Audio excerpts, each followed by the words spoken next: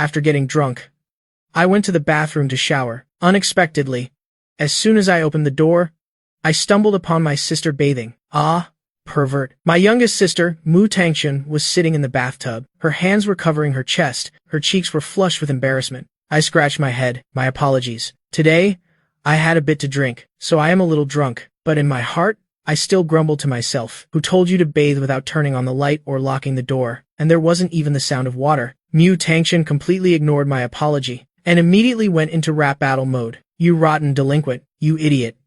You pervert. Stupid. So young and already drinking and piercing your ears, and peeking at me while I bathe. How could Uncle Mu? I had originally intended to leave, but after hearing these scolding words from Mu Tangchun, I immediately locked the bathroom door from the inside. Seeing this, Mu Tangchun panicked. You! What are you trying to do? Get out. Quick. I slowly walked forward, opening the glass shower door wide, facing Mu Tangchun at close range. Ah, pervert. Mu Tangchun shrieked, frantically splashing water from the tub towards me. But I directly grabbed Mu Tangchun's wrist, pulling her out of the water, and said coldly, Little sister, please understand the situation. This is my Mu family home, not your Mu family home. Show some respect when you talk to me. Mu Tangchun struggled non-stop, trying to pull her hand free. Even if this is the Mu family home, you peeked at me bathing. I'll tell Uncle Mu. I'll tell my mom. I spread my arms, and nonchalantly said, Suit yourself. I don't care at all. Mu Tangchun saw my indifferent expression, angrily yelled, Pervert. I'll ruin your reputation. I'll let Uncle Mu see your true colors. Slap. I gave her a direct slap. Did you think I was some useless male lead who only knows how to swallow insults? Mu Tangchun fell back into the bathtub, clutching her face. Her eyes were brimming with tears. You dare hit me? My mother has never even hit me. I am not your mother. Mu Tangchun was about to continue scolding, but then she knew better and shut her mouth. Though we aren't blood-related, I am temporarily considered her older brother. Teaching a younger sister who speaks nonsense a lesson is simply common sense. After speaking, I turned to leave. Suddenly, I remembered something, and turned back. Mu Tangchun flinched nervously, thinking I had come back to hit her again. She quickly cowered into the corner of the tub. Ah, that's right. Just now, you called me a pervert, didn't you? I asked, looking down at her. Mu Tangchun instinctively tried to open her mouth. Is it not, you no? I didn't say anything. The girl realized the situation, and quickly clamped her small mouth shut. Seeing her fearful demeanor, I couldn't help but laugh. I still prefer your arrogant look from before. Mu Tangchun, ashamed and angry, pointed at me. Suddenly, I opened my mouth and asked, You didn't add anything to the bathtub, right? Hearing that, Mu Tangchun was stunned. Why are you asking that? My voice suddenly became several shades louder. Answer me. Look into my eyes. Mu Tangchun flinched, quickly closing her eyes, frantically raising her hands to cover her face. No, I didn't add anything. That's good, I said. I grabbed my toothbrush cup from the sink, scooped a cup of water from the bathtub. Mu Tangchun froze. What are you doing? I said jokingly. Didn't you just call me a pervert? In that case, today, I'll truly live up to the name pervert. With that, I drank the entire cup of bath water in my hand. Seeing this, Mu Tangchun's brain froze for 3 seconds. No way. Can a person really drink that? I wore an expression of pure enjoyment. The taste isn't bad either. It's perfect since I drank a lot, and I am a bit thirsty. As soon as these words came out, Mu Tangchun's beautiful face immediately turned crimson. You damn pervert. Wah! I won't be able to face anyone ever again. I leaned down slightly, and grabbed Mu Tangchun's chin with one hand. What else do you want to do? Can't I just be wrong? Mu Tangchun was genuinely scared now. She was on the verge of tears. Is this guy crazy? But I said seriously, judging by your attitude just now, from today onwards, I'll be keeping a close eye on you. I'll make you live forever under my shadow. Just slowly enjoy it, little sister. After speaking, I ruffled Mu Tangchun's wet hair, then turned and left. At this moment, Mu Tangchun still hadn't fully recovered. Her face was filled with unease and fear. She wondered what I had truly meant by my words just now. Could it be he actually wants to kick me out of this house? Oh, that's right. There's one more thing. I turned back again. Mu Tangchun was startled again, shaking. You, what else do you want to do? You're not going to take pictures of me, are you? And then force me to do things. Hearing that, I chuckled. You're right. I wouldn't have thought of that if you hadn't said anything. No, absolutely not. Mu Tangchun was truly terrified this time. Seeing that, I waved my hand. Don't worry. I have no interest whatsoever in your childish figure. Mu Tangchun was stunned, then immediately bristled. I don't have a childish figure. I am super curvy, you know. I apologize. Suddenly, I bowed 90 degrees to apologize. My attitude was extremely sincere. This time, Mu Tangchen was completely dumbfounded. What does this even mean? Is it a second personality? Although your rude remarks tonight were at fault first, but I also shouldn't have barged into the bathroom, without knocking, and slapped you. So I apologize to you. I spoke with utmost sincerity. This made Mu Tangchen feel completely unreal. She patted her small face. Is this still the cruel older brother from earlier, while Mu Tangchen was still dazed? I waved goodbye. Alright, the apology is done. Just wait for the big gift I've prepared for you tomorrow. This awkward maneuver left Mu Tangchen dumbfounded. It took a long time for her to recover. Mu Ji, you really are a super pervert. Back in my room, I lay on the bed, recalling the events of the past few days. Damn, what a chaotic mess. Just because, 3 days ago, my father, who had been single for 20 years, suddenly announced he wanted to get married. Moreover, his fiancée had 4 daughters. Whatever. I'll play a game first, then figure it out. Just as I was about to turn on my computer, the door to my room was suddenly pushed open. I saw someone wearing a set of cute bunny print pajamas. It was Mu Nai. She was timidly hiding behind the doorframe, looking at me with her large, teary eyes. Is something wrong? I asked casually. Brother Muji, Mu Nai mumbled. I stood up and walked over to her, and asked again, what exactly do you want from me? If it's nothing, I am closing the door to play games. Mu Nai mustered all her courage and said, Want to play? I was a bit confused. Play? Play what? I want to play you. Mu Nai was a little nervous, stammering her words. Hearing that, I was slightly stunned. Before I could let my thoughts run wild, Mu Nai continued. Play the game you used to play. I helplessly clutched my forehead. Next time. Could you think it through before speaking? Sorry. Mu Nai bowed her small head. I didn't say anything more, leaning aside to let her pass. Come in first, then see. At the computer, I had just logged into my account, and spoke. All right, you can sit next to me and watch for now. After I finish this round, I'll let you play too. Mu Nai obediently nodded. Yes. Very quickly, I let my third sister practice. The results made me shake my head in resignation. Mu Nai was a little embarrassed. Next time, Yi will definitely satisfy you. Meanwhile, Mu Tangchen, after bathing, hesitated in the hallway for a long time. In the end, she still didn't report my behavior. She didn't dare to gamble, afraid that if she spoke out, I would retaliate fiercely. Hateful. I am so choked with indignation. That pervert dared to hit me and threaten me. Just you wait until tomorrow. I don't believe it. What? Can you eat me or something? Mu Tangchen kicked the railing of the second-floor hallway as she fumed. Very quickly, Tangchen arrived in front of my room. From inside the room, I could hear Sanji's voice. Mu Nai and Mu Jie were talking to each other. Only. The content of their conversation left one speechless. Mu Tangchen didn't say another word. She directly kicked my door wide open, yelling, administrative check. Headshots for everyone now. Don't move.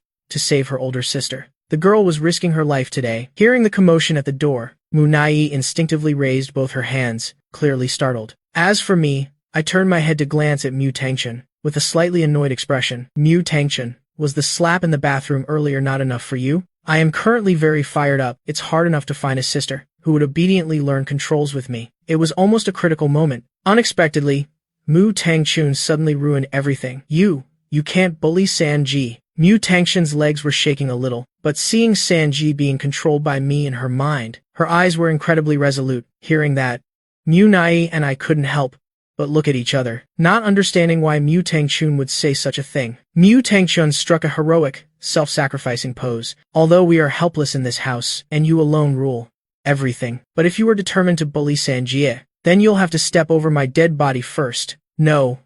Don't. Mu Nai refused Mu Tangchen's request to swap places, and reached out to hug my arm. Sanji, you. Mu Tangchen's face was full of doubt. At this point, I slowly stood up, placed Mu Nai on my bed, then strode over to Mu Tangchen. You idiot.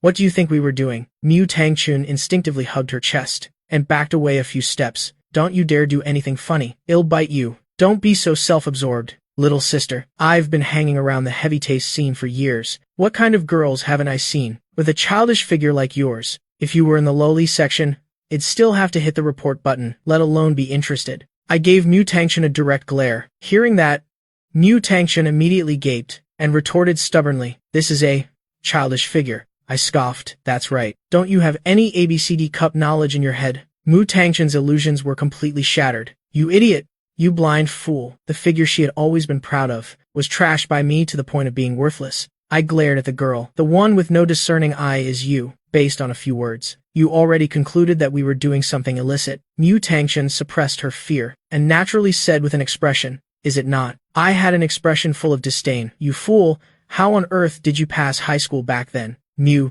Tangchun was now red-faced and furious, and immediately questioned, then tell me. You two said eating this will make you stronger. What were you eating? Mental clarity. Gum. An essential item for jungling, I said. I took out gum and threw it to Mu Tangchun. Mu Nai also opened her mouth at this point. Inside, there was indeed a piece of chewing gum, but Mu Tangchun was still not convinced. Then, what about very big? What's that? It's the keyboard I just changed. Aluminum alloy casing. Too big, too heavy. I explained nonchalantly. Then what about rhythmic up and down movement? Moving the up and down keys during combat. Without rhythm, it's easy to lose focus. Standing still. Too hot, temperature too high. What's this then? Mu Tangchun relentlessly pressed on with her questions. I had just held the mouse. The residual heat was very high. I explained each point to Mu Tangchun. Mu Nai, next to me, kept nodding in cooperation. Mu Tangchun was speechless. No way, Sanjie. Why are you siding with him? Even if I misunderstood. Does this man have no fault at all? All right, that's enough for today. I am sleepy. Out of respect for you, for your sister's sake, you just barged in here. I won't hold it against you this time. After speaking, I chased both of them out of the room, then closed the door. Mu Tangchun looked at the tightly closed door. Her face was unconvinced. What's with the arrogance? I just misunderstood you a little, didn't I? It's nothing serious. Get my revenge later if I get the chance, but it's also lucky. At least I managed to rescue Sanji. It's not a complete loss. Next, Mu Tangchun turned her head to look at Mu Nai. Her eyes were full of expectation, wanting to be praised by her sister for her courage just now. However, Mu Nai just gently said, nosy, then trotted away. Mu Tangchun stood stunned in place. Fine. Very well. Turns out I was just a clown. Early the next morning, I, who usually slept until noon, suddenly opened my eyes. The incident has arrived. At this moment, I was sitting on the bed. A mechanical ding sound suddenly echoed in my mind. Congratulations, Master, for successfully digesting your stepsister's bathwater. The stepsister's bathwater reward system has been activated. Reward, extreme heat resistance physique, can withstand up to 70 degrees Celsius. I was stunned for a moment. This is a system? After receiving an affirmative answer, I immediately pointed to the sky and directly swore loudly, what kind of damn system is this? Last night, I was just drunk and wanted to scare Mu Tangchun a bit. That's not a personal preference, alright? Bathwater. Even dogs wouldn't drink that. Understood. Ding. Master's wishes understood. System is about to detach. I immediately shot up and reached out. Chato-mat. Wait a minute. Dogs don't drink it, but I do. Ding. System detachment cancelled. Thank you for your trust, Master. I sighed in relief. I almost lost the chance to reach the pinnacle of life. But what the hell is this extreme heat resistance physique? Whatever. Practice is the sole criterion for testing truth. I directly put on a puffer jacket in the hot summer, set the air conditioner to heating mode, at the highest temperature. On the other side, Mu Qiangxian had just returned home from her morning run. She said to Mu Yuye, who had just finished showering, and was drying her hair, Xiao Yi, go upstairs and call Mu Ji down for breakfast. Mu Yuye immediately replied, yes, he'll go right away, then quickly went upstairs to the second floor. As soon as she went upstairs, she met Mu Tangchun, who had just woken up. The girl opened her mouth and asked, what's wrong? Ji, why are you in such a hurry? Mu Yuye explained, Mom told me to wake Mu Ji up, to eat breakfast together. Hearing that, Mu Tangchun's expression immediately changed. She grumbled, why call that pervert? Can't we just eat by ourselves? Xiao Chun, you shouldn't be so rude. He's our older brother after all. Don't say that again. Mu Yuye reminded her. Although we're not very close with Mu Ji yet, but we still need to have basic politeness. An older brother is an older brother. Mu Tangchun pouted. Tsk. Why are you like Dajie? So talkative. Mu Yuye said seriously. I am reminding you. Don't be disrespectful. Mu Tangchun was speechless. All right. I know. Seriously.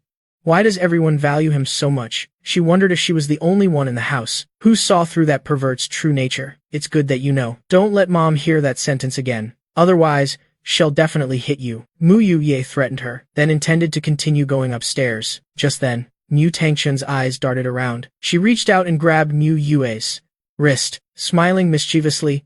G, how about I go call him for you? Mu Yue looked at the girl with doubt. Are you sure? Why is this girl suddenly so understanding?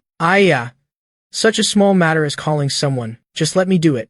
G, go rest. After speaking, Mu Tangchen skipped away cheerfully. Arriving in front of my room, Mu Tangchun held her phone. Just thinking about what she was about to do made her want to laugh. HMPH. Damn it. That pervert. Prepare to receive this young lady's punishment. The next second, Mu Tangchen reached out and pushed the large door wide open, and yelled loudly, You damn pervert, wake up now.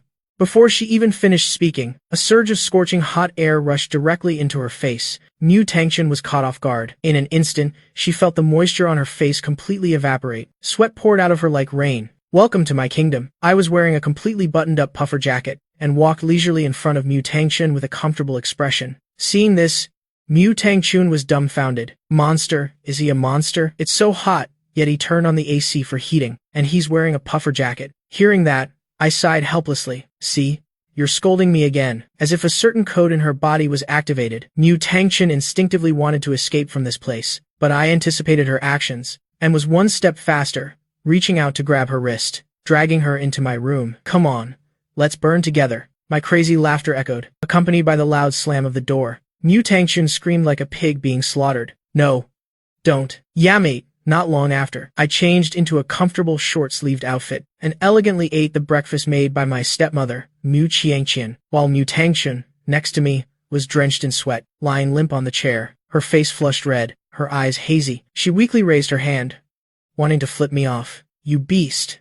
Seeing that, I quickly, with keen eyes, immediately shoved a cucumber into her hand. Eat slowly, no rush. Mu Qiangqian looked at the warm scene between the two of them, and couldn't help but smile. Indeed, it's a heartwarming sibling bond. It seems you children get along very well. Father Mu Feng also smiled and said, That's exactly right. Xiao Chun is still the most obedient, but with Mu Jie's temper, who knows when, hell, ever become decent. Oh, why would you talk about your son like that? I think Xiao Mu is clearly very well behaved. Mu Qianqian spoke up in my defense. Hearing that, Mu Feng pouted. Sigh, my dear, you just don't know. Back when he was in 7th grade, he made old Wang's daughter next door. Before he could finish his sentence, Mu Qiangqian suddenly picked up food for him, stopping him from speaking. Come on.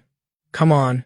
Quickly try this. Then she winked at me, meaning, your little secret, Auntie has kept it safe for you. I nodded in response. I didn't expect my stepmother to be so understanding. If this were in ancient times, I would definitely have to swear allegiance to her as a godparent. Meanwhile, the 3 sisters, who were ready to gossip, were visibly disappointed. The juicy gossip was almost out. Why did it suddenly get held back? I really want to know Mu Jie's little secret. Soon enough, breakfast was over. Mu Fang suddenly pulled out the keys to his Cullinan and tossed them to me. My eyes lit up. Did Dad finally decide to give me a car? Mu Feng glared at me. Dream on. I told you to drive your sister to her college entrance exam. The exam site is your old school. I looked at Mu Feng with disdain. No, too tiring. This brat, Mu Feng said, reaching for his belt. I'll give you a taste of Chi Ki Lang. Oh, wait, here. Why are there so many foot massage membership cards here? Who made these cards? Who loaded money onto them? So hard to guess. I suddenly spoke up with a sarcastic tone. Mu Feng flinched. He quickly reached out and covered my crow mouth. Shut up, you big mouth. I struggled. Fine. I'll give it to you. All right, Mu Feng sighed. Today, had been tricked by his own son. Then he glanced at Mu Qianqian, who was busy in the kitchen. After making sure she hadn't heard anything, he chose to spend money to avoid disaster. If the car is lost, it can be bought back. But if the wife is lost, then it's truly a complete loss. Patting Mu Feng's shoulder, I was very pleased with old Deng's filial piety. Wouldn't it have been done sooner this way? Go.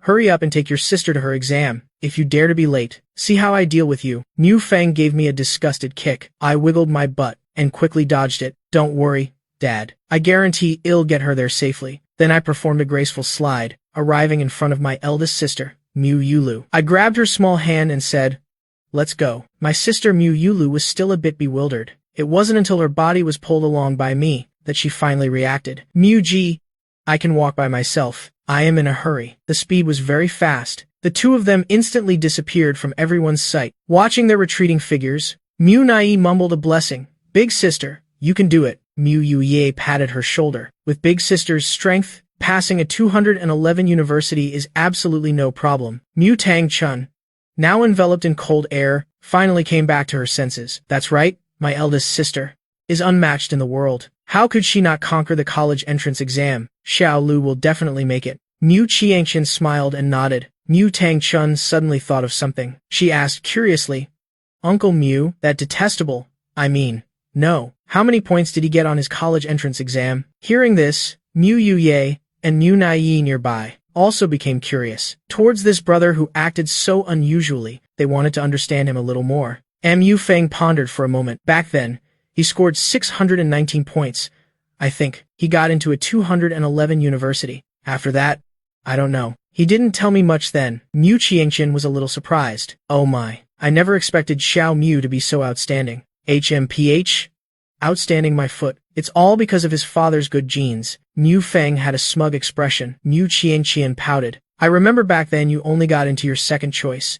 Didn't you? Mu Feng gave an awkward laugh.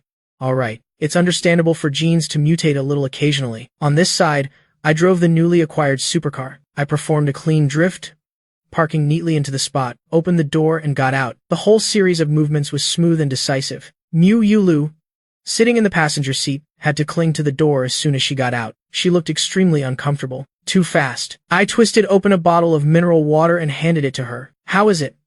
Are you okay? Mu Yulu reached out and took it. She said uncomfortably, thanks.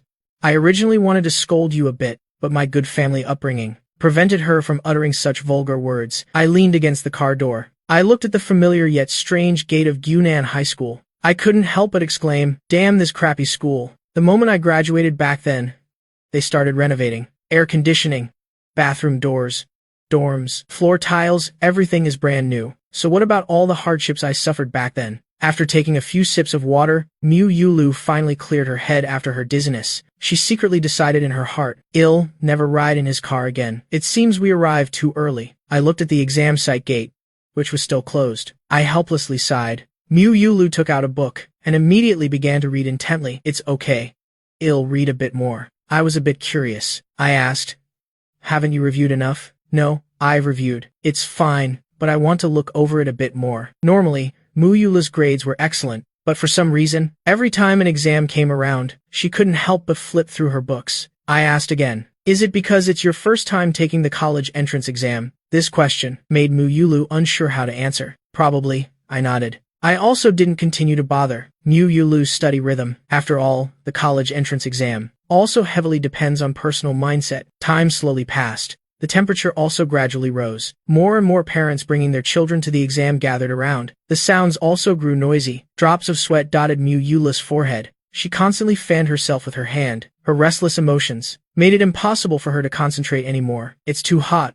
Are you okay? I noticed Mu Yula's strange behavior. I conveniently handed her a pack of wet wipes. The car's air conditioning system was broken. It hadn't been fixed yet. I am fine, thank you, Muji. Mu Yulu took the wet wipes. The moment her fingers touched mine, a sudden cool current flowed to her fingertips. It cleared her hazy mind. So cool. Could he be the legendary ice physique? Following that, she unconsciously moved a little closer to me. As time passed, the surrounding temperature kept rising. The distance between Mu Yulu and me also continuously narrowed, until our arms touched. Mu Yulu suddenly woke up with a start. She looked up, and I was also looking down at that moment. The moment our eyes met, Mu Yulu's eyes showed a hint of panic. She unconsciously stepped back.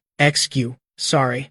I was too absorbed in reading just now. As for me, I didn't really pay attention to these things. I continued scrolling on my phone. Mu Yulu saw that, and also sighed in relief. I casually said, if it's hot, just lean here. There's nothing around here. If you get sunstroke, I wouldn't know what to tell old Deng. Mu Yulu heard that, and reflexively waved her hand. It's okay, Mu Ge. I am not that hot. I am just a little. Before she could finish, drip, sweat involuntarily streamed down her forehead. Still talking tough? I stepped forward. I proactively walked to Mu Yula's side. The cool sensation returned. Mu Yula's mind also cleared up as a result. She quickly thanked me. Thank you, Mu Ge. Very quickly. Half an hour passed. The exam site gate also opened. Mu Yulu was still reading at this moment. Her fingers trembled more and more violently. So that's how it is. This character is written like this, right? Right. I still have the next ancient poem to review. That essay template still needs. Suddenly, I called out loudly, Mu Yulu. Mu Yulu was immediately cut off from her anxious state. She unconsciously looked up. What is it? Mu? Thump. I quickly reached out and pulled Mu Yulu into my arms, leaning close to her ear. I whispered, I like you. After hearing that, Mu Yulu stared blankly. She didn't expect her adoptive brother to confess his feelings at this moment, but this was too perfunctory. They had only known each other for 3 days. Just as she didn't know what to do, I casually said, How is it? Are you no longer stressed now? Mu Yulu was stunned. This, I explained, I saw your hands trembling badly just now. You must be suffering from pre-exam anxiety disorder. Normal comforting words are all nonsense. Therefore, I thought of using a different method to help you relieve some stress. Sorry for presuming to hug you. Hearing these words, Mu Yulu immediately breathed a sigh of relief. The initial feeling of tension vanished without a trace. Her fingers also stopped trembling. It's okay.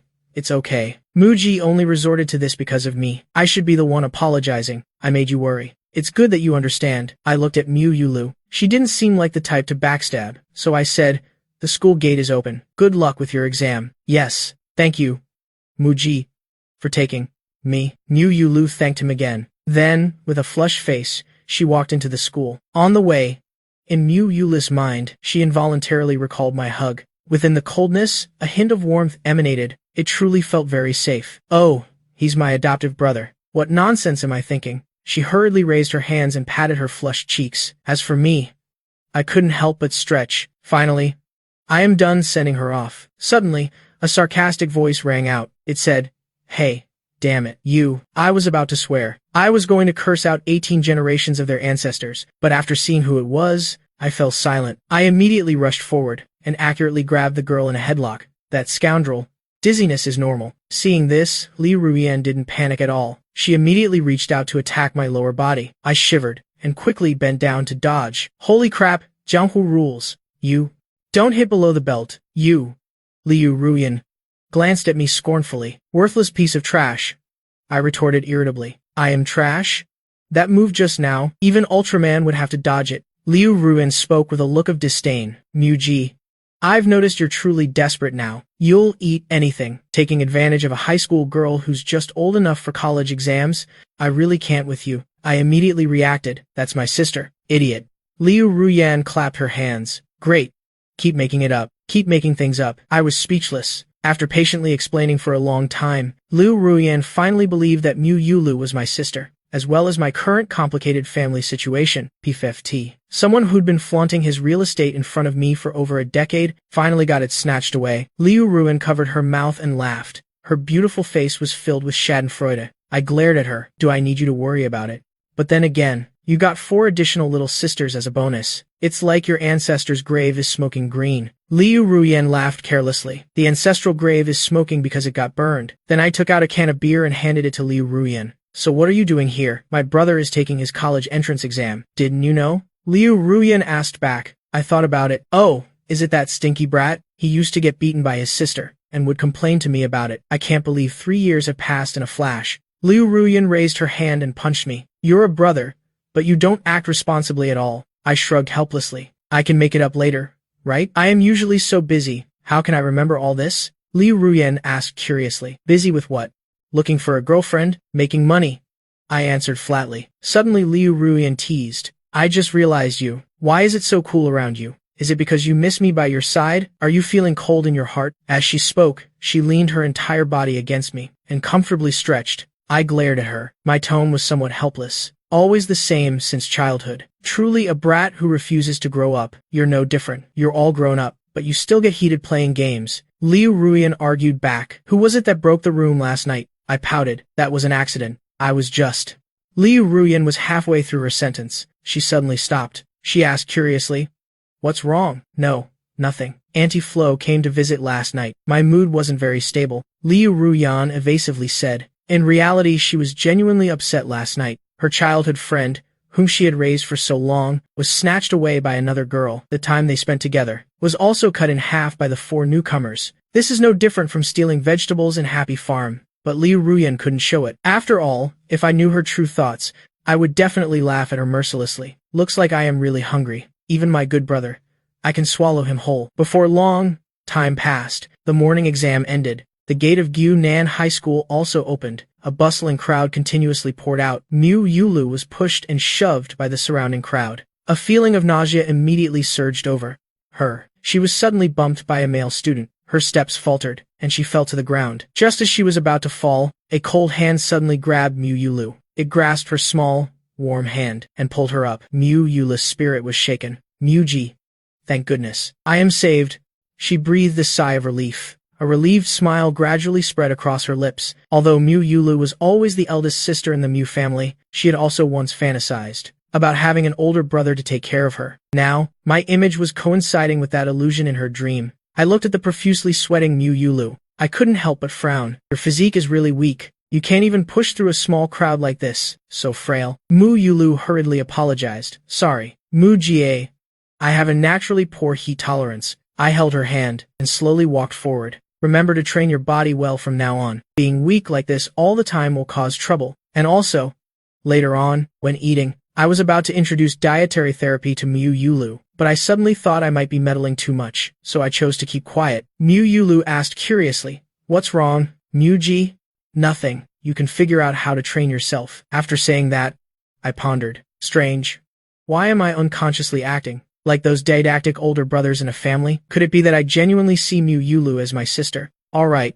Although I don't know why I suddenly became so strange, but Mu Yulu very wisely chose to remain silent. She lowered her head, looking at my hand holding hers. Her beautiful face couldn't help but blush. Very quickly, the two of us arrived at the car. I noticed that not far away, Liu Ruyan had already picked up her younger brother. Liu Ruyan grinned and waved goodbye. She even made a loving kissing gesture. Be sure to love your sister, okay? I decisively gave her the middle finger. Mu Yulu looked over. She instantly saw a big sister who looked extremely gorgeous and full of charisma, so she asked, Mu Ji, is that I turned and got into the car. Just an idiot. Never mind. Mu Yulu saw that and quickly followed. She wondered in her heart, does Mu Ji have a grudge against her? On the other side, Liu Yishou asked curiously, Mu Ji, does he have a girlfriend? Sis, Liu Ruyan said coldly, his sister.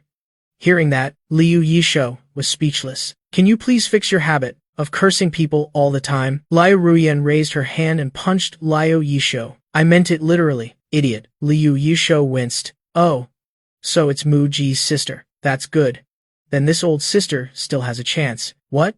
What did you say? All dark words. Liu Ruyan looked at my departing figure. A look of disgust immediately appeared on her face. You really don't like it? Liu Yishou asked again. Liu Ruyan angrily kicked Liu Yishou. Like your skull. If you have time to worry about your sister, then you'd be better off finding yourself a girlfriend. After the college entrance exam, Liu Yishou chuckled, while dodging his sister's jade kick. Since you said that, I'll have to introduce Mu Ji to some pretty girls. Do you have a grudge against the girls in your class? Why are you pushing them into a fiery pit? Liu Ruyan spoke sharply. Liu Yishou, however, looked serious. Who says, Mu Ji is really popular in my class, you know. Then he explained why. Liu Ruyan was stunned. Is that for real or a joke? Is that kid really that handsome? Absolutely. You have no idea how handsome Mu Ji is. If it weren't for the fact that sometimes at night when you sleep, you often call out Mu Ji's name and go crazy over the teddy bear he gave you, I would have already taken Mu Ji's chat ID and sold it for money. Liu Ruin's beautiful face couldn't help but flush crimson. She immediately grabbed Liu Yishou's ear and warned him, those words just now. If you dare let a third person know, you're dead for sure. Do you hear me? Ow. Ow. That hurts, sister. Your little brother understands. Liu Yishou quickly assured her. Liu Ruyan scoffed lightly. Then she crossed her arms over her chest and turned to leave the spot. Liu Yishou rubbed his reddened ear. He sighed, a little helpless. Brother Mu, my own older brother, please come and tame this sister of mine. Your little brother can't take it anymore. A day of exams quickly came to an end. As Mu Yulu and I returned home, something interesting happened. The three Mu sisters warmly welcomed Mu Yulu, eldest sister. Welcome home. Mu Tangchun even climbed directly onto Mu Yulu and rubbed affectionately against her. Xiao Chun, it's too hot, Mu Yulu murmured. She was almost melting, enveloped by her sister's enthusiasm. Mu Yuye giggled and said, eldest sister, you must have done really well on your exams today. Mu Tangchun declared confidently. Second sister, you're stating the obvious. With eldest sister's abilities, this small exam is definitely no problem. Mu Nai softly opened her mouth. Was there anything interesting on the way? Were the questions hard? Did you meet any handsome boys? Eldest sister, you're not lovesick, are you? The three girls' little mouths chattered nonstop. Mu Yulu gave a slightly sweaty, forced smile. Your questions are really too much. I just finished the math exam. My head is still a mess. Stop messing around, you three. Xiao Lu just got back from her exam. Let her rest a bit before answering. Mu Qianqian stepped out from the kitchen. She scolded them, then glanced at me, and smiled gently. You worked hard today, Xiao Mu. It's nothing, I replied indifferently. I secretly thought, just driving someone around and managing to trick the old man into giving me a car, it's definitely a huge profit. All right, it was still hard for you, though, having you run around in this heat. If Mu Qingshen didn't have her driver's license yet, she would have personally driven Mu Yulu today. I glanced at the sumptuous dishes on the table and said, hot is hot. But to get to eat Aunt Mu's homemade cooking tonight, a little hardship is worth it. Really? That's wonderful. Then remember to eat a lot later. Okay, Auntie will go stir-fry 2 more dishes. Mu Qianqian was very happy, because I liked her cooking. All right, Xiao Chun. I am going to take a bath first. Wait for me to come out, then we can talk. Mu Yulu patted Mu Tangqian's bottom, telling her to get off her. Mu Tangqian was a little reluctant. She said, oh, okay, then hurry and take your bath. I know, I'll be back in time for dinner. With that, Mu Yulu went upstairs to the 2nd floor. After hearing this news, I instantly flashed, and followed Mu Yulu upstairs to the 2nd floor. Mu Nai, who had keen senses, seemed to have noticed something. She glanced at my sneaky appearance, then immediately took a step and secretly followed behind me, back to her room. After Mu Yulu had picked out her change of clothes, just as she stepped out of her door, she ran into me, leaning against the railing on the 2nd floor, sucking on a lollipop and scrolling on my phone. She greeted me with a soft, hello, Brother Mu. I nodded, then put away my phone, and slowly walked towards Mu Yulu. 1 step, 2 steps, 3 steps. Just as I was about to get close to Mu Yulu, my legs suddenly went soft, my whole body collapsed, falling straight into her arms. Mu Yulu immediately exclaimed, Brother Mu, then quickly reached out her hands and embraced me as I fell into her arms. She said worriedly, Brother, what's wrong with you? Is it heat stroke or low blood pressure? I raised a finger, stopping Mu Yulu's worried words. Please, be quiet for a moment. How can I be quiet in this situation? Mu Yulu's face was panicked. Her heart was filled with guilt. She felt it was her own body temperature that disrupted my internal and external temperature balance, which caused me to faint. Now, I whispered, calm down and listen to me. I am sick. I need medicine. What medicine? I'll go buy it right now. Mu Yulu asked anxiously. No need to buy. Just give me a cup of your bathwater. Okay. No problem. I'll go right now. Huh. Mu Yulu spoke halfway, suddenly froze. Wait, what kind of medicine is this? It's a folk remedy, I said, putting on a serious, contemplative expression. To be precise, it uses red wine as a base, with rose petals floating on top. That bathwater. Brother Mu, is this marinade? Mu Yula's face was full of doubt. Anyway, it's all up to you. Save this dog's life of mine. As I spoke, my breath could no longer be held back, and immediately became rapid. Mu Yulu was so scared her hands and feet fumbled. Brother Mu, can this really cure your illness? She thought to herself.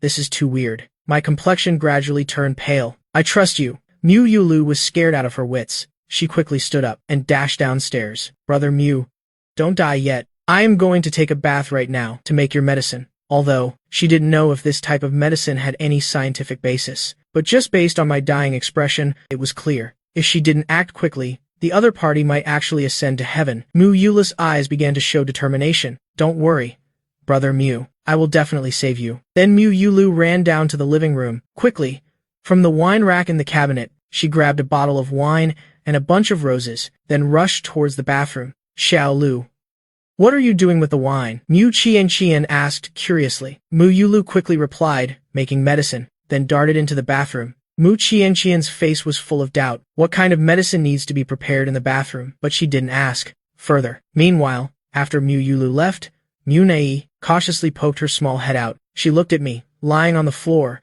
occasionally twitching. Her eyes were filled with compassion and heartache. So Brother Mu, he needs to drink such medicine to continue living. 10 minutes later, Mu Yulu, wearing a nightgown, her hair dripping wet, ran over. Brother Mu, here's the medicine. She handed me a toothbrush cup. Inside was a warm, wine-red liquid. Upon hearing this, I, who was twitching on the floor a second ago, the next second, as if by a dying surge of energy, sprang up like a spring, and sat bolt upright from the floor. Thanks for the hospitality. Then I took the cup, and without thinking, gulped it down in one go. The taste of red wine blended with rose petals, but also had a slightly bitter, acrid taste of industrial chemicals. I smacked my lips and looked at Mu Yulu. Did you add shower gel to it? Her beautiful face instantly flushed crimson. I didn't. It might be because I showered first, and then soaked in the tub. The shower gel on my body hadn't washed off completely. This is so embarrassing. Why does she have to recount her entire bathing process? Ah, so that's what it was. I nodded, and immediately looked at my system panel. Savor it again. Not complete. Damn it. I immediately fell into deep thought. The ingredients were clearly all correct. Why did the mission fail? Is the system tricking me? No.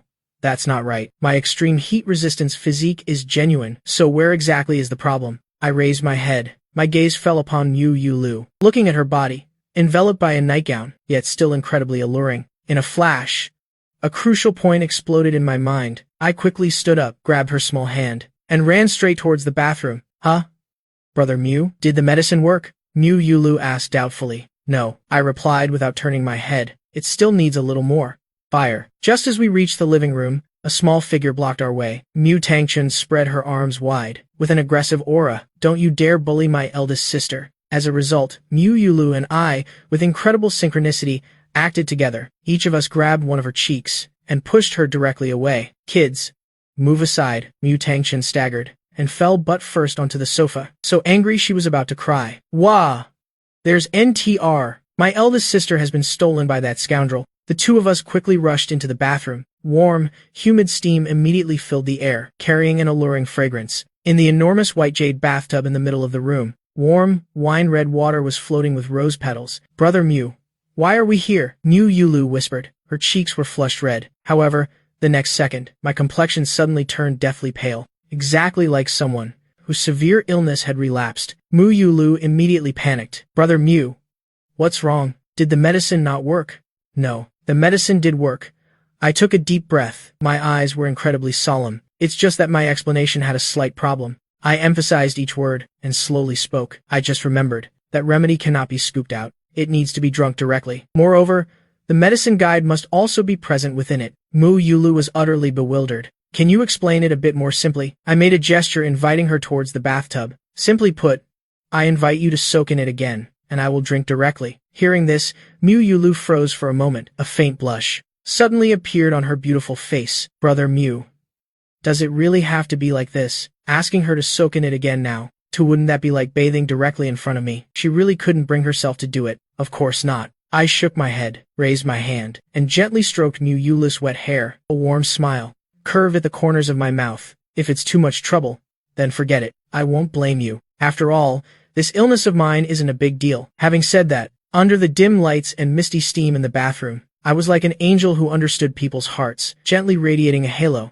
But that swaying, crumbling figure carried a sense of fragility. Brother Mu Yulu melted in an instant. She looked at me. Her eyes were filled with an unyielding emotion, preferring to endure suffering herself, rather than make her sister uncomfortable. Wasn't this the older brother she had always dreamed of? What did I just do? I even hesitated and procrastinated. It was clear that Brother Mu's old illness had relapsed because of her. Mu Yulu just wanted to slap herself. The next second, with a splash, she didn't even bother to take off her nightgown, and jumped directly into the wine-red bathtub. I, seeing this, also froze on the spot. So naive. Just a few words I said earlier. Even I found them deceitful. Mu Yulu disagreeing would have been the most normal outcome. But now, this trust, this disposition, made my heart tremble slightly. Perhaps having a younger sister isn't so bad after all. The corner of my mouth slightly lifted. Then, I drained another glass of the century's fine wine. Ding, savor it again completed. Reward successful. Riding the wind and breaking the waves. Host is about to become the legendary man known as the Sea King. At this moment, I didn't pay much attention to the system notifications in my head. Instead, I turned my head to look at Mu Yulu in the bathtub. I saw her poking her head out, gasping for fresh air. Her cute little face was filled with the fortune of surviving a disaster. After a moment of calming down, Mu Yulu wiped the water from her face, and noticed me gently looking at her. She instinctively asked, Brother Mu, is your illness cured? I replied, really? That's wonderful. Mu Yulu smiled as if a burden had been lifted. Xiao Lu.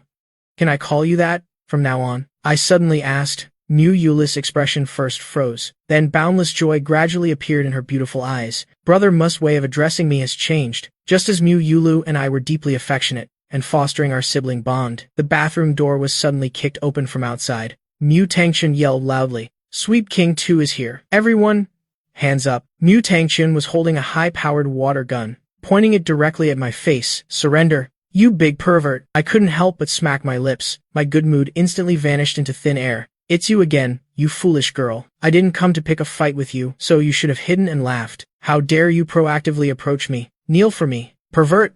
Mu Tangchen yelled and directly pulled the trigger. After all, based on her past judgment experience, the more she argued with me, the more she fell into a disadvantage and would be counterattacked by the opponent, so she chose to strike first to be safe. "Xiao Chun, don't be rude." Mu Yulu wanted to stop Mu Tangchen's actions, but it was clearly a little too late. A powerful stream of water unexpectedly shot straight towards my face. Mu Tangchen's eyes were full of smugness. HMF, prepare to suffer, you big pervert." Seeing this, I smiled with extreme disdain. "Do you know what a Sea King is?" Then I raised my hand and lightly waved it in the empty space in front of me. The oncoming stream of water immediately turned back, shooting back towards Mu Tangchen. Splash!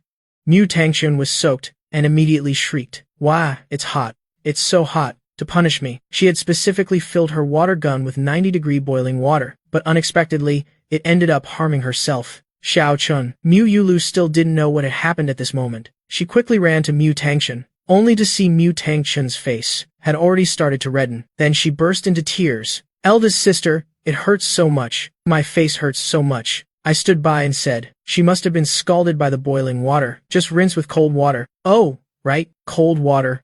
Cold water." Although Mu Yuli's expression was a little flustered, her thoughts were still very clear. She quickly turned on the faucet at the wash basin and filled the basin with cold water, then grabbed Mu Tangchen's head and plunged it straight into the cold water. Gurgle, gurgle, gurgle.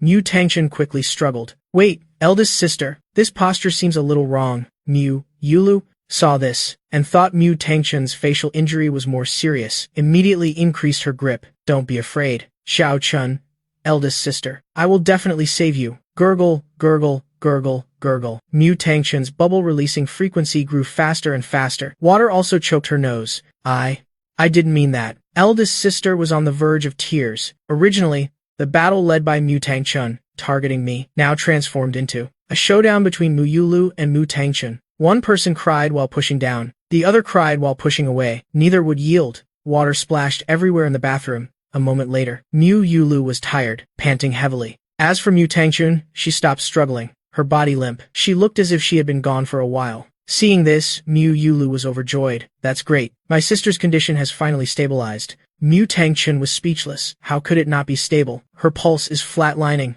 Damn it. Clang. The sound of metal hitting the floor rang out. Mu Yulu and I turned our heads to look, only to see Mu Qianqian standing at the door. Looking at the strange posture of Mu Yulu and Mu Tangchen, her gaze gradually shifted from dumbfounded to astonished, finally, from shock to panic. "Ah! My eldest daughter. She's enacting a yandere-like, domineering force romance with her sister, and when love didn't work, she just silenced her forever." In the evening, Mu Feng returned home, silent and unspoken. As for Mu Qianxian, because she was frightened, she had already gone to her room to rest. Mu Yulu, because she had to apply medicine to Mu Tangchen's face, also left early. Mu Naiyi remained stubbornly in my room, playing games and refusing to come out. Currently, only Mu Yuyi and I were engrossed in eating dinner. Perceiving this strange atmosphere, the corner of Mu Feng's mouth couldn't help but twitch. "Can someone tell me what exactly happened in these past 8 hours? Finally, he locked his target onto me, the instigator. "You brat, what good deed have you done this time?" I was eating dinner and replied perfunctorily, "Nothing happened." "All right, old man." Mu Feng immediately breathed a sigh of relief. "So nothing happened after all. That's just great." I immediately interrupted. "Great, my foot," Mu Feng said irritably. "Don't you even put in a little effort when you lie?" Hearing this, I slumped onto the chair like GU, my hands hanging loosely. "It's not related to me anyway. If Dad absolutely must find a scapegoat, then it's up to you to handle it." Chomp. Mu Yuye, sitting next to me, showed no martial ethics. She immediately opened her mouth and neatly snatched the last shrimp from my chopsticks, swallowing it whole. So delicious. Her face was full of bliss. "Hey, you damn brat. Spit it out for me." I grabbed Mu Yuye by the neck and shook her vigorously. "That was a shrimp I just peeled. Mu Feng saw this, and rushed in front of me, grabbing my neck, and shaking me frantically. Don't bully your sister. Mu Yue's eyes were hazy. She looked at the necklace around Mu Feng's neck, mistaking it for a shrimp, so she reached out, and grabbed Mu Feng's neck, also starting to shake him wildly. Big shrimp. It's a big shrimp. The frequency of the three people strangling and shaking each other gradually increased, until 3 minutes later, they all simultaneously collapsed onto the floor, their heads spinning. The next morning, I still drove Mu Yulu to Gunnan High School as usual, to participate in the final day of the college entrance exams. Outside the school gate, Mu Yulu waved goodbye to me. See you later, brother Mu. MHM. I replied coolly. It's not that I don't want to nod, it's just that last night the old man choked me, shook me too hard, got a sprain, then I rubbed the back of my neck.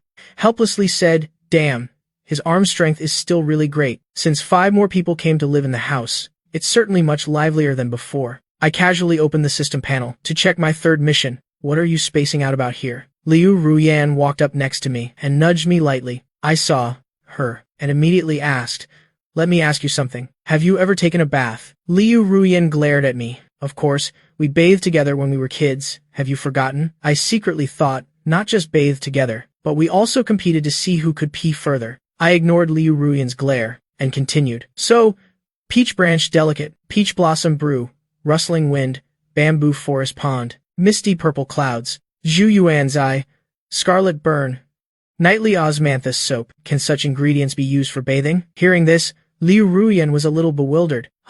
What the heck? Who boils bathwater like soup? Alright, forget I said anything. I've really fallen into depravity to actually discuss this kind of thing with this idiot Liu Ruyan. Liu Ruyan looked at me with an annoyed expression. TSK, this guy. Before she could finish her sentence, I quickly changed the subject. Oh, right. Summer vacation is coming soon. Do you want to go out and play? Liu Ruyan annoyed me with a kick. It's still a month until university summer break. Aren't you taking your final exams? I grinned. I've already competed and have a certificate of achievement. No need for final exams. Liu Ruyan was speechless. I almost forgot.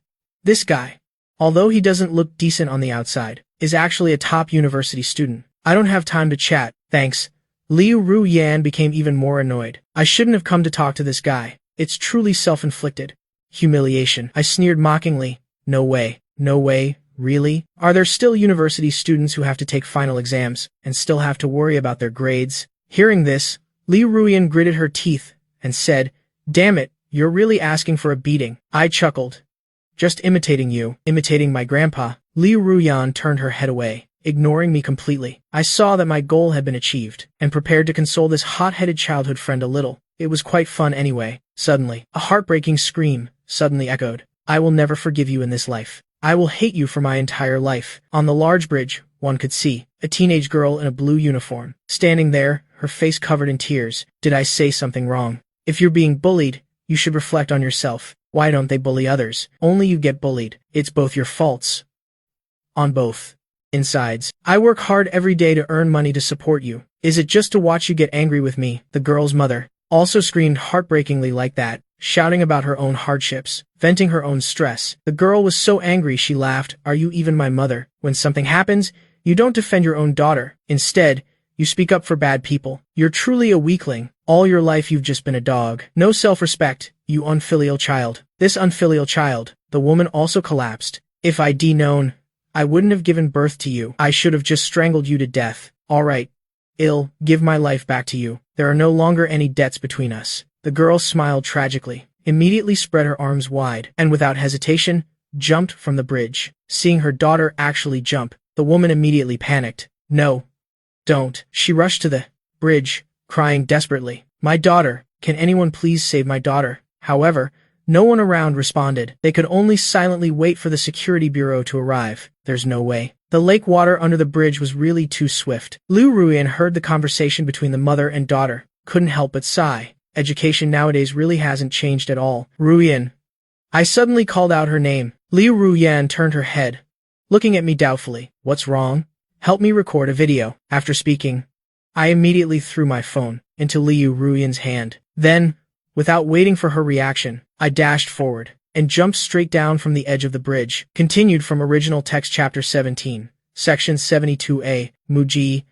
Li Ruyan was stunned. She never expected. A person who values his own life more than anyone else's would jump down from the bridge without hesitation at this moment, to save a girl he had never met. At this moment, Li Ruyan's heart was in turmoil. She hurriedly pushed through the crowd and went to the edge of the bridge. In the swift currents, my figure was no longer visible. No, don't be like this. Muji, you idiot. Even if you want to be a hero, you shouldn't do it like this. You don't even know how to swim. What are you trying to prove now? Li Ruyan immediately cried out towards below the bridge. On the other side, in the lake water, for a person who has become a legend, called the Sea King.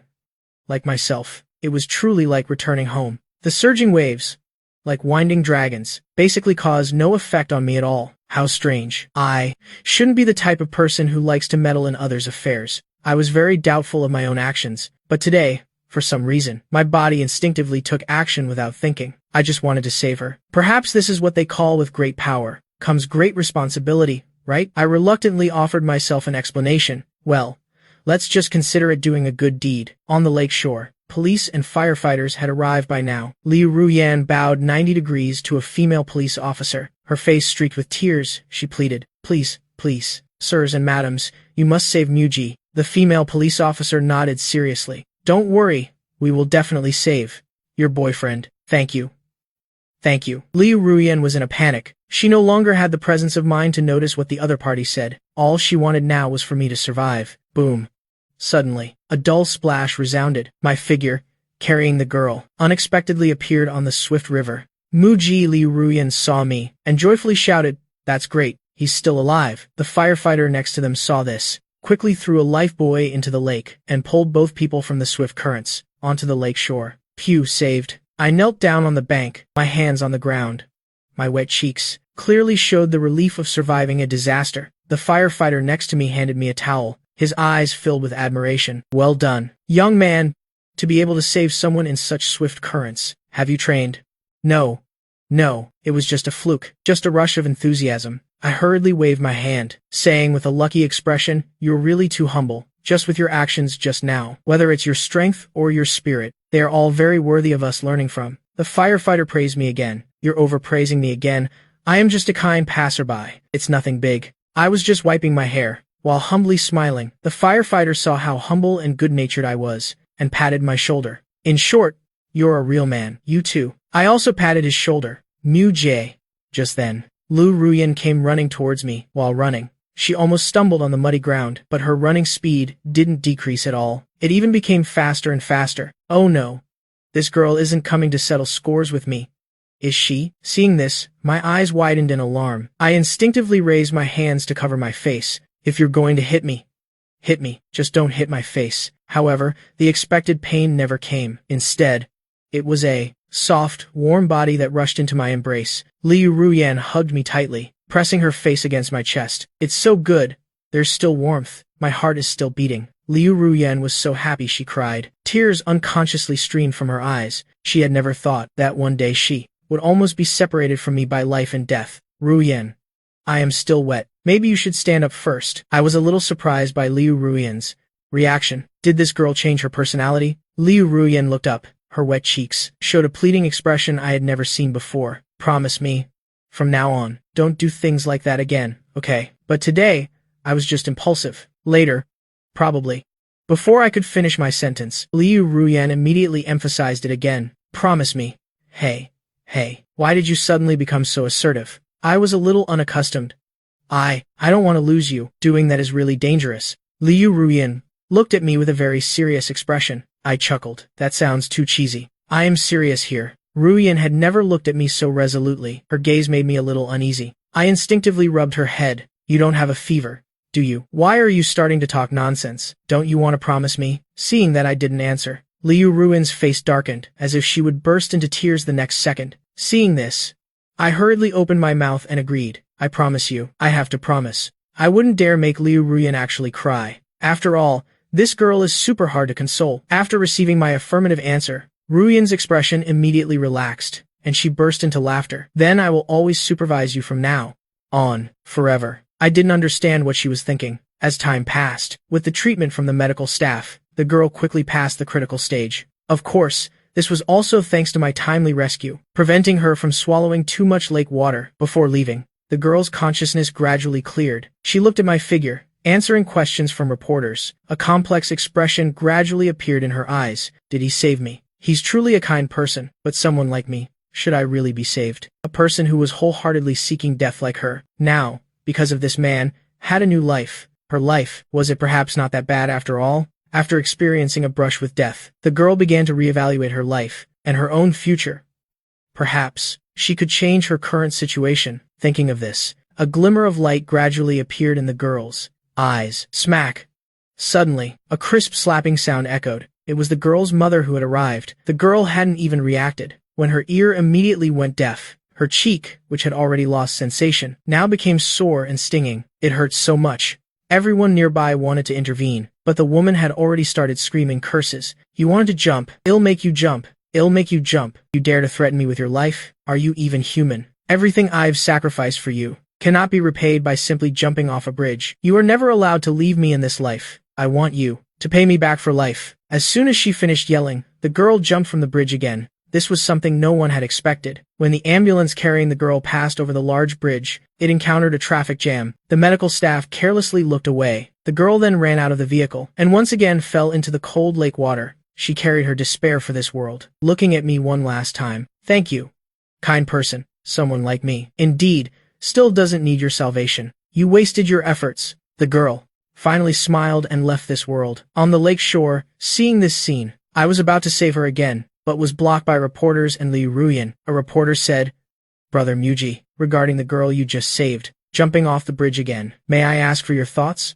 Was it that while you were in the water, you did something inappropriate to her? If so, could you please explain in a little more detail? To answer the questions of the vast number of netizens, Liu Ruyan desperately pleaded, No, don't. You already promised me. I had never seen such a pleading expression from her before. I could feel, if I were to go and save that girl again, I would completely lose this childhood friend. You can't have both fish and bear's paw. As for the words of those reporters, I fundamentally didn't take them to heart. Is this fate? I turned my head and looked up at the big bridge. The woman was still, feigning tears, then looked at the people on the shore pointing fingers, scolding the girl for being too weak-minded, couldn't even handle 2 slaps from her mother. Then I looked in front of me, for traffic and trending topics, constantly asking foolish questions. I suddenly felt, this world is indeed as surreal as ever. No respect for the dead, no fear of ghosts or gods. They just keep using the dead to gain traffic. They've all gone crazy, interfering too much with other people's destinies. For myself, it is indeed a form of cruelty, I said softly.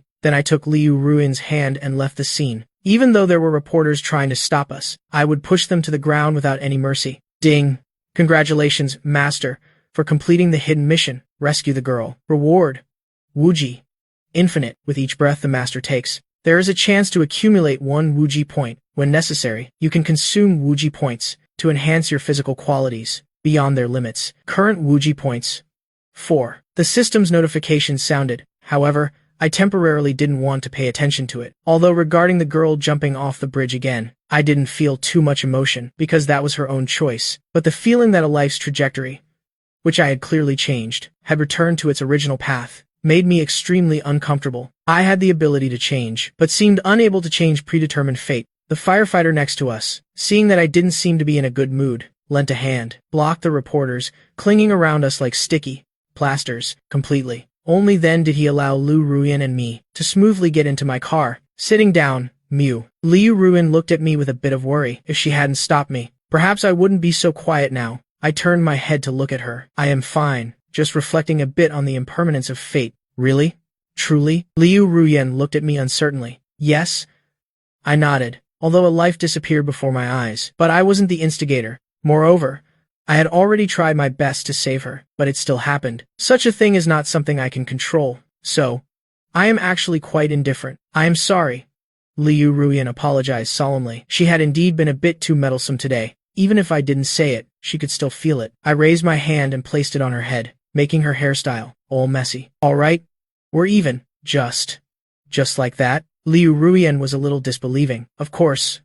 I smiled. Don't forget we're good siblings. No hard feelings, Mew. Liu Ruyan looked at my handsome face. Her heart swelled with emotion. The corners of her mouth unconsciously curved into a smile. Her eyes became even more filled with tears, but she didn't let them fall, because I don't like seeing her cry. As time passed, it was quickly afternoon. Due to a slight incident in the morning, I didn't take Mu Yulu home for lunch. After seeing Liu Ruian off, I took her to eat something quick nearby, then took her back to continue her exam. Mu Yulu didn't ask much about this. She was just a little curious why her sworn brother's clothes were wet. I didn't answer directly, but told her we'd talk after she finished her exam. About 2.5 hours later, only when the final English exam ended, after Mu Yulu got her phone back, did she learn about what happened this morning. The video of me saving someone had already gone viral, even taking up the top 3 search spots. Mu Yulu watched in the video as I rescued a girl from the swift river, her eyes filled with unconcealed admiration. Brother Mu, you're so handsome, right? I teased. Mu Yulu nodded seriously. You're really amazing, truly a superhero. This is more than just handsome, he's truly a man comparable to the Sea King. Humble, my brother Mu still wants to live the life of a normal person. I made a shushing gesture. I have to say, having a younger sister next to me providing emotional value, my mood immediately brightened. Brother Mu. What's this? Mu Yulu's finger swiped. The next video appeared. Apparently, the girl jumped off the bridge again, but I didn't reach out to save her. Seeing this part, netizens immediately split into 2 factions. The comments section was already in an uproar. I bet 10 packs of spicy sticks. This coward definitely didn't dare. Otherwise, why would he just keep standing on the shore? Damn it. He jumped off the bridge without hesitation to save someone earlier. Didn't you see that? If you're blind, go donate your eyes. No one is forcing you to see this world. So what? This is the result. If you only look at the results, then I advise you to quickly climb into the crematorium. In my opinion, this guy is just trying to gain traffic. Otherwise, why didn't he dare go down the second time? Hasn't he already achieved his goal? Damn it. A bunch of keyboard warriors. All day long they just talk nonsense here. If you're so brave, try jumping yourself. I don't need you to save anyone. If you can come out alive, it'll eat a ton. Alright, I guess. This guy definitely did something inappropriate with that girl underwater. Otherwise, why would she, after being saved with such difficulty, jump again? There must be an untold secret in this matter, because the reporters didn't film the part where the woman slapped the girl. Therefore, it led to everyone making groundless speculations about me. Just a bunch of experts coming to watch themselves get elbowed, and also got caught on camera. Yet they missed the interview when the girl was revived. Where did those video clips end up? It's really hard to guess. In the underground parking lot, after I parked the car, Mu Yulu and I took the elevator up to the apartment. Both of us were a bit silent on the way. I was busy studying the system's new rewards. Mu Yulu wanted to speak, but because of the rampant online comments, she thought I was hurt, so she didn't know what to say for a moment. How hateful. Muji clearly saved a life. Why is he being unjustly cursed? They didn't do anything, yet they used the most hurtful words to attack a hero. Mu Yulu secretly felt indignant for me. Only, as the person involved, I felt nothing at all. What is this? There's absolutely no pressure. You know, those curses. I even felt like they were flirting with me. Ding. The elevator arrived. I stepped out first. Mu Yulu followed, closely behind. Mu Yulu had hesitated the entire way, finally opened her mouth and called me back. I turned my head. What's up? Don't pay attention to those online rumors, Muji. They're all just keyboard warriors, just spouting nonsense. In my eyes, you are a hero, Mu Yulu said with a firm voice. Hearing that, looking at Mu Yulu's determined eyes, the corners of my mouth involuntarily curved into a smile. Thank you, Xiao Lu. Tonight, you can help me curse them back. My literature is very good. You know, that's not necessary. Kids should speak a bit more civilly. Besides, I don't care anyway. I am not a kid anymore. I am an adult. Mu Yulu pouted and said, but in an older brother's eyes, a little sister will always be a little sister. I reached out to pat Mu Yulu's head, but the young girl dodged it. She pushed up her golden-rimmed glasses. From now on, I've officially joined the Bay ranks of adults. Muji can't pat my head anymore. Hey, still playing that game? Huh. I felt a bit disappointed. It was so hard for me to finally get interested in this sister, Mu Yulu, and now she won't let me touch her anymore. Are you kidding me? Hey. Let's make it a happy decision then. Mu Yulu happily ran off. Although she is the eldest sister of the Mu family, she needs to appear mature in front of her younger siblings. But when she's by my side, her childish nature uncontrollably reveals itself. Perhaps this is the power of Oni-chan. Very quickly, the two of us arrived in the living room. Everyone in the house was present. I was just about to say hello. Mu Feng stepped forward at this moment, then patted my shoulder with a look of satisfaction. Truly my son. Indeed, he has some capability, just that diving posture, and that ability to ride the wind and break the waves. If he were to compete in the Olympics with this. He would surely bring great honor to the Mu ancestors in the afterlife. Oh, come on, old man. Always just gilding your own face. I smiled helplessly. No wonder he's his son. Doesn't that mean he himself is very cool? But cool is cool. Next time, you absolutely must not take such risks, Mu Feng said with a serious expression. TSK. Dad. You're still my old man, aren't you? You don't have a fever, do you? I was caught off guard by Mu Feng's sudden concern, and didn't know how to react, so I reached out and touched his forehead. You're not sick. Why are you suddenly so sappy, you brat? Your dad still wants to use the heat from this incident to live stream and sell products. Don't go getting yourself killed out there and affect my business. Mu Feng also realized his words were a bit too sentimental, so he immediately changed the topic. Awesome. Truly my old man. We father and son share the same grand ideas. I gave Mu Feng a thumbs up. In this day and age, all lip service praises are not as good as a 3, 2, 1. Families. Place your orders. It's more practical. Mu Qingqian stepped forward at this moment, interrupting their conversation. Come on. Let's go eat. Yes. I replied, then quickly sat down. I am about to starve to death. That's right. Today is the day to celebrate Xiao Lu finishing her college entrance exams. We can't get the main character wrong. Mu Feng also chimed in. After everyone was seated, they all simultaneously raised their glasses to toast. Cheers. The atmosphere in the living room also softened. Mu Qiangqian served me food first. Little hero, you've worked hard today. Thank you, Auntie. I replied with a smile. But just like your dad said, you still have to prioritize your own safety. Don't worry, I'll absolutely engrave it in my heart. I patted my chest to assure her. Mu Qianqian nodded with satisfaction, then served food to Mu Yulu. You also worked hard today. Xiao Lu thanked Mom. Mu Yulu smiled softly. Mu Feng pouted, looking a bit wronged. Honey. What about mine? I immediately got goosebumps all over. How disgusting. This old man, oh dear, I'll feed you right away. Mu Qiangqian apologized, then picked up a grape and fed it to Mu Feng. The four sisters and I were speechless. What is this? Are they training a dog? The corner of my mouth twitched. Deep down, I despise this old man. Where is the dignity?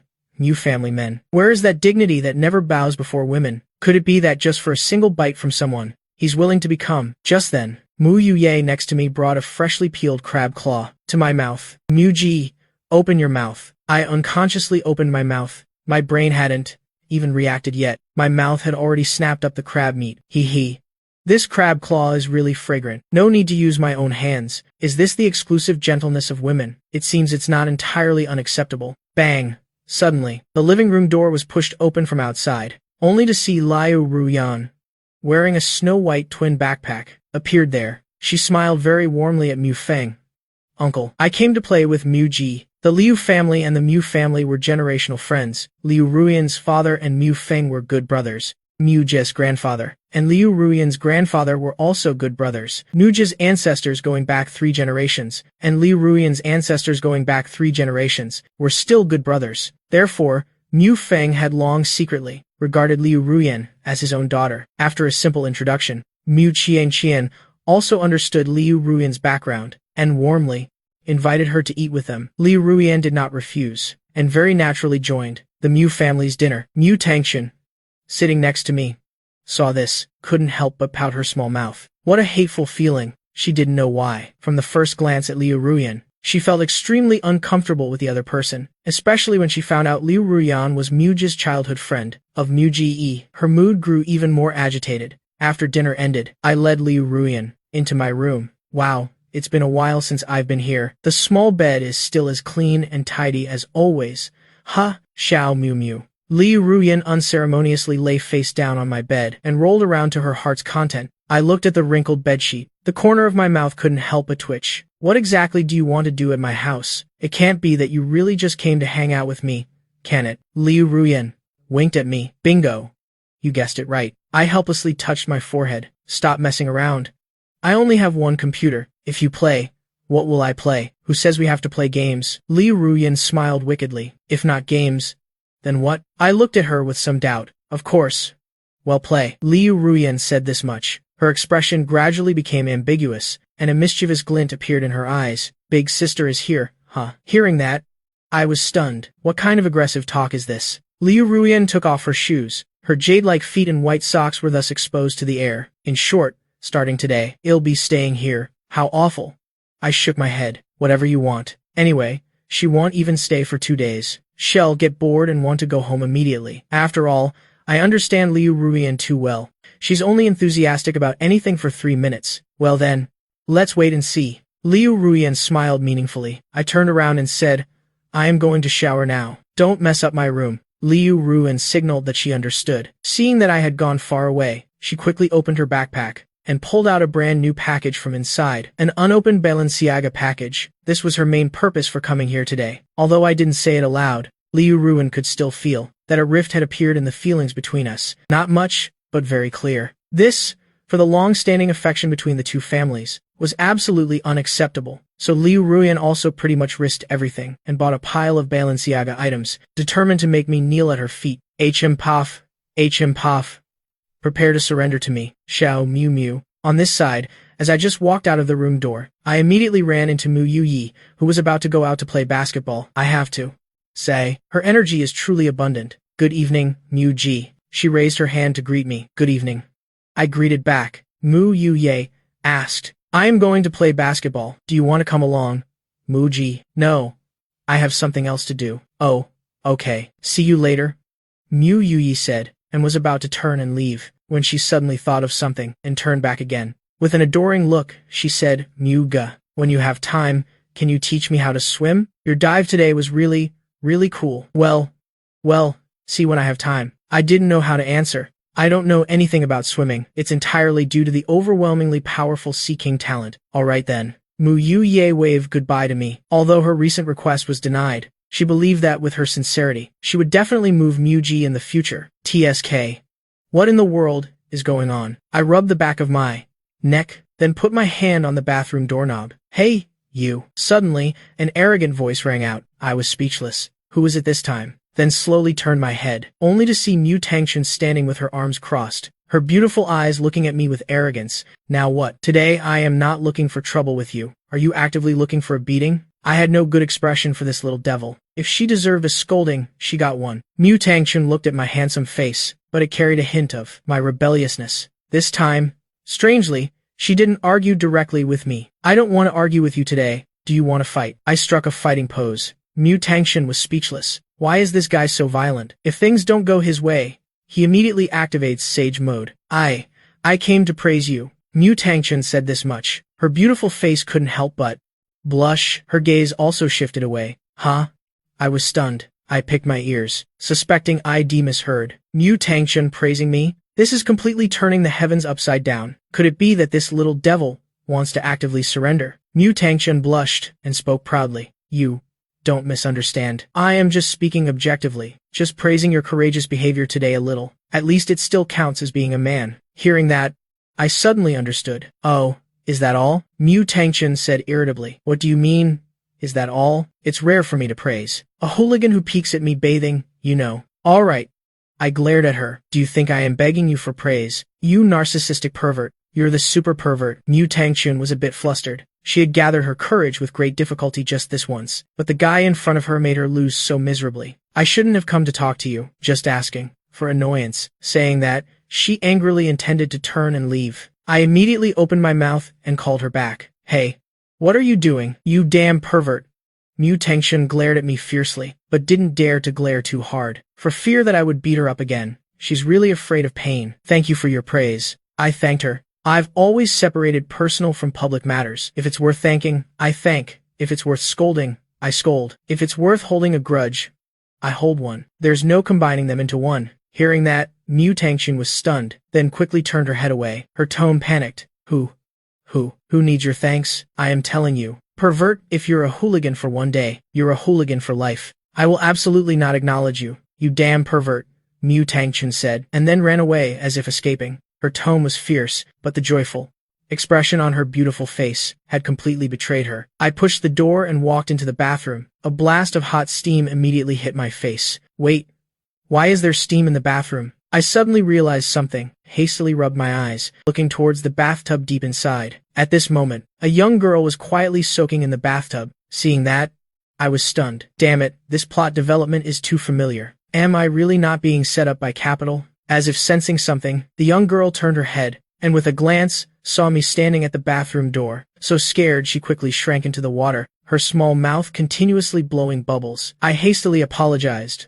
Sorry. I went into the wrong room. I thought to myself, good gracious, do these Mew family sisters have superpowers? Why do they all prefer not to turn on the lights, not lock the door, and also not make any sound when bathing? As I was about to leave the bathroom, Mew Nai suddenly opened her mouth and called me back. Mew Mew. My hand on the bathroom doorknob froze. What's wrong? She's not going to insult my character again, is she? Trying to turn Mew Nai into a second mutation? Could you help me scrub my back a little? I can't reach it. Mew Nai's voice was very small. After saying that, her whole body immediately turned red like a ripe apple, but I could still clearly hear every word she said. Could this be the great power of the system? I secretly sighed. The system is truly overwhelming. Mew Mew. Mew Nai called out again. I came back to my senses, and immediately waved my hand to refuse. No, men and women should not touch. If you want your back scrubbed, I can call your sisters to help. Hearing that, Mew Nai firmly refused. No need, I asked, curiously. Why? Thinking, sisters with each other. Can't they just be frank? Mew Nai, her gaze evasive. I don't like girls seeing my back. Huh? I was stunned. Doesn't like girls seeing it. So, boys are allowed to see it. Mew Nai seemed to realize my misunderstanding, and hastily explained. No, it's not like that. I don't mean for boys to see it. No boy has ever seen me either. It's just that I just want to find someone who is both familiar and unfamiliar, but also brings a sense of security. Mew Nai's expression showed an unprecedented panic. This was something I had never encountered before. I didn't know why Mew Nai was so insistent on making me scrub her back, but relying on my intuition, honed over many years, I still felt something was off. I said, okay, it'll help you. I agreed, wanting to verify my suspicions. Thank you, Mew Mew. Seeing that I agreed, Mew Nai's tense emotions finally relaxed. The only thing was that after the tension subsided, instead, there was an indelible bashfulness, almost seen. Very quickly, I pulled open the bathroom glass door. Mew Nai instinctively shrank into the water, only revealing her beautiful, shy eyes looking at me, without any intention of revealing her back. What's wrong? Didn't you ask me to help scrub your back? I asked. Mew Nai was currently soaking in the water. I am sorry. She snapped out of her embarrassment, then slowly turned around in the water, revealing her bare back. At this moment, my eyes narrowed slightly. The young girl's jade-like back was not fair and smooth like the surrounding skin at all. Instead, it was covered in scars, looking extremely fierce. Some scars had healed, leaving faint, light-colored marks, while others were freshly scabbed, looking as if they were still throbbing with pain, making one feel deeply pained. Rhea really, or perhaps not, Mew Nai really couldn't bear my gaze, and once again retreated into the water, even though she had mustered all her courage. But deep down, she still didn't want others to see her pain. Do the other sisters know? I asked. Mew Nai shook her head. No, they don't know. What about Aunt Mew? She doesn't know either. Why? No reason. Mew Nai didn't know anything I asked. I changed my way of asking. So, you're the first person to know about this? Yes. Mew Nai nodded slightly. Her beautiful eyes momentarily showed a trace of sadness, as if recalling some terrible past. I looked at Mew Nai, with a deeper understanding in my eyes. So that's how it is. Saying that, I turned around, and sat down beside the bathtub. First, thank you very much for trusting me. Second, could you tell me a little bit? I am not someone who likes to meddle in others' affairs, but Mew Nai is my sister after all. What's more, she's the only one. My adorable little sister is willing to learn techniques with me. I really like that. But now, something like this has happened. It makes me feel a bit uncomfortable, to say the least. Mew Nai offered a towel from the water. Brother Mew.ca, could you help me scrub my back first? It was clear she didn't want to in this situation talk about her past. I replied with an alright. Mew Nai smiled. Thank you, she said, then sat up from the water. I carefully wiped her back. A moment later, Mew Nai finished her bath and changed her clothes. I didn't bathe. I took Mew Nai's small hand and led her up to the rooftop balcony. Alright, speak here, I said. I guarantee no third person will hear us. Brother Mew K, this is for you. Before I could finish my sentence, Mew Nai suddenly handed me a small pink cup. Inside, at this moment, was warm liquid. A faint blush lingered on her adorable cheeks. I was a little curious. What is this? I asked. I heard everything, she whispered. Mew Nai said softly. Heard what? I looked at her, puzzled. Brother Mew Ca has a sickness. He has to drink, the bathwater of a young girl. Mu Nai's voice grew softer and softer as she spoke. I felt a mix of amusement and helplessness. You heard that too? I asked, but I felt like I had been misunderstood. If it weren't for the system's reward, I wouldn't have gone to drink that stuff. No. You don't need it? Mu Nai's disappointment was evident. She felt rejected. I reached out and patted the young girl's head, as if to comfort her. If I need it, it'll come to you. You really don't need it? Poor Mu Nai looked at me, looking at the young girl. Her sincere gaze was so fervent it made me feel a little dazzled. Actually, Mu Nai had no other intentions. She simply wanted to help me cure my sickness. I was quite helpless about this. Sure enough, I still had to come up with another excuse. I slowly reached out my hand, and finally took the cup of water from the young girl's hand. Immediately after, under the young girl's expectant and shy gaze, I drank it all in one gulp. Night fell, and Liu Ruyan lay on Mu Ka's bed. Her entire face was etched with impatience. TSK, where is he? Why is this kid taking so long to bathe? Don't people usually say online that boys usually bathe very quickly? How come this guy has been gone for half an hour? Could it be that the black stockings I just changed are going to waste? Liu Ruyan was too lazy to wait any longer. Then, casually took off the black stockings on her feet and tossed them aside. After that, she put on her shoes and walked out of the room, ready to drag me out of the bathroom and judge me directly. But as soon as she stepped out the door, Liu Ruyan ran into the eldest sister of the Mu family. Mu Yulu also seemed to be looking for Mu.ca. Liu Ruyan asked, "Are you looking for little Mu?" Mu Yulu nodded. I wanted to discuss something with him about dealing with those internet keyboard warriors together. Liu Ruyan spoke. He went to shower. No. He's not showering. Mu Yulu looked a little puzzled. That's not right. I just came from the direction of the bathroom. Brother Mu Ca isn't in there. Liu Ruyan was first stunned, then fell into thought. He's not in the bathroom. So where did this kid run off to? Did Brother Mu Ka disappear? Mu Yulu also started to think. She remembered very clearly. When my illness relapsed, I needed to drink the bathwater of a beautiful young girl to relieve it. I had run around outside with her all day, and even jumped off a bridge to save a girl. So Mu Yulu was very worried about my health. Let's look, Liu Ruyan said, and immediately began searching the house. Mu Yulu followed closely behind. I'll search too. Very quickly. Under the extreme searching of the two of them, they searched every place I could possibly be in the house. They searched through everything, including Mu Tang Chun's room. Mu Tang Chun fumed inwardly. Sisters, how could I hide that pervert? Liu Ruyan lay on the sofa, slightly out of breath. Oh my heavens, this house is just too big. Yes, that's right. Mu Yulu also took a deep breath. I am dead tired. We can't find any trace of him at all. Sister Liu, you and my brother Mu Ka, don't you have a secret base or something? Mu Yulu asked, brushing her hair. Liu Ruyan began to ponder. She vaguely remembered. When they were little, they seemed to particularly like being with me on the rooftop balcony, to see who could pee further, I think. Could he be there? Liu Ruyan immediately stood up and waved. Follow me. A moment later, the two of them arrived in front of the anti-theft door leading to the rooftop. Liu Ruyan placed her hand on it. 3, 2, 1, boom. In an instant, their vision plunged into darkness. The lights in the house suddenly went out completely. Whoa!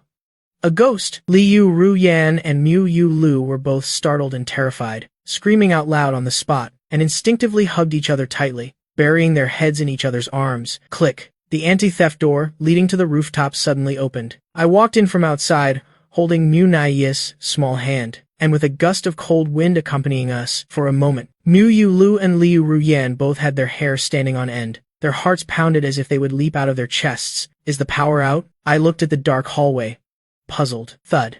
Accompanied by two dull thumps, Liu Ruyan and Mu Yulu both fell stiffly to the ground. Seeing this, a huge question mark immediately popped up in my mind. Has my king's haki become so powerful? Just then, a ray of light suddenly appeared. It was Mu Yu, who had finished playing basketball, turning on her flashlight and returning home. Brother is amazing. He put both of them to sleep in one go. 10 minutes later, I lit candles in the room, reading the novel I had cherished for years. Beside me was Liu Ruyan, who had fainted, sleeping soundly like a dead pig. Not long after, Liu Ruyan finally woke up from her stupor. She first rubbed the back of her neck, which was sore from the fall. Ouch, that hurts. Then, she looked towards the only source of light in the room. It was a pitch-black face hidden in the darkness. Whoa, a ghost! Liu Ruyan lifted her leg, and instinctively kicked towards the other person. I calmly reached out my hand, and grabbed the delicate foot flying towards me. Calm down. The ghost has turned into little Mew Mew and started speaking human language. Liu Ruyan shouted loudly. Thump. I gave Liu Ruyan a knock on the head. Ouch! That hurts! Liu Ruyan clutched her head, rolling around on the bed like a spinning top. Only then, coming back to her senses, did she realize I wasn't a ghost. Are you calm now? I said without turning my head. Liu Ruyan sat cross-legged on the bed, pouting indignantly. You hit me, because only then would someone stop acting crazy and wasting my saliva. I explained nonchalantly. You hit me. This was a last resort. You hit me. Liu Ruyan's indignation seemed to overflow the screen. I glanced at the young girl, then looked at the novel in my hand. Finally, I helplessly spread my arms. Come here, give me a hug. Hooray. Liu Ruyan's indignation immediately vanished without a trace. She directly plunged into my cool embrace. Hey, you're hugging too tight. I felt a softness. I cleared my throat twice. Liu Ruyan pouted, completely unconcerned about it. So what? Didn't we used to hug like this when we were little? I smiled helplessly. We're not lovers. Things are different from when we were kids. If someone sees this, how am I going to find a girlfriend? Oh, not lovers? Different now. Liu Ruyan covered her small mouth and spoke with a mocking tone, as if without me, someone would even find a girlfriend. You lonely dog. But take responsibility. Hearing that, I was a little puzzled. Responsibility for what? Responsibility for little Mew Mew later, not being able to find a girlfriend. Liu Ruyan slowly sat up, her hands cupped my cheeks. A faint smile graced the corner of her lips. Our eyes met. The two of us could even hear each other's breathing. The atmosphere gradually grew ambiguous. Suddenly, the room door was pushed open. Mutang Chun's figure suddenly appeared. Everyone, hands up. Time rewound to 5 minutes earlier. Mu Yu Lu was waking up from her stupor. Wah! Mutang Chun sat on Mu Yu Lu's stomach, letting out a terrifying howl. Ghost! Mu Yu Lu was startled and terrified, and instinctively threw a punch. Thud! Mutang Chun's cheek was hit, and she immediately fell off Mu Yu Lu. Defeat CG activated. Mu Yu Yi couldn't help but burst out laughing. Ha ha ha, you idiot, little Chun. Don't you know eldest sister is most afraid of ghosts, and you dared to scare her? Mutang Chun pouted indignantly. Sigh. I just wanted to tease eldest sister. Mu Yu Lu said helplessly. You guys really are something. Oh no. Eldest sister is angry. The thing Mutang Chun and Mu Yu Yi loved to do most every day was to tease eldest sister. If they didn't do it once, their whole body would feel uncomfortable. This feeling, I am about to be scolded again. Don't bully eldest sister. Mu Nai waved her small hands in front of Mu Yu Lu, hurriedly stopping Mutang Chun and Mu Yu Yi. Seeing this, Mutang Chun, a mischievous smile appeared on her face. All right then, I'll bully you instead. Having said that, she lunged at Mu Nai. Claws. Bared. No, don't. Mu Nai hurriedly covered her head and dodged. Meanwhile, Mu Yu Lu timely reached out and grabbed Mutang Chun. Stop messing around. Aren't you guys feeling hot? Ever since the power went out, the central air conditioning had shut off. The room temperature was slowly rising. A conservative estimate was that it was currently over 30 degrees Celsius. Mutang Chun wiped her forehead. It really is a bit hot. She had been playing too vigorously just now, completely oblivious to the change in temperature. Reminded by Mu Yu Lu like this, she immediately felt a scorching heat. Sweat ceaselessly streamed down from her forehead. Mu Nai saw that Mutang Chun was no longer chasing her, and stopped her steps. It's all right, she thought, similar to Mu Yu Yi. She was the type to handle heat well. Mu Yu Yi fanned herself. It's not exactly hot, just feeling stifled. Mu Yu Lu's face was serious. If the power stays out tonight, how are we going to sleep? We won't be able to sleep at all. We'll die from the heat. No way. I don't want to wake up, covered in sweat and with a sore throat. Mutang Chun cried out in despair. For her, summer without air conditioning was more unbearable than anything. Mu Yu Yi teased. A calm mind naturally feels cool. Her sister Mu Yu Lu rolled her eyes in response. Throw me into a sauna, and I won't be calm either. So what do we do now? She suddenly felt that sleeping under a river might be acceptable. Mutang Chun, whose brain was overheating, was starting to get a little muddled. Ah, I've got an idea. Mu Yu Lu's eyes suddenly lit up. The other three heard her and craned their necks. What's the idea? Mu Yu Lu smiled mysteriously. It's simple. Just find a room with a low temperature. The three of them simultaneously froze. With the power out like this, what room could possibly be cool? Mu Yu Lu didn't say much. She just picked up her blanket and pillow and walked out. Everyone, follow me. Although the three sisters didn't understand Mu Yu Lu's intentions, they still brought their sleeping gear and followed. Very quickly, they arrived at my room door. Mutang Chun looked at Mu Yu Lu with suspicion. Eldest sister, Is this the cool place you were talking about? Mu Yu Lu replied. That's right. Haha. Are you telling a lame joke? It really is lame, Mu Tang Chun pouted. No. No. Brother Mu Xie, he's incredibly cold. Mu Yu Lu recalled the cool aura from my body. A look of happiness appeared on her face. He's really super comfortable. Mu Tang Chun helplessly clutched her forehead. Oh no. Eldest sister. After the college entrance exam, her brain has started to reformat. Mu Yu Yi yawned. I am going back to sleep. Ever since her heartfelt conversation with me, Mu Nai Yi was a little afraid to meet me, both shy and anxious. Shy because I knew her so well, anxious that I would find her bothersome. Mu Yu Lu was a little speechless. Haven't you already come all this way? Before they could finish speaking, in my bedroom, a conversation that made one think improper thoughts suddenly drifted out. In that instant, Mu Tang Chun reacted instinctively. Before anyone could react, she kicked open my room door. Clear the room, everyone. Hands up. Her actions shocked everyone present. Mu Yu Lu and I both froze for 3 seconds. Mu Tang Chun, do you have a death wish? I said, gritting my teeth in anger. 5 minutes later, Liu Ruyan and I sat on the bed. Mu Tang Chun knelt on the floor in penance. The three sisters sat on the floor, wrapped in blankets, except they, who were originally drenched in sweat, now had expressions full of comfort and enjoyment, especially Mu Tang Chun. She was so comfortable she almost floated away. Even kneeling, she didn't complain. Eldest sister really didn't lie to me. That damn pervert really is cold. After hearing the explanation, I agreed to let them stay and sleep, and set 3 rules. Tonight, if you want to sleep here, it's fine, but no snoring, teeth grinding, or farting. No going to the bathroom in the middle of the night. No talking in your sleep, no making any sounds. Forbidden. No breathing, no heartbeats. Hey, are these terms for dead people? It's obviously aimed at me. Mu Tang Chun immediately complained. I glanced at her.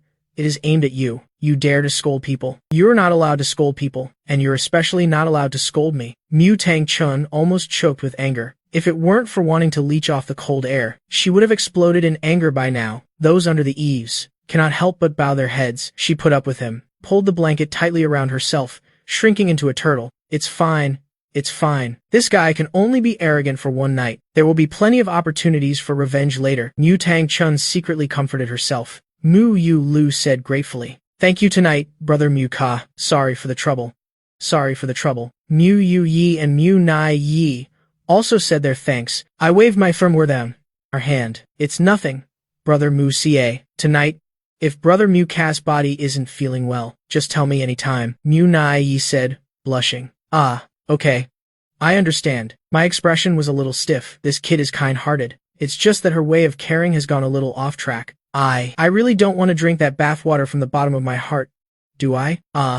Body not feeling well. Where? Liu Ruyan began to probe me. Nothing, you misheard. Stop talking nonsense. Let me see. No.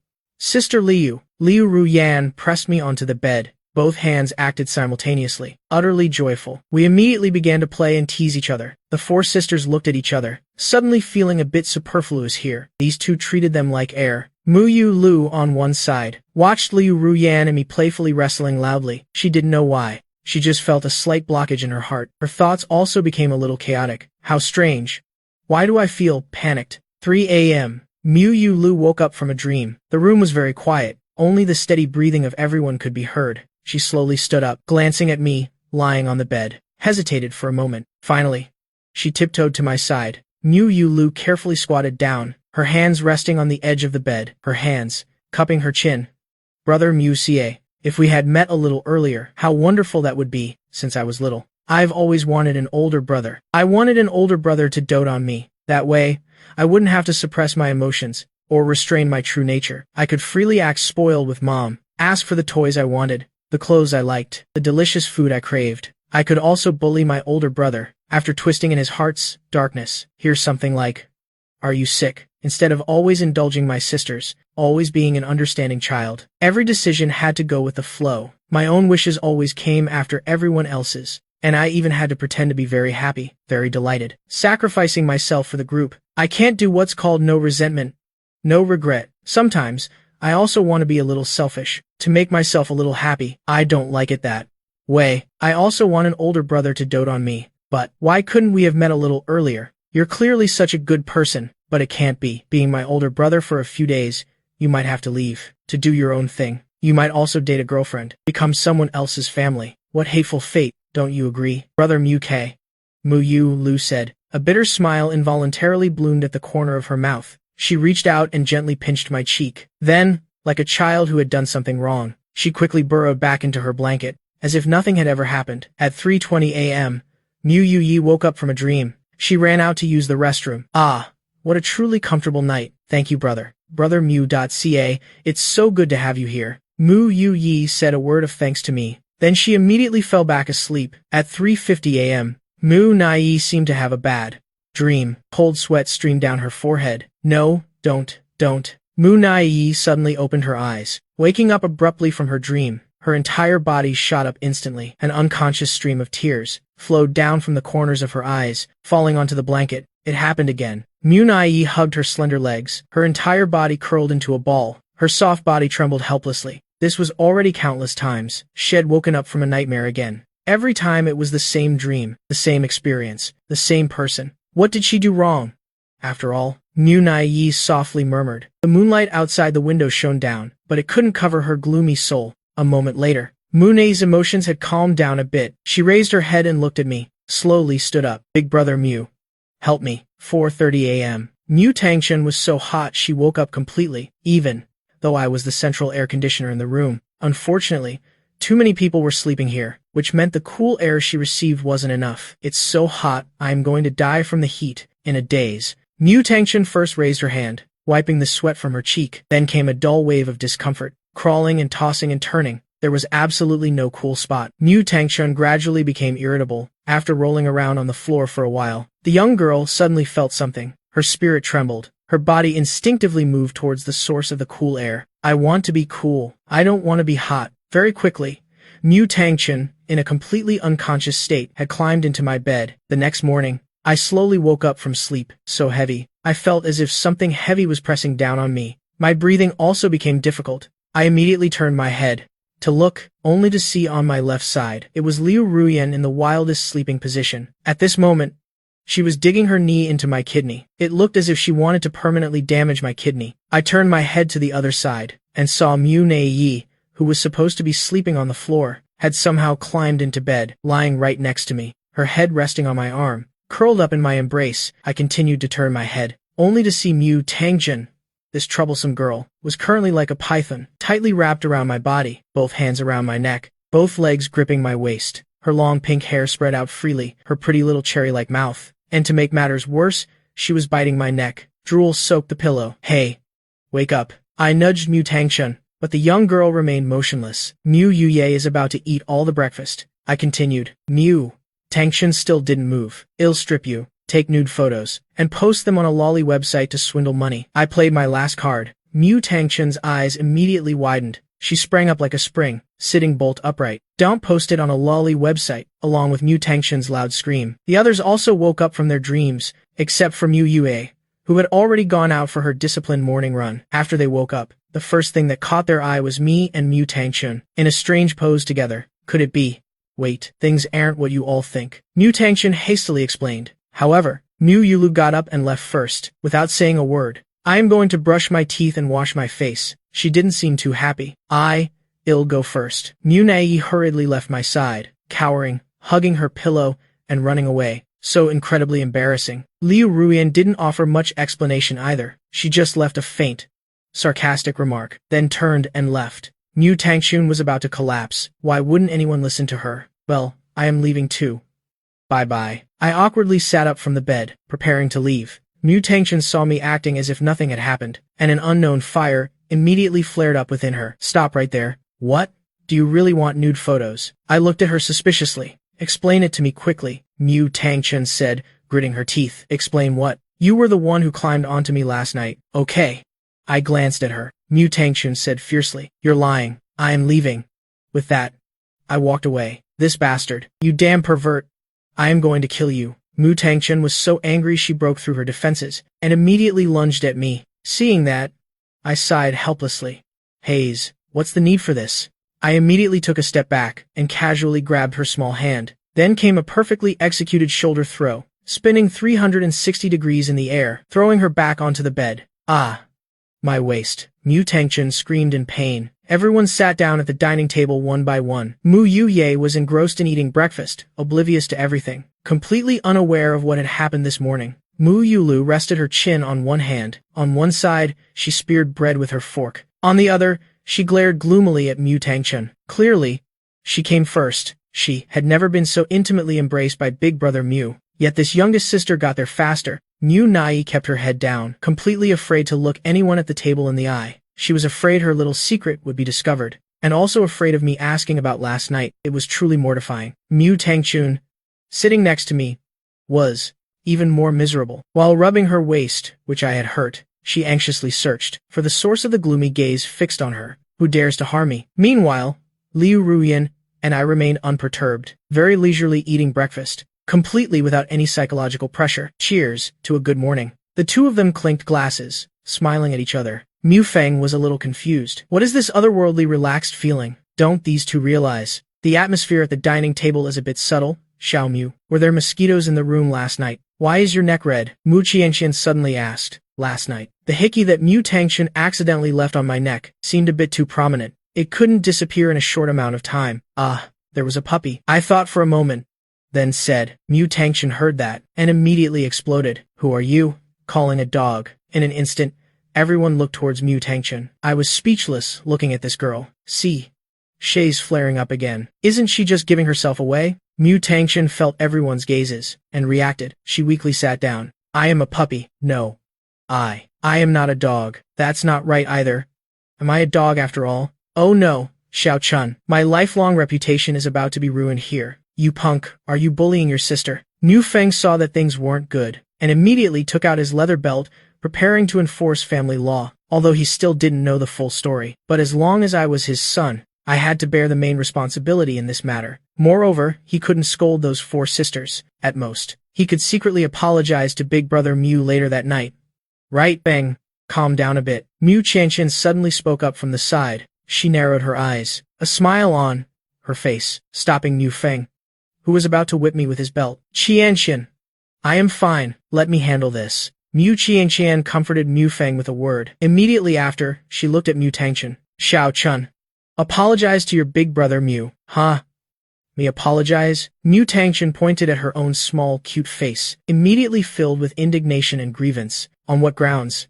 Clearly, I am the one who suffered. All right then, that's right. Apologize. Mu Qianxian was still smiling. Her voice was as gentle as ever. Only, the undeniable certainty mixed within that gentle tone made one feel an oppressive pressure. I couldn't help but look at Mu Qianxian a few more times. It was truly a bit unexpected. Aunt Mu usually seemed quite gentle, but behind that, she had such a firm side. No wonder she could so easily train my old man to be as obedient as a puppy. Mom, this isn't my fault. Clearly, that damn pervert, Mom said to apologize to your big brother Mu, right now. Mu Qianxian interrupted Mu Tangchun. Her gentle tone now sent shivers down one's spine, especially Mu Tangchun. Her body instinctively trembled. Unconsciously, she had started to sweat. She could feel that if she argued back again, something big would definitely happen. The young girl dared not gamble. Xiao Chun, apologize. Apologize. Mu Tangchun, under her mother's authority, finally had to reluctantly apologize to me. Mu Qianxian spoke up, a little louder. I am sorry. Mu Tangchun bowed 90 degrees. Her voice resonated. Only, in those beautiful eyes, were filled with tears of humiliation and unwillingness. It clearly wasn't her fault. Clearly, she was the one being wronged. Why did she have to apologize? From childhood until now, she had always been pampered. Never had she experienced such great humiliation. My dear concubine, you may rise. Ah, no. Little sister, stand up. I forgive you. At this moment, Mu Qianxian also put me in a difficult position. I couldn't not forgive her, even though I didn't care at all about what happened this morning. Mu Tangchun slapped my hand away. Who needs your forgiveness? You damn pervert. Fine. Are you satisfied now? Wasn't this your goal all along? Didn't you want me to bow my head to you? Now, I've satisfied you. Is that enough? Mu Tangchun screamed in despair. Then she ran barefoot, crying as she ran out of the house. Xiao Chun. Mu Yulu hastily called after her. Mu Yuye immediately stood up. Let me go after her. No.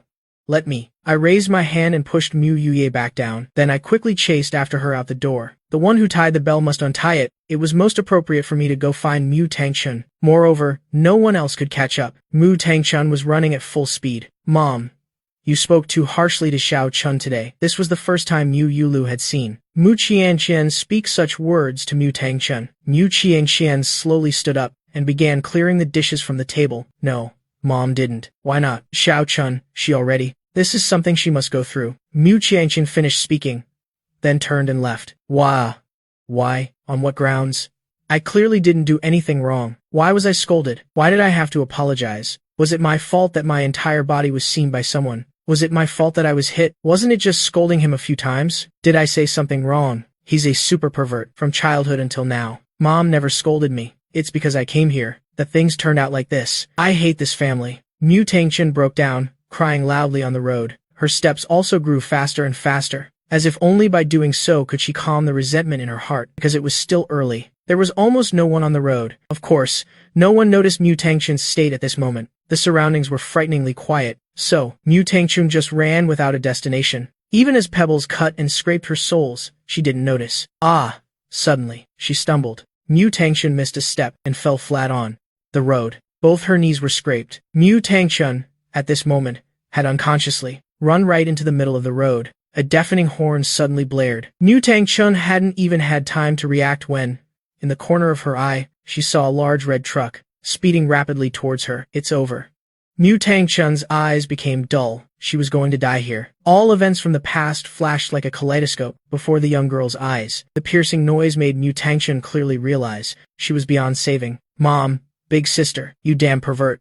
After chasing her out of the house, I hadn't even had time to call out to Mu Tangchun when I saw her carelessly fall into the middle of the road. Immediately after, a heavy truck also roared towards her. This idiot.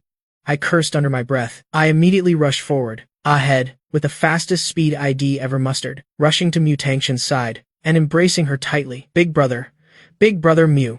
Mu Tangchun saw me appear and froze on the spot. Why would Big Brother Mu risk his life to save her in this situation? Is he an idiot? Why would he do that? Doesn't he know hell die if he does that? Mu Tangchun's mood became more complex than ever in this moment. On my side, I had no time to pay attention to Mu Tangchun. 1 second before the heavy truck slammed into us, I quickly extended my left hand, along with the system-granted ability being activated. My eyes instantly filled with a fiery red. A surge of immense power suddenly erupted from within my body, spreading to every cell. My entire body's muscles visibly bulked up. Bang!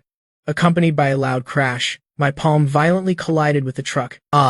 Mu Tangchun screamed in terror, instinctively closing her eyes tightly. Her whole body curled up in my arms, both hands clutching my shirt. Her feet left the ground, reducing her own resistance to the lowest level. In an instant, under the truck's roaring engine and sheer mass, both of our bodies were immediately pushed backward by it. As for me, I was under pressure, wanting to use my strength to stop it. Infinite value, 216 points, 200 points, 150 points.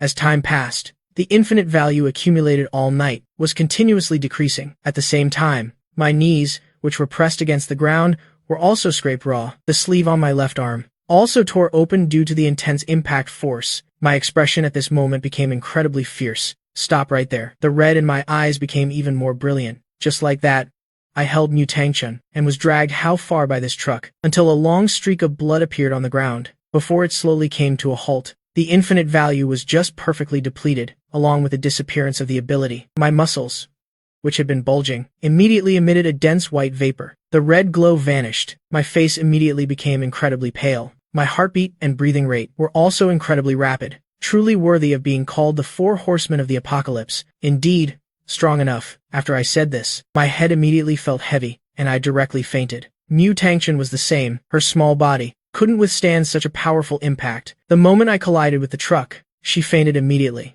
In the dim darkness, Mu Tangchun walked on an unknown road, surrounded by passing crowds. She didn't know how long she had been walking. She only knew she kept wandering here endlessly. As time passed, the fear in the young girl's heart grew incessantly. Just as she was so helpless, she wanted to burst into tears. A hand suddenly rested on her shoulder. The young girl turned her head to look, only to see a truck monster with arms and legs was smirking at her. Between its abstract eyebrows, a vulgar and teasing look was clearly visible. Young girl, it's time to be reincarnated into another world. Tangchun was stunned and immediately screamed. Wah!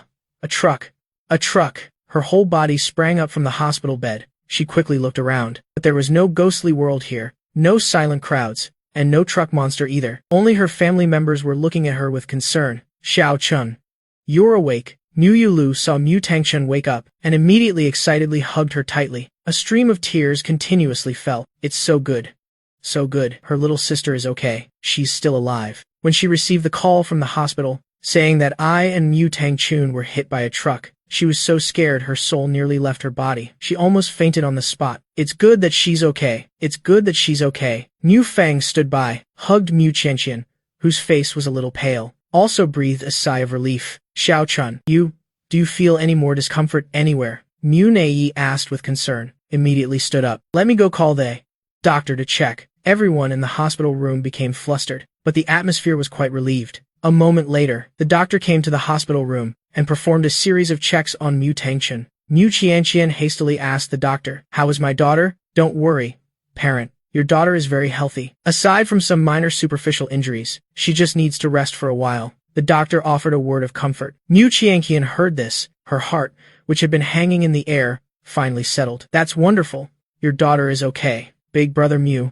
"That's right. Where is big brother Mu? How is he?" "Earlier. To protect me."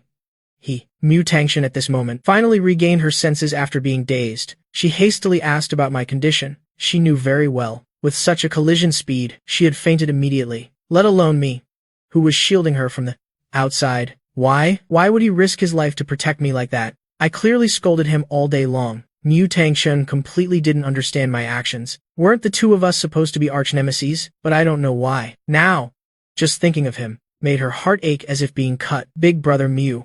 Everyone's faces darkened. The originally relaxed atmosphere in the hospital room suddenly became heavy. Could it be? Mu Tangchun saw this, and her heart sank. Her lips trembled. Her eyes also lost their radiant sparkle. All the strength in her body seemed to have been drained away at this very moment. Although no one explicitly said it, Mu Tangchun looked at their reactions and had already guessed part of it. Drip. A tear rolled down from the corner of Mu Tangchun's eye, falling onto the bedsheet. Mu Tangchun was crying. It was the first time she had cried out loud because of me, and perhaps the last time. Idiot.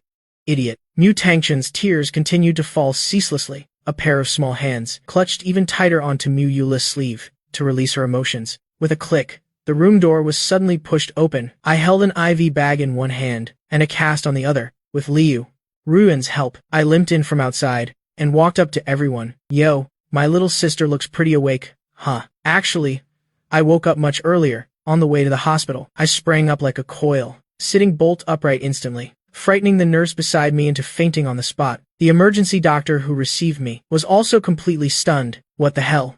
You're telling me this kid, strong as an ox, who could even last 10 rounds, was just hit by a heavy truck? Stop messing around. He should have been sent in pieces for reassembly." After that, through a series of doctors' examinations, they found that my body, apart from a slight hairline fracture in my left arm, slightly malnourished muscles, and scraped skin on both knees, had no other issues at all. I was practically a minimalist homelander. The doctor, who had practiced for so many years, had never encountered anyone so tough. If it weren't for his rationality telling him that there were no superheroes in this world, he would have almost sent someone to investigate if I had a habit of not eating beef. Finally, I realized I might be a bit too overbearing, to not be too flashy. I had to tell the doctor that I was only lightly grazed by the truck, which was why I wasn't seriously injured. Only then did I manage to fool him into letting it go. Coincidentally, this morning, the area near the Mu family's house had a power outage. Surveillance cameras also stopped working, so my dominant scene wasn't recorded. It was a blessing in disguise, saving me a lot of trouble. The reason Mu Feng and everyone else looked like that was simply because they saw me, completely bandaged like a rice dumpling,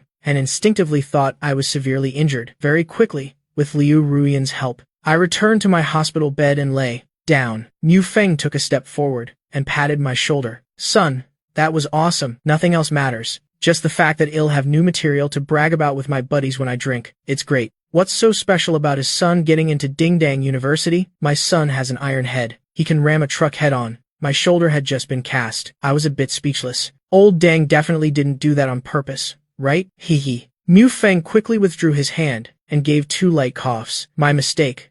Completely my mistake. Go, get out of here." Since both my hands were busy, I had to use my tongue to shoo him away. Seeing this, Mu Feng not only didn't retreat, but smoothly turned around and knelt on one knee. I was stunned on the spot. What is this charade? Is old Deng tired of living? Does he want to shorten my lifespan? Father of my super tough son, I wish to recognize you as my godfather. Heaven and earth bear witness. From today onwards, let's each take care of our own. Dad calls you godfather. You call Dad father. Mu Feng's absurdity was astonishing. The corner of my mouth couldn't help but twitch. Usually, in this situation, if I am not mistaken, he must have something he wants to ask of me, right? Godfather is indeed wise. Tell me about it. As long as you block another truck, and let me record it, that's all. Considering your health condition, I won't ask for much, starting with 100-ton truck, no upper limit. Mu Feng rubbed his hands together with an expectant look. It was clear he really wanted to brag to his buddies. Holy crap, why didn't that truck driver just run over this old man back then? Listen, is that even human speech? Alright, stop messing around. The child just woke up. Don't disturb their rest. Let's go home and cook lunch for everyone. Mu Qianqian then stepped forward to stop Mu Feng from continuing his antics. I didn't. I just, well, head back first. You all rest well. Mu Qianqian smiled gently at everyone. Then old Deng was forcibly dragged away. Godfather, wait for me to recover, then let's film. Mu Feng, even while being dragged away, still didn't forget about filming a video to show off. Truly speechless. Is this old Deng really my biological father? Mu Yulu then stepped forward and asked with concern, Brother Mu, is there any other discomfort in your body? I am all right, not at the moment. That's good. If there is, you must tell me. Okay, great. What if there is? What good would it do for him to tell you about his discomfort? I am asking. Liu Ruyan beside me spoke casually. Mu Yulu paused. I really can't do anything. You're speechless, right? I am sorry. Stop. You don't need to apologize. You haven't done anything wrong. Don't listen to this girl's nonsense. Her mind isn't always normal sometimes, I interjected, while winking at Liu Ruyan. Out of respect for me, Liu Ruyan finally stopped pushing. I am fine, Brother Mu. Please rest well. I am going home to help Mom cook. Mu Yulu gave a forced smile, then she turned and left. Mu Yuye also stood up. Brother Mu, you and Xiaochun rest. I'll go home too to see if I can help. Saying that, she looked at Mu Nai. Let's go. Huh? Mu Nai was slightly startled. The little girl still wanted to talk to me for a bit longer, but Mu Yuyi clearly didn't give her that chance, and directly pulled her away. Seriously, what are they doing? I saw that everyone had almost left, and gave Liu Ruyan a helpless look. Liu Ruyan then stood up again, and shoved an apple directly into my mouth. I am going to arrange for you to be moved to a private room. Well, talk tonight. After Liu Ruyan finished speaking, she left decisively, completely without giving me a chance to retort, and just like that, the bustling room now only had me and Mu Tangchen left. The silence was terrifying. The young girl hid under the blanket, not daring to look at me directly, perhaps out of shame, or perhaps because she temporarily didn't know how to face the person she hated the most, but who had just saved her life, especially after knowing I was still alive. The girl's heavy heart suddenly felt relieved. Kid, I spit out the apple in my mouth and actively called out to Mu Tangchen. Yes, hearing my call, Mu Tangchen couldn't pretend not to hear, so she crawled out from under the blanket and obediently sat on the bed, lowering her head and looking at her fingers intertwined nervously. Am I about to be scolded? It's true. I brought it upon myself, who told me to almost kill Brother Mu. A scolding is deserved. Next time you're on the road, remember to watch where you're going. Understood? I instructed her. Mu Tangchen was slightly startled upon hearing that. Her small nose couldn't help but sniffle. A little sting. Tears welled up in her eyes. Yes, I will be careful. He didn't scold me, and he didn't mock me either. She had originally thought I would hate her. After all, she really was too much this time. Why are you suddenly so obedient? I am not quite used to it, I teased with a light laugh. I still prefer the little girl who constantly opposes me and scolds me as a pervert more. Mu Tangchen quickly said upon hearing that. Sorry. I was ignorant before, always judging a book by its cover, always thinking that wearing earrings and talking to thugs meant they were all bad guys. Hey, that's too much of a generalization, but you are actually a very good person. Whether it was saving someone from the bridge before or saving me now, I saw it all. I acknowledge what you've done. I just, Mu Tangchun suddenly became speechless. She was just too proud, because her ego was too big, so she didn't want to deny her previous judgment. At the same time, she also didn't want to admit that the standards she had believed in for so many years were flawed. You fool. I couldn't help but laugh. Huh. Mu Tangchen raised her head in a daze. If you don't want to say it, you don't have to. No one is forcing you. Just know, I've always been your older brother, and that's enough. My tone was very gentle. The moment Mu Tangchen apologized to me, I had already accepted this slightly proud little sister. A gentle breeze swept through, carrying the young girl's pink hair, dancing in the pristine white hospital room. That night, under Liu Ruian's arrangements, I was quickly moved to a VIP private room. The price was very expensive, but the Liu family was very rich, and Liu Ruian herself was even richer. I leaned against the headboard, watching Liu Ruian peeling an apple beside me. The corner of my mouth couldn't help but twitch. Second sister, just say what you need to say. Don't peel that apple anymore. Honestly, with this atmosphere and lighting, I suspect if I say anything wrong, Liu Ruian might just stab me to death with that knife. Liu Ruian's expression was calm. I don't like your 4 little sisters. Why? I was very confused. Ever since they came to your house, you keep getting hurt. What do you mean keep getting hurt? It's clearly only been this one time. Liu Ruian heard this, and immediately raised the knife, pointing it directly at my face. I flinched in fright, hastily raising my remaining right arm. Don't be rash. Knives have no eyes. The previous bridge jump counts too. That counts? Obviously. Liu Ruian was furious when this was brought up. She immediately stood up and pressed herself against me. The knife pressed directly against the young man's slender neck. Seeing that, I was so scared. I shriveled up. It's over. I'll probably die here tonight. Truly. If it weren't from you, Liu, would you have bothered to visit your old school that you haven't returned to in 4 years? Liu Ruian challenged. I felt a bit guilty. Probably.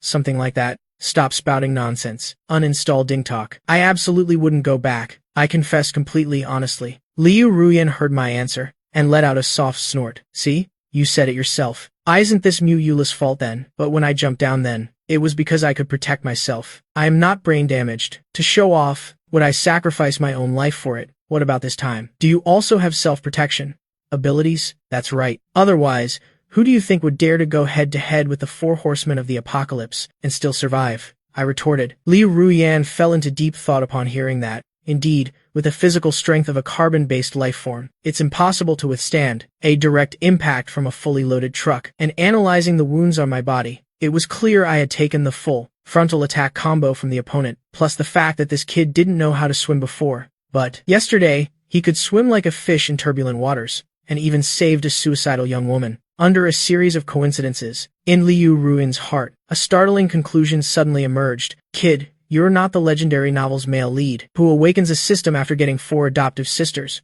Are you? The young woman's gaze at me was full of suspicion. Alarm bells rang in my heart. Holy crap! A cheat! I could never have imagined that Liu Ruian would rely only on my recent actions to deduce such a shocking conclusion. Most importantly, this girl even guessed it spot on. Damn it. No answer? Did I guess correctly? Liu Ruian gradually moved closer to me, wanting to see the hesitation in my eyes. Ding. Warning. Warning. System detected to be at risk of exposure. Host. If you do not act to quell the opponent's suspicion, the system will activate self-destruct mode. Countdown. 10, 9, 8. I thought. There's a self-destruct mode too. Why didn't you say anything when we linked? Answer me.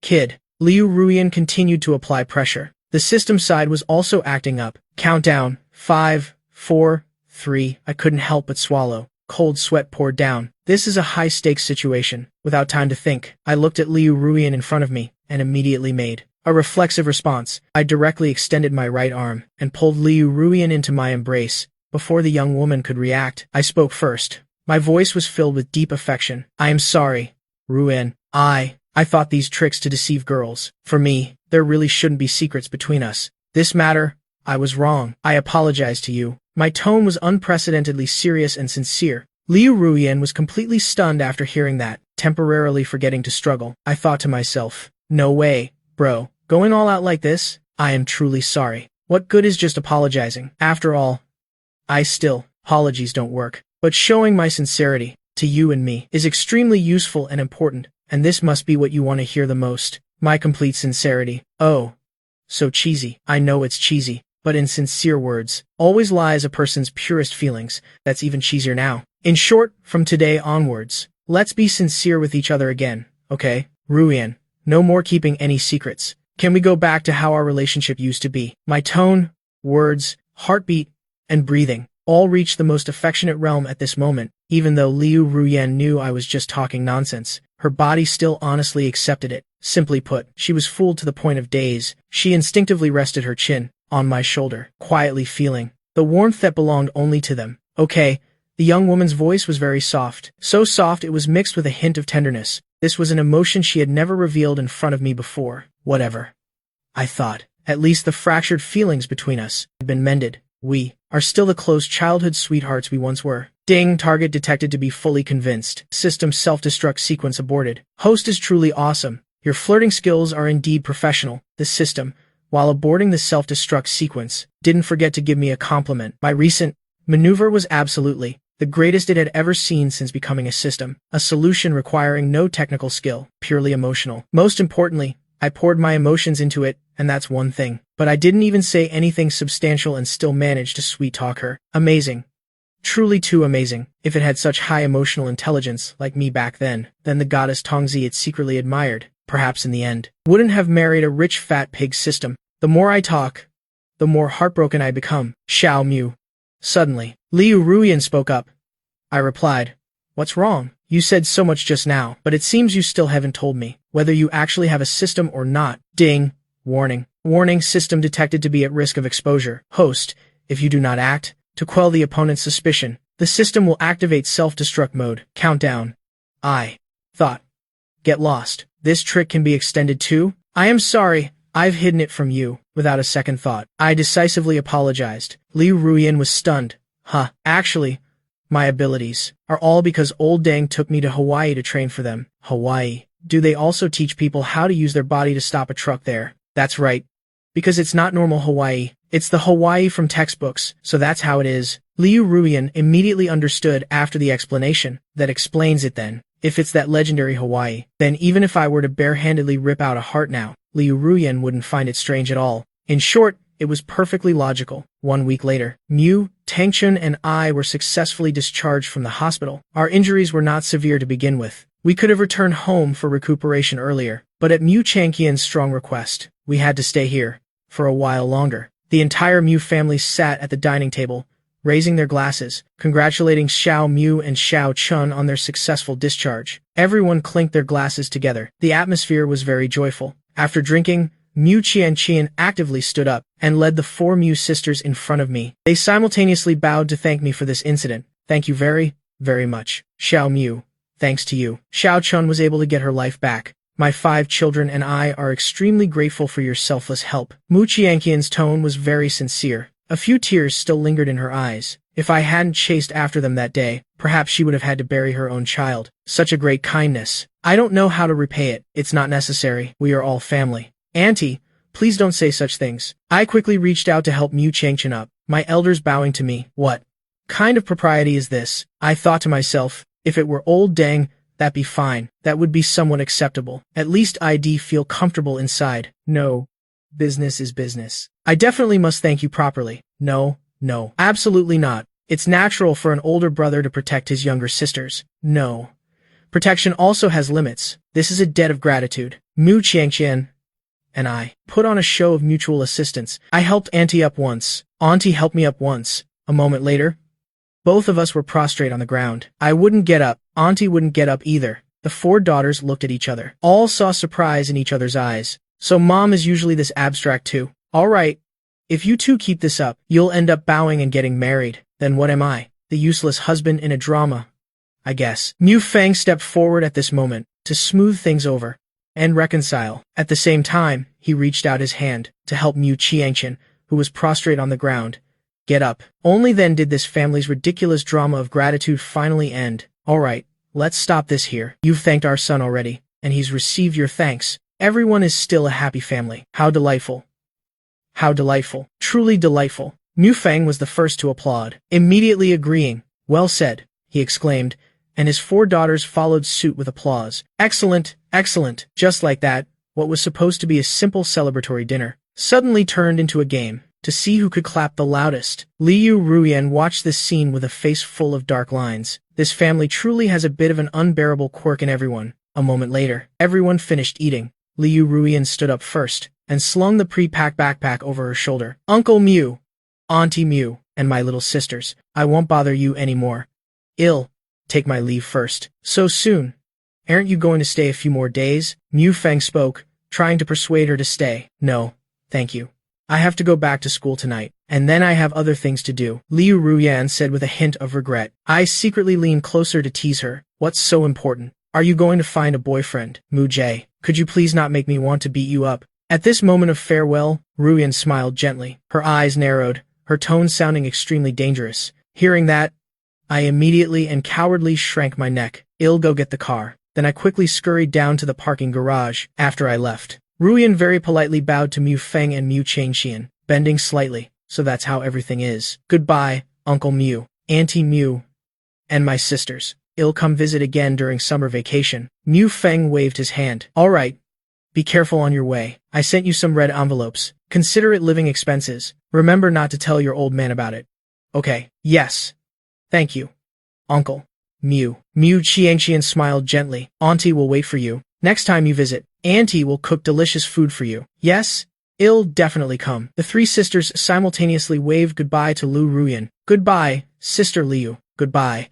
I'll bring you gifts next time. After Liu Ruyan bid farewell to everyone, she turned and walked down to the parking garage. Oh, wait. Why were there only 3 sisters? Liu Ruyan suddenly wondered. Could it be that she miscounted? She spread her fingers and counted, but eventually found she couldn't keep track, so she stopped thinking about it. Never mind. Let it be. At the airport, I drove Liu Ruyan there. The young woman quickly got out of the car. All right, dropping me off here is fine. Thanks. Xiao for driving me this far. Are you giving a tip? No, then you can scram. With that attitude, Liu Ruyan looked at me with a slightly disdainful gaze. Immediately after, she took out her phone and started doing something. Ding. WeChat received 8,000 yuan. The phone notification rang. I was a bit stunned. This is the red envelope Uncle Mu gave me. I still have some money in my bank account, so I am giving it all to you. Consider it startup capital for your studio. Remember to save me some shares when the time comes. Liu Ruyan smiled at me. Then she turned and left. Watching the young woman's retreating figure, the corners of my mouth couldn't help but curve upwards. You silly girl. I would have saved you a share, even if you hadn't said anything. The feelings between Liu Ruyan and me had already surpassed normal sibling and friend affection. Then you must keep your word. Okay? Liu Ruyan suddenly turned back, startling me. Hey, you. All right, I am really leaving this time. Remember to take good care of yourself. This time. Liu Ruyan really left. Even when leaving, she didn't forget to tease me a bit. I watched her as she entered the airport. My lips slightly pouted. Such a busybody. Inside the airport, Liu Ruyan looked back at my car. Her lips slightly parted. Between the two of us, who is truly the foolish one? Fool. With that, she left. The young woman quickly walked towards the boarding gate. Sitting in the car, I took out my phone and started booking a plane ticket for myself. I had been preparing for a beach vacation for a long time, to fully relax. Now, it's convenient to participate in a competition. No need to study for the July final exams. Plus, it's currently the off-peak travel season. There will probably be fewer people at the beach. Absolutely perfect. Let's see. Tomorrow's plane ticket. Brother Mu Ji.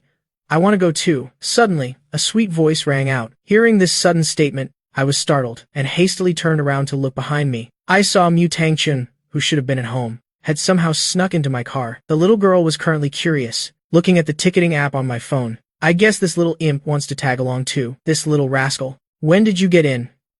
Right before you got in the car. I don't have the keys. How could I get in? Our car in the garage is never locked. Didn't you know? Mu Tangchun teased. Ever since we went through life and death together, my relationship with her had clearly become much closer. I was a bit speechless. How long has this little girl been with the Mu family? She's already started rummaging through our garage. Aren't you supposed to be in school? I asked back. Mu Tangchun pouted. What is there to learn in those summer classes? They're just there to soothe parents' anxiety.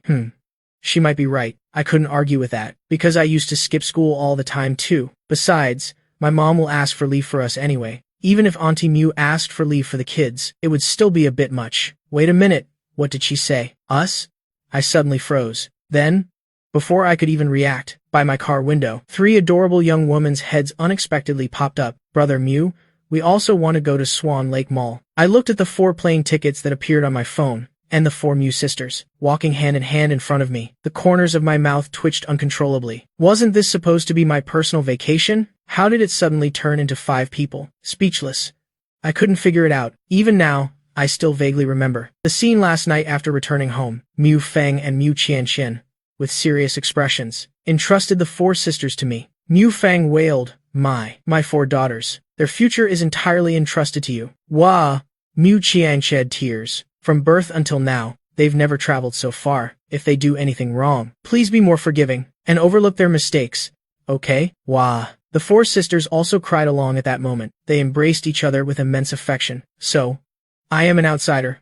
Huh? If my self-control hadn't been strong enough, I probably would have flipped the table right then and there. Damn it. I am not marrying all four sisters. Do they really need to be so melodramatic? And that old man. He didn't even bother giving me travel expenses, and even said good things like, as the eldest brother of the bunch, you are responsible for covering all travel expenses for your sisters. As for financial assistance or anything like that, there's not a single penny. Damn. Does this old man think my money grows on trees? Thinking of this, I opened my bank account to check. Balance.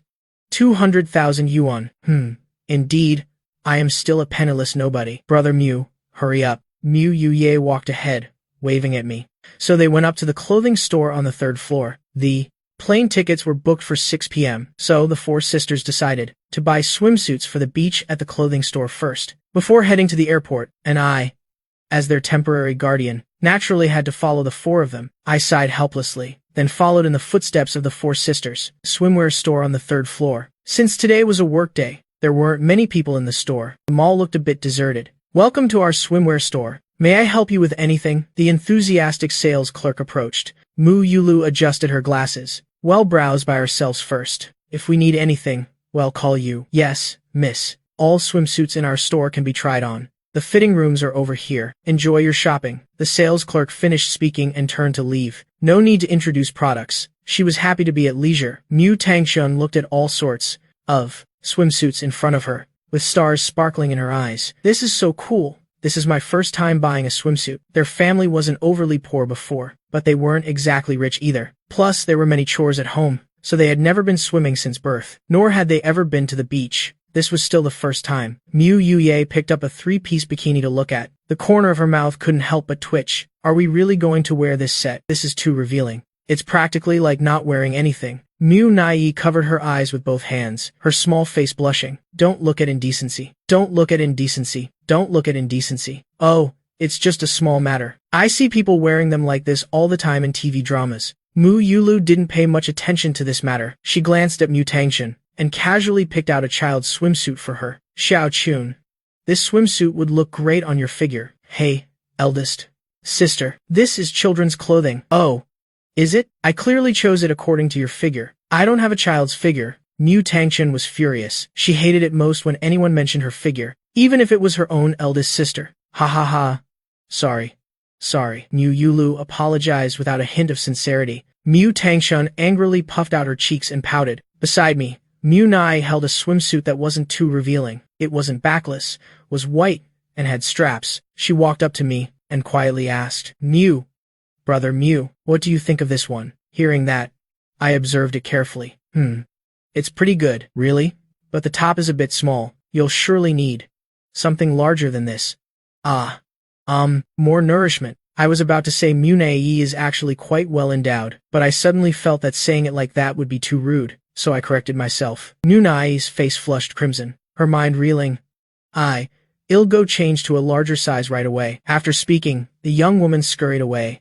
So, in Brother Mu's eyes, I am actually that big. Mu Nai recalled my unfinished sentence just now, and felt her cheeks burn. How embarrassing. Just then, Mu Yuye, wearing a black sports swimsuit, walked up to me, very generously, showing off her incredibly hot figure. Yo-hoo, big brother, how about this set? I was a bit helpless. Hey, how much do you actually like black, Mu Yue? No matter if it's everyday clothes, household items, sports headbands, or the basketball she's using, they're all black. She looks like a gloomy shut-in. Huh. It's not pretty. The sun is very intense at the beach. Black absorbs heat. Do you want to get baked? So that means it's very pretty. Boss, wrap this set up for me. Mu Yuye completely ignored the main point of my words and skipped away immediately. I thought to myself, all right then, another one who doesn't understand human speech. Brother Mu, can you help me choose a set? Mu Yulu came to my side at this moment. She believed that, with my aesthetic taste, I could definitely help her choose a fantastic swimsuit. Me? Yes. All right. Let me see. I didn't refuse. I vaguely remembered Mu Qiangqian once saying that I should guide the four sisters' fashion sense, but looking at the current situation, I think Mu Yuye can be ruled out already. This girl is completely obsessed with black. I pushed up the sunglasses on my face and began searching through a sea of swimsuits. Very quickly, a swimsuit woven from platinum-colored fabric, a separate short skirt style made of thin chiffon, caught my eye. Under the surrounding lights, that outfit seemed to emit an angelic glow. Important areas were not exposed, while also being very cool. It perfectly matched Mu Yula's golden hair. How about this one? I said. Mu Yulu followed my gaze, and also saw the swimsuit, that platinum-colored one. Her beautiful eyes lit up. So beautiful. The young woman loved the swimsuit at first sight. I am going to try it on. Mu Yulu grabbed the swimsuit and dashed into the fitting room. She seemed very excited. She must really like it. She really likes that style. Hey.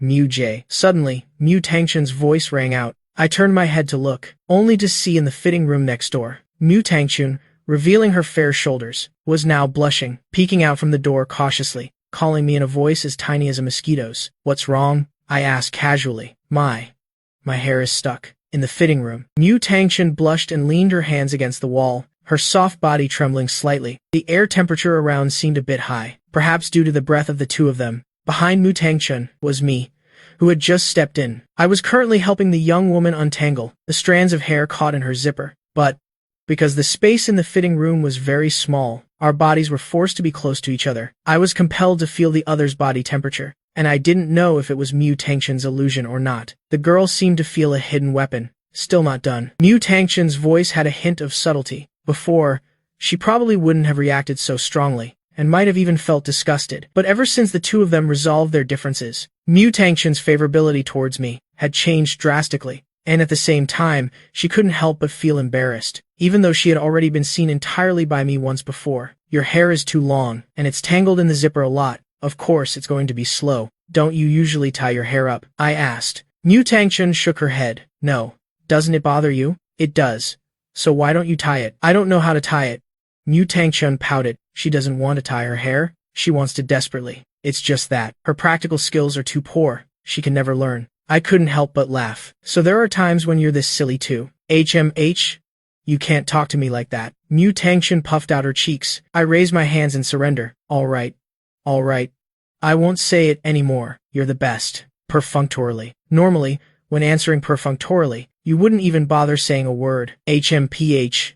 This is barely acceptable. The young woman's temper was erratic, came quickly, and left quickly. A moment later, I finally helped Mu Tangchun untangle all the hair stuck in her zipper. Ah, that hurts. Mu Tangchun unconsciously clutched her head, because the last strand of hair was forcefully pulled out by me, so the pain was quite distinct. This is a punishment for a silly kid. I placed that pink strand of hair into Mu Tangchun's hand, as if to make her remember the lesson. The young woman puffed out her cheeks. I am not a silly kid. You got your own hair stuck, and you're not silly. I just wanted to create an opportunity for a big brother like you to show off, just a little. Mu Tangchun turned her head away petulantly. That's right.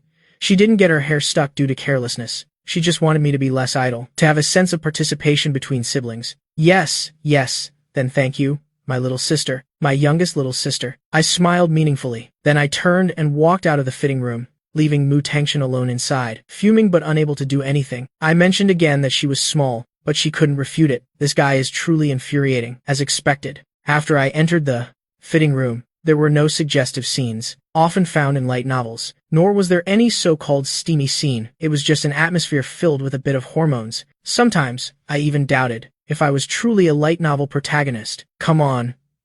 Bring on the steamy scenes. After a while of busyness, the four girls finally finished choosing their swimsuits. I swiped my card, and the bank deducted 2,011 yuan. Great! 4 swimsuits instantly cost over 2,000 yuan. The most expensive one among them was the platinum-colored set I chose for Mu Yulu, over 800 yuan. Even if I wanted to cry, I still had to pay this amount. This time, Big Brother spent a lot. Mu Yuye raised her hand and patted my shoulder. Her radiant face showed no hint of embarrassment. I have to say, this girl is truly carefree. She completely regarded me as her biological older brother and started extracting money from me. It's fine, just pocket change. I forced a generous smile. Mu Tangchun spread out her small hand. Give me 10,000. To see your true strength. I think you look like 10,000. I said, annoyed. We just made up. This little imp is already taking an inch when given a mile. Mu Yulu took a step forward at this moment. All right, everyone. We've finished buying our swimsuits, so let's head to the airport. Let's go. Let's go. The other 3 responded in unison. Mu Yulu tilted her head and looked at me. Brother Mu, let's go. Wait a minute. I am going to buy this. After saying that, I turned and walked into the accessory store next door. I raised my hand and gently tapped her head. Enough with the sass. You hit me again. Mu Tangchun was a bit dissatisfied, but in the end, she still obediently turned around and said nothing more. Seeing that Mu Tangchun was obedient now, I immediately took it out from my shirt pocket. Took it out. The little crow-shaped hair tie I just bought at Swan Lake Mall. I skillfully started tying my little sister's hair. Every word the young woman said, I kept in my heart. You know how to tie hair? Mu Tangchun was a little surprised. She hadn't expected me to know how to do this. Before, I used to have really long wolf-cut hair, so I taught myself for a while. I explained briefly. Oh, I see. Mu Tangchun first enlightened. Then, with a teasing tone, she said, I thought you used to tie it for your girlfriend. Even if I have a girlfriend, that's not something a little sister should meddle with. You really do? You talk too much. Don't. Just tell me. I am super curious about your past love life. Sorry. No comment. I won't casually reveal the shameful truth that I've never had a girlfriend before. I quickly finished tying Mu Tangchun's hair. Then I patted her little head. Done. This way your hair won't get caught anymore. Mu Tangchun puffed out her little mouth. I already said it was just a small accident. All right. Small accident. Small accident. I yawned indifferently. Mu Tangchun didn't press the issue much further. She looked in the mirror, admiring her completely new appearance reflected there. A sparkling glint gradually appeared in her beautiful eyes. It's beautiful. Not just her, but the hairstyle I tied for her is also very beautiful. He's really multi-talented. Moreover, Mu Tangchun suddenly thought of something. A faint blush unconsciously appeared on her small face. He actually kept that in mind and quickly took action. This made Mu Tangchun feel, after such a long time, the feeling of being valued again. Her heart also warmed with it. Clearly, her hair issue was just a small thing. What's wrong? Not pretty, just so you know. You can't return it if you don't like it. I saw Mu Tangchun spacing out and immediately issued a disclaimer. The young woman snapped back to reality. She haughtily turned her head to the side. That's right. It's not pretty. Your skill is truly terrible compared to my eldest sister. TSK. I thought to myself. I was just being polite. She actually took it seriously and evaluated it. Therefore, to improve your skill, I've decided. My hair will be entirely entrusted to you to tie from now on. Mu G. Little classmate. For my ego, I am willing to sacrifice my flowing hair. Hey, aren't you just trying to exploit my labor? Just happily. Let's decide on that. Mu Tangchun turned and ran into the restroom, giving me no chance to refute. I helplessly put both hands in my pockets. Honestly, little sisters are really hard to please. Immediately after, I also turned and entered the restroom. 5 minutes later, I was washing my hands at the sink. A beautifully dressed woman suddenly approached and came next to me. Hello, handsome. Your style is so unique. Can we be friends? The woman took the initiative to speak very politely. At the same time, she held out the QR code on her phone. All right, I am not against girls proactively asking for contact information. I don't reject it at all. After all, I am not Liu Xiaohui. What kind of noble gentleman? Plus, I don't have a girlfriend right now. Why not? The woman's eyes lit up slightly. That's great. Nice to meet you. Sorry about that. I don't agree. Just as I was about to scan her QR code, Mu Tangchun suddenly rushed out from beside me and hugged my arm tightly and directly snatched my phone. The woman was a bit surprised. Oh, do you have a girlfriend? No. She's just. I am his girlfriend, so sorry, miss. Mu Tangchun smiled very politely. Seeing this, the woman looked at me with a strange gaze. A strong look of disdain appeared in her eyes. At this moment, I also felt uneasy, wanting to explain that. Listen to me. You scumbag. Asking for contact info when you already have a girlfriend. Wasting such a cute girl. Saying this, she put away her phone and quickly left the area. I watched the woman's departing back, speechlessly glancing at Mu Tangchun, who was secretly laughing beside me. Ruining your brother's love life. Is that really so fun for you? Huh. How did you know? It's written all over your face. Oh, come on. Don't mind the small details. Anyway, I don't think you liked her that much. Instead of wasting time later, it's better if I help you. Cut off all trouble from the start. Mu Tangchun swung her small hand in her pocket, meddling. This is called meticulous selection from your sister. Okay, sister. I remember, someone just said. She was my girlfriend. I looked at Mu Tangchun with a teasing expression. Mu Tangchun heard that and immediately averted her gaze, beginning to feign amnesia. Oh, was there such a thing? How could Zhao Chun, with such a good memory, not know? Suddenly, I moved very fast. Before the young woman could react, I pinned her against the wall The distance between our faces began to close. The atmosphere gradually became ambiguous. Mu Tengchen, this isn't good. Is this the legendary sky of destiny? Your sentence just now. I heard every single word. You know, if I can't find a girlfriend later, you'll have to take responsibility. I looked down at Mu Tangchun from above. The young woman was now like a little lamb, hiding in the corner, trembling. Take responsibility how? Huh? What are you laughing at again? Hey, does that even need to be said? Of course, Mu Yulu was a little confused. She was just about to follow, but I quickly came out from inside. The whole process took less than 5 seconds. Done, let's go. I walked at the front of the line. Mu Yulu thought to herself, Muji, is he always that fast? At the front of the line, Mu Yuye saw me arrive, and very naturally hugged my arm, and started introducing. Her basketball skills that night truly outclassed everyone, even though I didn't understand any of it. But Mu Yue still talked endlessly, forgetting everything else, as if they were truly biological siblings. After parking at the airport, I led the 4 girls through security. Let's go check in first. Then, after the second security check, we can rest, I said, looking at my phone. Mu Tangchen tilted her head in confusion. What is check-in? You don't know? I gave her a slightly strange look. Then I looked at the others, and found that they all had blank expressions. Bop. I slapped my forehead. I almost forgot. These 4 little sisters have never flown before. Of course, they wouldn't know about check-in, so I explained. Check-in is printing your boarding pass and choosing your seat. Only after checking in can you board the plane. It's not like everything is fine once you buy a ticket online. Oh, I see. The 4 of them suddenly understood. My knowledge has expanded. Going on a trip really does teach you a lot. Let's go. I'll take you through it once. The process. I led the way towards the check-in counter. The 4 girls followed closely behind, with me personally leading the way. The process then became very simple, since I advocated for light packing when traveling. So this time when we went out, we only brought 2 suitcases. After finishing the baggage check-in, the 4 girls looked at the boarding passes in their hands, as if they had seen something very new and strange. They picked up their phones and started taking selfies. To record our first time flying, it could be seen. The girls were all very happy, for everyone. The first time experiencing new things. Their hearts couldn't help but be excited. Muji, come here and take a picture with us. Mu Yulu invited me at this moment. I waved my hand. No. I don't have a habit of taking pictures. Huh? Is that real or fake? Mu Yulu was a little surprised. She saw me dressed so flamboyantly every day. She thought I loved taking photos. That's right. You guys can just take pictures. No. I still want to take a picture with Muji. Mu Yue suddenly took a step forward and tightly hugged my right arm. I want to too. Mu Nai also became bolder, quickly hugging my other arm. Today, whether you want to be this bodyguard or not, you have to. Mu Tangchen got a running start and directly jumped onto my back. That's right. A family should be complete. This is how it should be. Mu Yulu, in front of me, also rarely, revealed the innocent and romantic characteristic of a young girl. She stepped back and leaned into my embrace, then raised her phone towards everyone. 3, 2, 1. Eggplant. Click. Along with a soft sound. The first group photo of me and the 4 sisters was born. After passing the second security check, everyone went to the waiting area to rest. After I arranged seats for the 4 girls, I stood up and headed towards the restroom in the waiting area. Today, it seems I ate something wrong. Mu-Ge, are you going to the restroom too? Suddenly, Mu Tangchen mischievously jumped out from behind me and lightly bumped me with her butt. Yeah.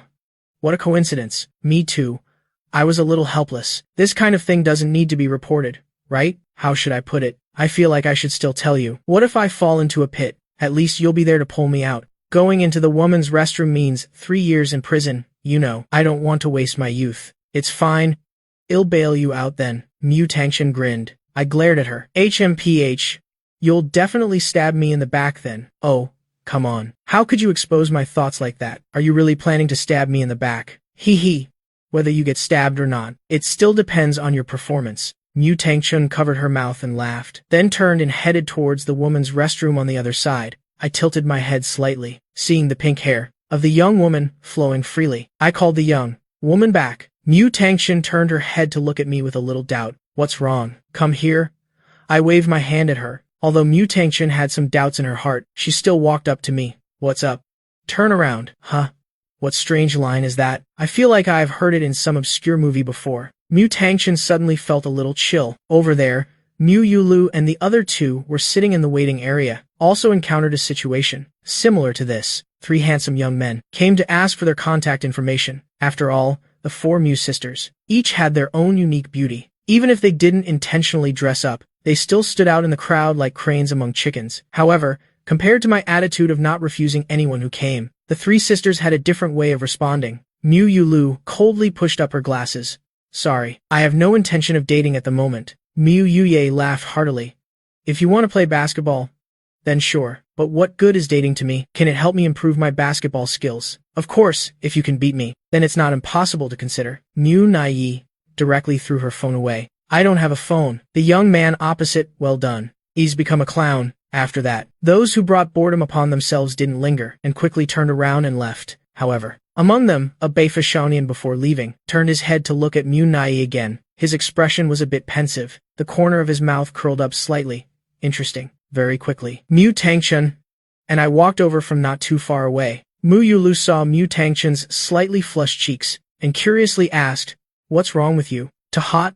It seems like there's air conditioning in the airport." "No, I am fine. Nothing's wrong with me. It's just that the amount of activity was a bit much." Mu Tangchen raised her hand to fan herself. Her voice was a little flustered.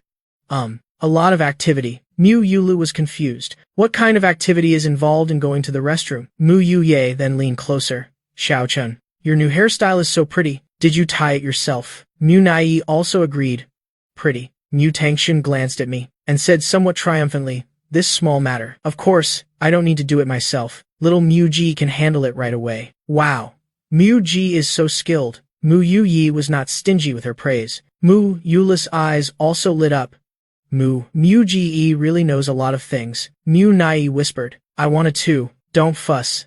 This is nothing big. It's very simple." Being flattered by three little sisters like this, I felt a secret joy in my heart. But outwardly, I maintained a very humble demeanor. Hey, I shouldn't say it. Ever since I got sisters, many things I learned before all had a chance to be shown off. A sense of accomplishment naturally arose in my heart. I walked to one side, picked up Mu Naiyi's phone and handed it to her. "Why throw your phone away? This isn't an old brick Nokia." "No, it's fine." The young woman took the phone and didn't say that she herself didn't want to give others her contact information, which is why she threw her phone. Mu Yuyi then stepped forward and directly used her head to butt my chest. "Mu Ji, I want my hair tied too. Does this girl want to headbutt me to death?" "Oh, my bad. Playing basketball always involves some small movements. I am used to it." Mu Yuye smiled somewhat awkwardly. I have to say, the people in this city are still too civilized when playing basketball. If this were back where she came from, as soon as physical contact started, opponents and teammates would already be elbowing her.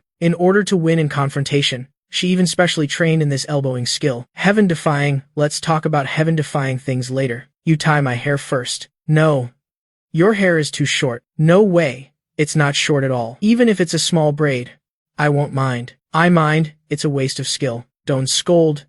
Don't scold." Mu Yuye clung to me, insisting that I tie her hair. I waved my hand in refusal, and so, the two of them kept competing. Mu Tangchen, beside them, helplessly held her forehead. Honestly, this second sister of hers sometimes gets so playful. Her childishness is even more concentrated than hers. Mu Naiyi happily watched all of this. She really liked these warm family days. Only Mu Yulu saw the intimacy between Mu Yuye and me as we played around. She didn't know why, but she suddenly felt a little uncomfortable in her heart. Her small hands clenched together. She wanted to. She also wanted to play around with me like that, but as the eldest daughter of the Mu family, could she really, in front of her younger sisters, freely express her immature feelings? Mu Yulu didn't understand, and it was this very lack of understanding that plunged Mu Yulu into a dilemma. Very quickly, it was 6 p.m. I, along with the four sisters, had already passed through the ticket gate and boarded the plane headed for the seaside. Our seats were very good, all in one row. I sat in the outermost seat. Mu Yulu sat in the middle. Mu Tangchen, with the most active personality, sat in the window seat. She wanted to admire the view after the plane took off. On my other side, which was the left half of the entire row of seats, the window seat was taken by Mu Yuye. She and Mu Tangchen had the same idea. The middle seat was Mu Naiyi. She looked a little tense, probably feeling scared of new things. Next, the two young women. The last seat in that row was actually the Beifa Shaonian who had previously asked for Mu Naiyi's contact information. He looked at Mu Naiyi with an astonished expression. The corner of his mouth curled up. "Oh my, what a coincidence. miss. I didn't expect our seats to be so fated. Today, even heaven is helping him. Hello. Mu Nai was also a bit stunned at this moment. She hadn't expected such a coincidence to happen in the world. It's just that she didn't want this kind of coincidence. The Beifa Xiaonian quickly sat down and immediately started chatting with Mu Nai. Miss, your phone throwing move today was really accurate. Did you train in some kind of technique? I really couldn't tell. But then again, if you didn't want to be friends with me, you could have just said so directly. Why throw your phone? Aren't you afraid of wasting money? Or maybe, miss, you're a rich person. You don't care about this small change. I didn't expect that while traveling, I could meet a young lady who is beautiful, kind, and so wealthy. What good luck. I feel like I can buy a lottery ticket when I get home. The Beifa Xiaonian's mouth certainly knew how to talk. Once he started, he couldn't stop at all, especially since Mu Nai was sitting right next to him now. He naturally had to seize this opportunity well. However, Mu Nai was continuously bombarded by the Beifa Xiaonian. She just felt her head was about to explode. Too noisy, too noisy, too noisy. Mu Nai hated noisy environments. Loud noises would make her recall past traumas. Their voices were also that noisy. Hello, young lady. If you just let me talk by myself like this, you should say something too. Otherwise, it will make me feel a little awkward. Tell me, isn't that right? You know you're awkward, yet you keep talking there. Is your face made of city walls? Just then, I, sitting one aisle away from the Beifa Xiaonian, suddenly spoke up. I pulled down the pink sunglasses on my face. My eyes were full of indifference. TSK.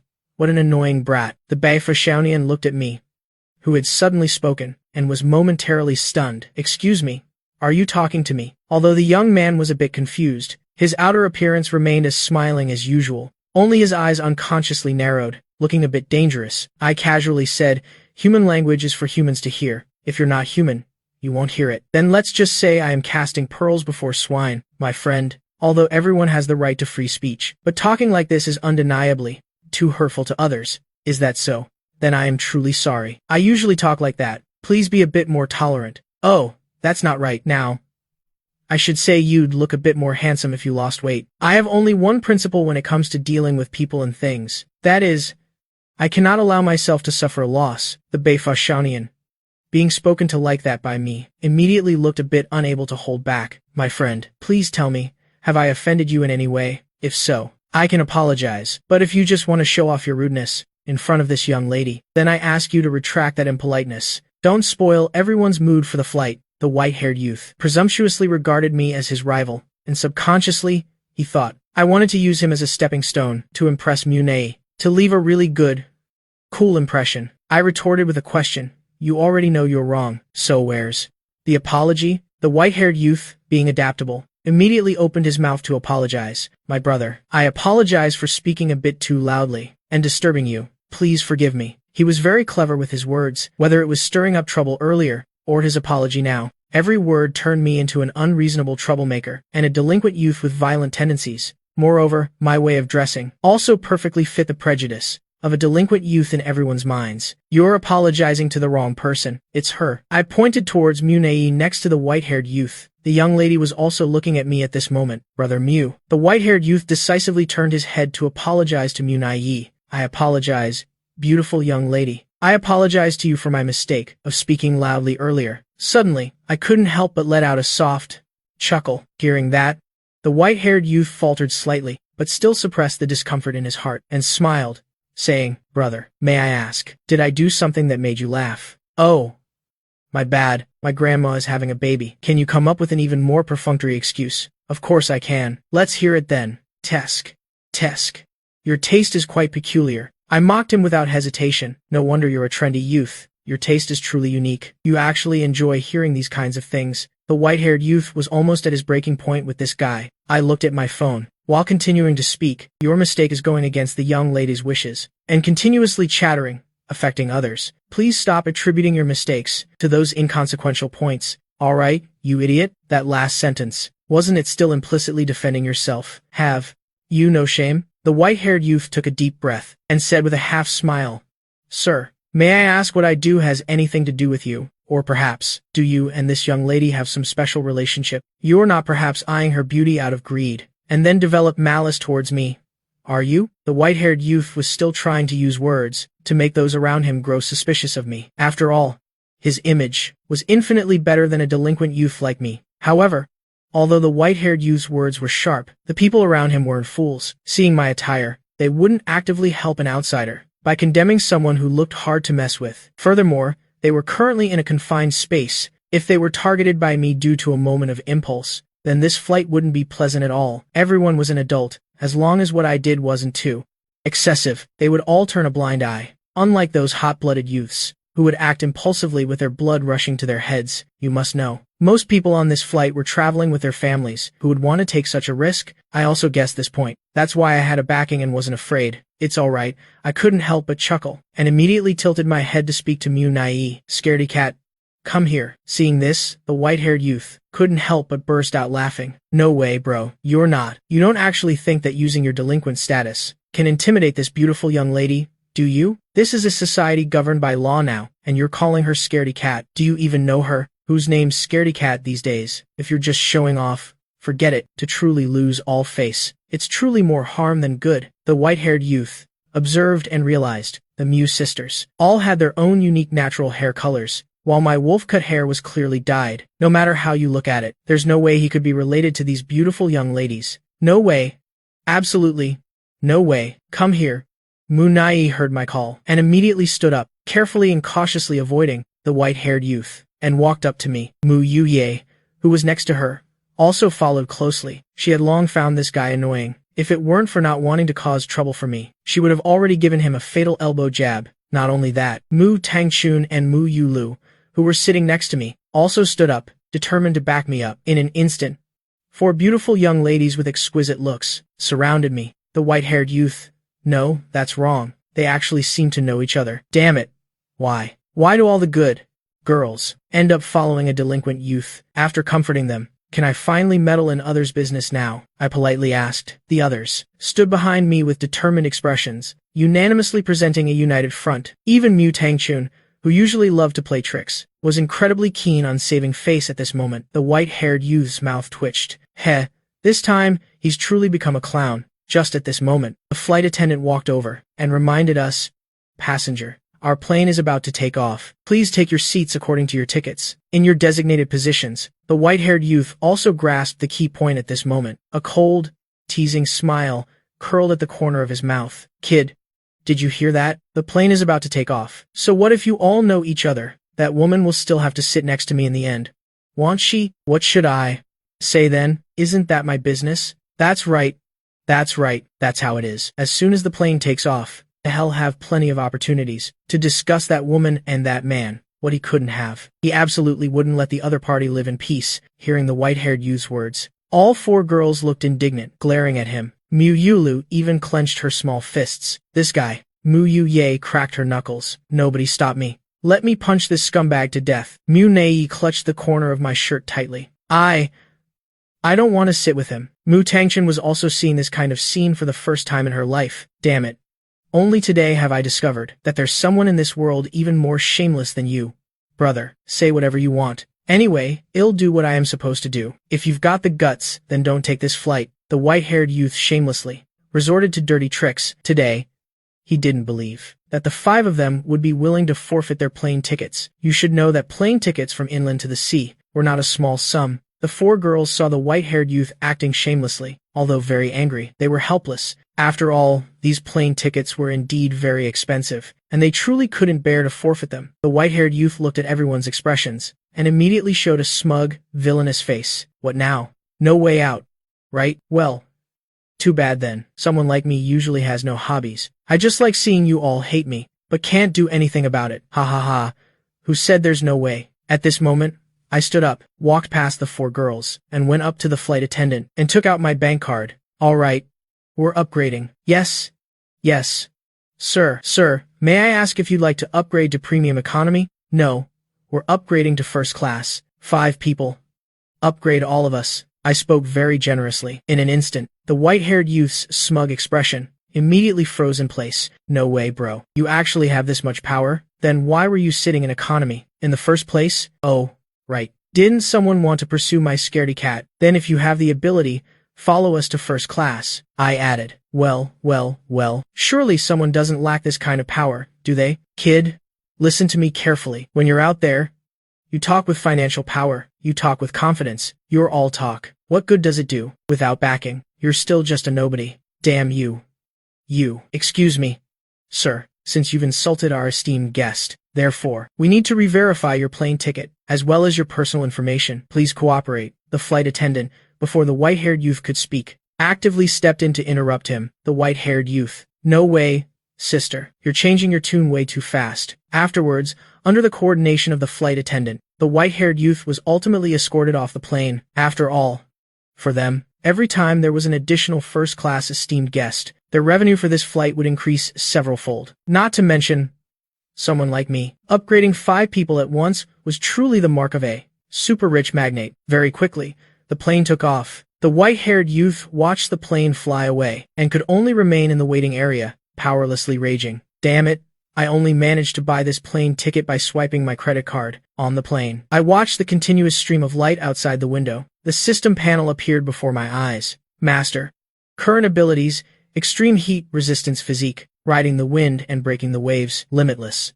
These are the system rewards I've recently received. Honestly, I felt that the system rewards given to me were completely unlike anything that should appear in a slice-of-life story. Instead, they lean more towards high martial arts urban fiction, especially that limitless ability. It was truly heaven-defying, making an ordinary person like me possess the ability to single-handedly stop a heavy-duty truck. Although I got a little injured, the results were still incredibly explosive. Sometimes I also wondered, if I continued completing system missions, how abnormal would I eventually become? Thinking of this, I looked at another one of my system missions. Plum blossoms bloom thrice. Unfinished. Ingredients: peach branch enchantment, peach blossom wine, gentle breeze in bamboo grove pond, purple clouds, smoky red grapes, scarlet leaves, yellow osmanthus hidden. Ability: heat up. Heat up.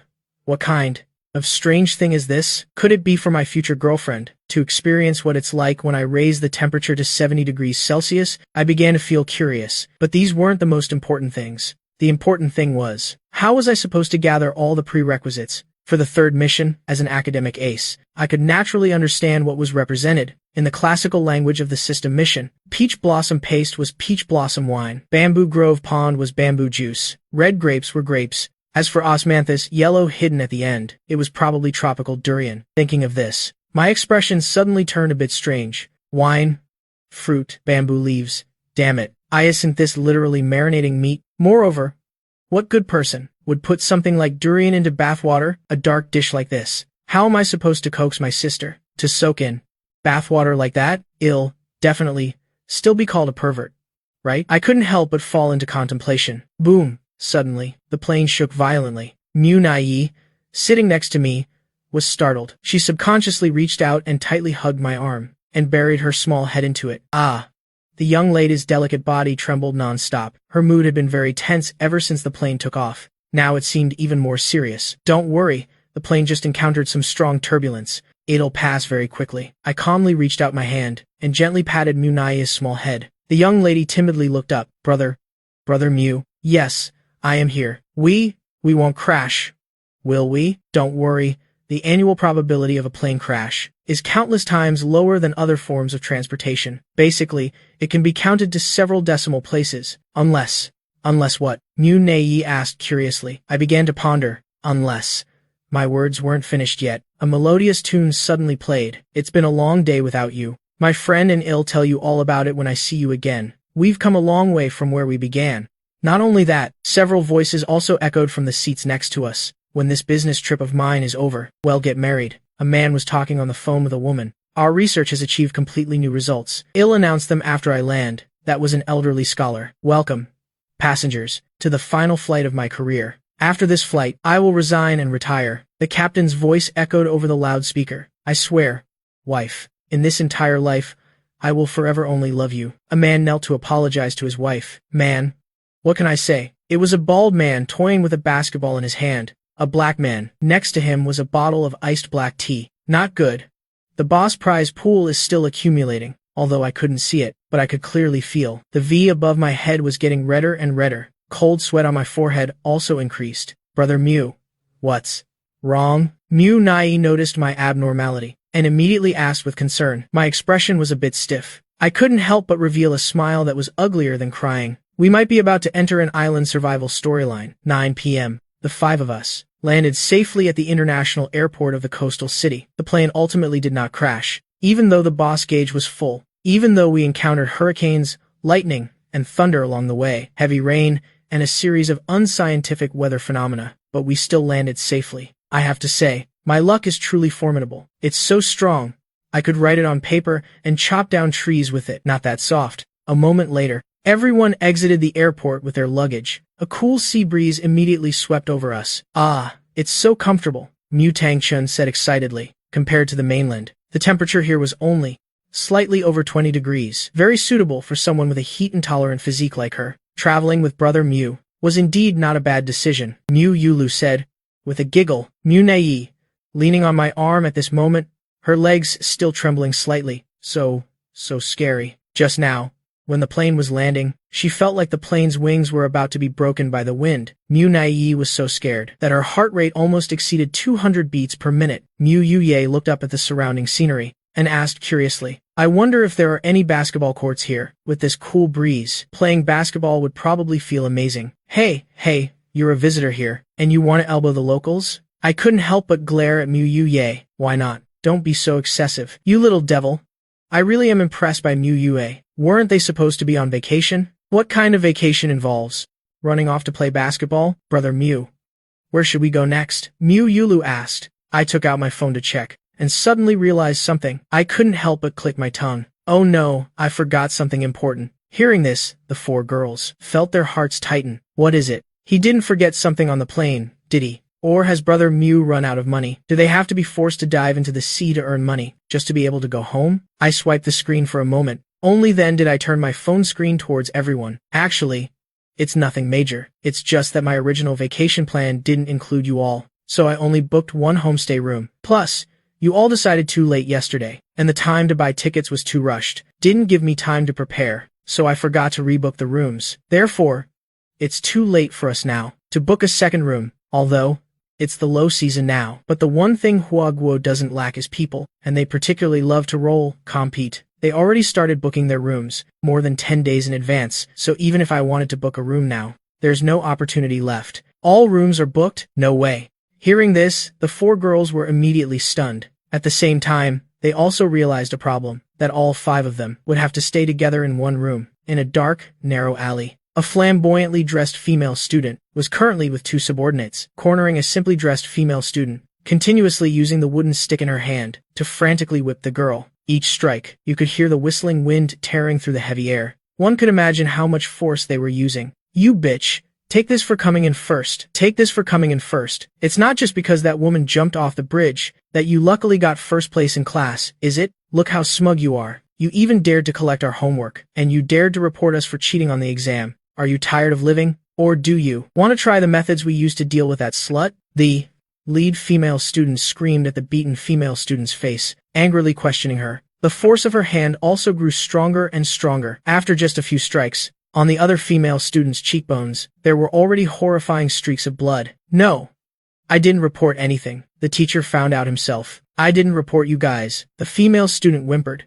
Then why did you raise your hand? And you still say you didn't report us? The lead female student questioned. I just wanted to go to the bathroom. I don't know anything. Who gave you permission to go to the bathroom? I had a stomachache at that time. There was no other way. I truly had no other choice. Please, I beg you, let me go. If you girls want to squeeze in a bit, it's not impossible. Why should we be the ones squeezing in? Mu Tang Chun questioned. I said casually. If you want to squeeze in with me, it's not impossible either. Tay, Empei, who'd want to squeeze in with you? The young lady proudly turned her head away. Mu Yulu thought for a moment, and then spoke. I think Brother Mu's division method is very reasonable. Mu Yuye had nothing to say, and immediately raised both hands in agreement. I have no objections. Mu Nai also chimed in. I don't have any objections either. Mu Tangchen had grasped the core meaning of Brother Mu's words. But if it's divided like that, then someone will have to sleep with Brother Mu. Actually, it's not impossible for two people. Brother Mu added a sentence from the side. After all, Brother Mu could also sleep on the large bed downstairs. Brother Mu wouldn't mind. The fourth sister thought to herself, this guy's really clever. Mu Neiyi hid behind Mu Wulu. She cautiously glanced at Brother Mu. An indescribable affection flashed in her eyes. I actually can. That's what she wanted to say. It's just that her voice was too soft, so no one there heard her thoughts. In short, that's how it is. The four of you decide carefully. All right, with that, Mew stood up. Send me all the dishes you want to eat. I'll treat everyone to the first dinner by the sea. After speaking, Mew walked out of the room, leaving only the four sisters, staring at each other, as if asking, do you want to sleep with him? Downstairs, Mu's actions were very quick. At the 24-hour convenience store, Mew bought 2 large bags of snacks. In it, besides the usual instant noodles and the items the four sisters wanted to eat, Mew also bought necessary items mentioned in the system's mission. It just felt a bit difficult. Mew looked at the bright moon in the sky. He couldn't help but sigh at the mission's difficulty. Not to mention anything else. The fake illness trick he used before definitely couldn't be used again. Hello, handsome. Can we get to know each other a bit? Can I get your contact information? Suddenly, Mang Ji walked up to Mew. Her tone was somewhat flirtatious. Mew glanced at her and didn't refuse. All right. Mew never had stereotypes against girls. As long as someone asked, he would basically give it. It was a kind of equality, treating everyone the same. Thank you, handsome. You're really kind. Mang Ji smiled happily, then took out her phone. Mew casually put his bags down. Just as he was about to add Mang Ji's contact, his eyes suddenly caught sight of a few faint scars on her wrist. Though very light, they were incredibly clear. Seeing this, Mew immediately pulled his phone back. Sorry, my phone's out of battery. Sigh, let's just say, fate will decide later. After Mew spoke, he immediately picked up the snack bags and turned to leave, giving the other party no chance to react, leaving Mang Ji rooted to the spot, with a bewildered and confused expression. What the hell? Didn't he say he'd give it? Why did he suddenly change his mind? She clearly saw that his phone screen was still lit. Mang Ji glared angrily at Mus retreating back, her eyes filled with dissatisfaction and venom. Fine. If he doesn't want to be friends, what's with the pretense? I am not incapable of finding men. He's just a little bit handsome. What's there to be arrogant about, you damn man? With that, Mang Ji arrogantly turned and left, and the moment Mew turned around, Muni's figure suddenly ran out from the homestay's main entrance and crashed right into his arms. The girl yelped in surprise, but when she saw it was Mew, she immediately let out a sigh of relief. Brother Mew, why did you come down here? Is something wrong? Mew asked. Muni's shook her head. No.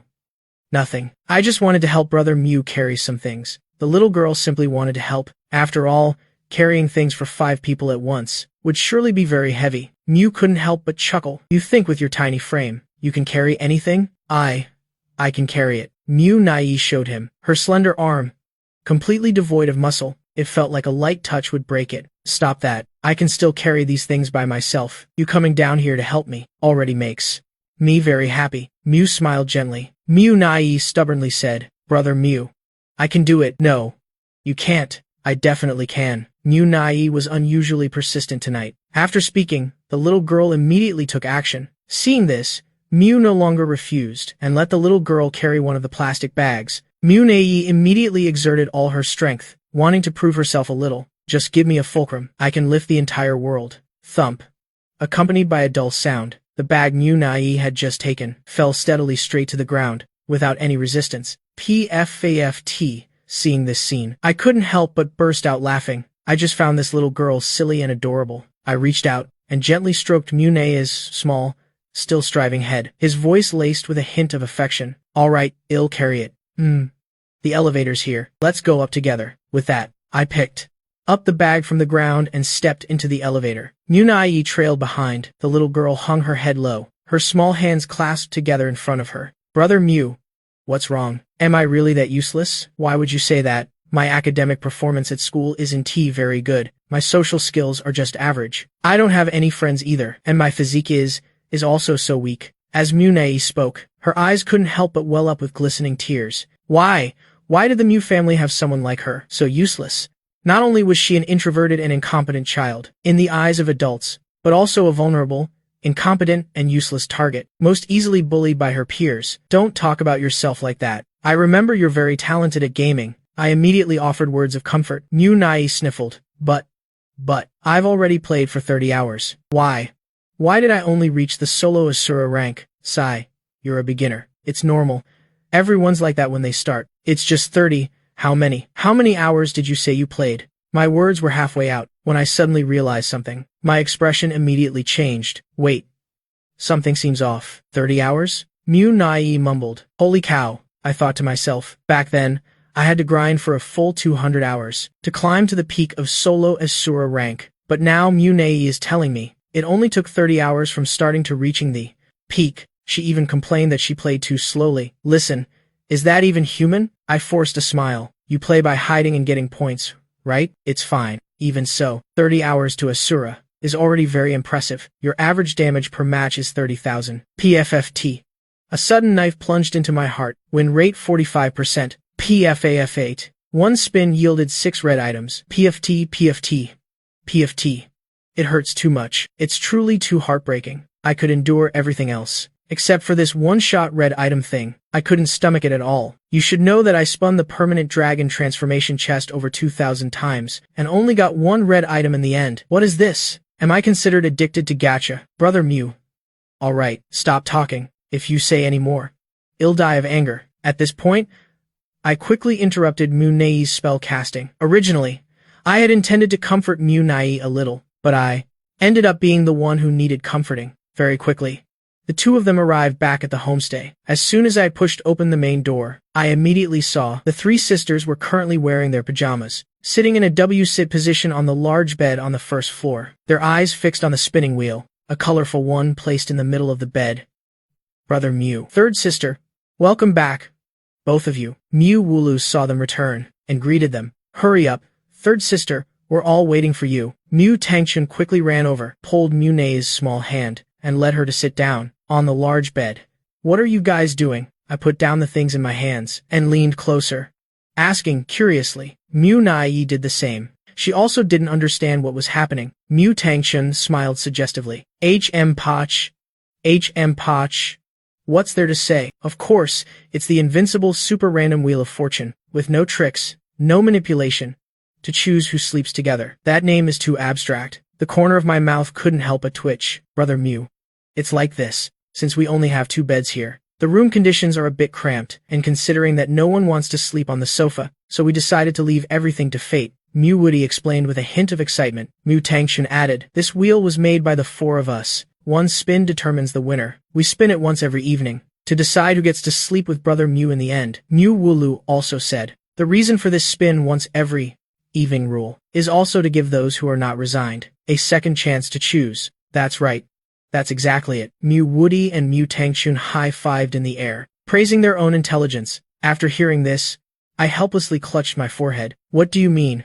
Not resigned? Among the 4 sisters, could there really be someone who desperately wants to sleep with me? What kind of international joke is this? All things considered, we've only known each other for a little over a week. Alright, Munei heard this. Her beautiful eyes lit up slightly. A spinning wheel?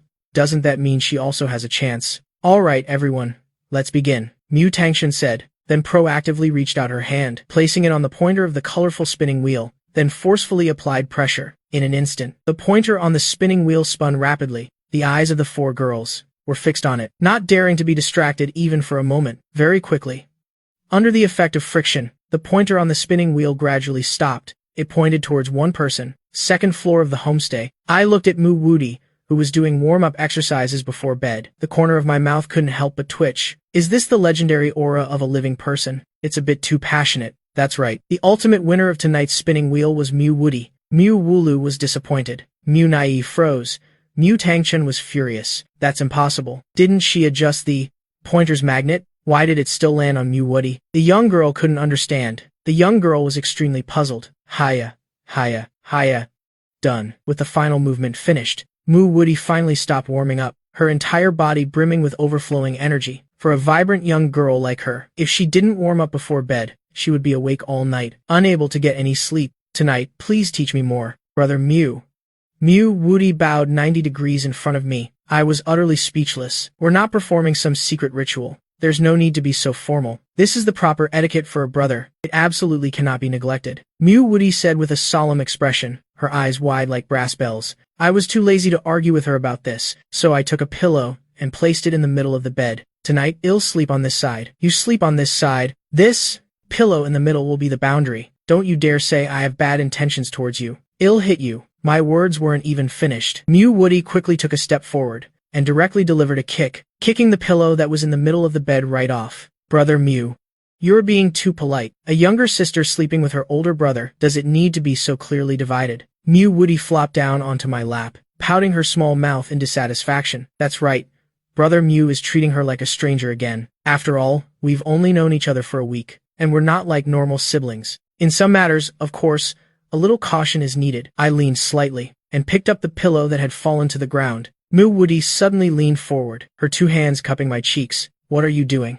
I asked. Mew Woody looked into my eyes, and said with a serious expression, Brother Mew, I like you, huh? My face went blank. This person suddenly said such aggressive words, in broad daylight like this. Mew Woody continued, as the brother of us 4 sisters, I really like you, so it's that kind of liking. I don't know about others, but for me, as long as I still call you Brother Mew, you will forever be my dearest older brother. It has nothing to do with time, nothing to do with the past. Mew Woody's tone gradually became more heartfelt. Of course, this is the deep affection between siblings. I slowly raised my hand, and gently removed Mew Woody's small hands from my cheeks. You suddenly saying that, it gives me goosebumps. Is that so? I am just speaking from my heart. Even if it's from the heart, don't suddenly say it so formally. It's quite unsettling. I am quite a sentimental person. I can't stand these cheesy, rule-breaking words, especially when Mew Woody still had such an innocent and adorable face. Yes, Brother Mew. I understand, Brother Mew. From now on, I'll definitely ask for your opinion before speaking, Mew Woody said with a solemn expression. She's extremely serious about everything she does. All right. I guess she did listen to what I said. I let out a helpless sigh. This little girl always misunderstands me. Brother Mew, can I have a small request? Mew Woody suddenly spoke. I was a bit doubtful. What kind of request? Can you sing for me the song Ancient Mambo to lull me to sleep? The young girl's eyes sparkled with stars of anticipation. I didn't understand, and fell into contemplation. Ancient Mambo? Mew Woody suddenly yelled. I was startled, nearly going limp on the spot. The next morning, I woke up early, dragging my aching body into the bathroom, for no other reason, except that this Mew Woody girl was truly too strong. Last night, while hugging me to sleep, I don't know what kind of nightmare she was having. Her 2 hands suddenly tightened, almost squeezing me out of my pants, making me unable to sleep well all night. My whole body ached terribly. If I sleep with her again, then I am a dog, I secretly swore. From now on, I must definitely keep my distance from Mew Woody, for my own safety. Click, I casually opened the bathroom door. A waft of fragrance hit me in the face, and before my eyes was a girl with somewhat disheveled clothes, revealing a large area of sacred light on her chest, her blonde hair a bit messy, her small mouth still holding a toothbrush. It was Mew Wooloo. Because she was doing her personal hygiene, she wasn't wearing her glasses, causing her to temporarily not recognize the person outside the door. You are. Mew Wooloo squinted her eyes, realizing she still couldn't see the other person clearly. Her vision was hazy, as if obscured. Sorry, I didn't know anyone was inside. Just wash your face. After glancing at Mew Wooloo, I was about to turn around and leave. Well, to see such a stimulating sight so early in the morning. Look not at indecency. Look, not at indecency. Please wait a moment. Brother Mew. Hearing my voice, Mew Wooloo also recognized who had arrived. She hurriedly reached out her hand, one hand instinctively grasping mine, the other adjusting the collar of her shirt over her chest. Her fair face couldn't help but blush. He probably didn't see anything, right? After all, she couldn't see anything herself, so the other person must be in the same situation as her. What's wrong? I forced a laugh. Now I just wanted to escape immediately. Hold on, let me say this first. I haven't seen anything.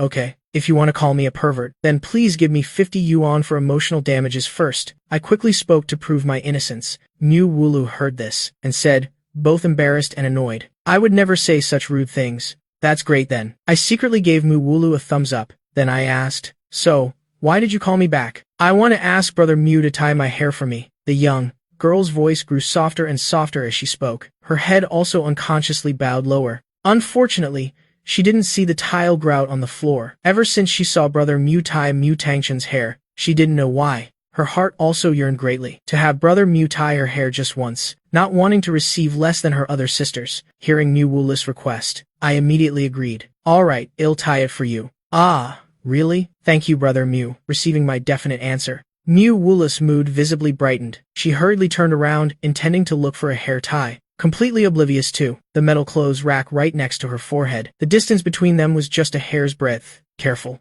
On the large bed on the first floor, hearing the commotion in the bathroom, Mew Tangchen put on her slippers and slowly walked in this direction. As soon as she pushed open the door, the little girl saw me tying Mew Wooloo's hair. A hint of doubt flashed in her eyes. Strange.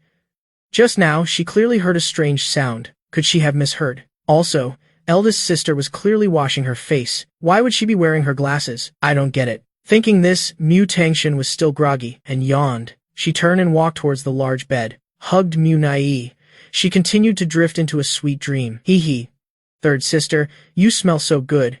And you're so soft. Even your butt is bigger. The young girl's small hands were extremely dishonest, fumbling haphazardly over Mu Nai's delicate body, making the other person writhe on the bed. In the bathroom, I looked at the back of my hand, which, from protecting Mu Wula's forehead, had been hit and injured by the metal clothes rack. I let out a helpless sigh. All right, injured again. What Liu Ruyan said, indeed still held some truth. Brother Mu. Suddenly, Mu Wulu, who was leaning against me, spoke up. The young girl's voice sounded a little shaky. I asked with concern, are you hurt? I am not hurt, it's just my hand. When Mu Lu spoke, her beautiful face flushed rosy like the sunset at the horizon. My hand?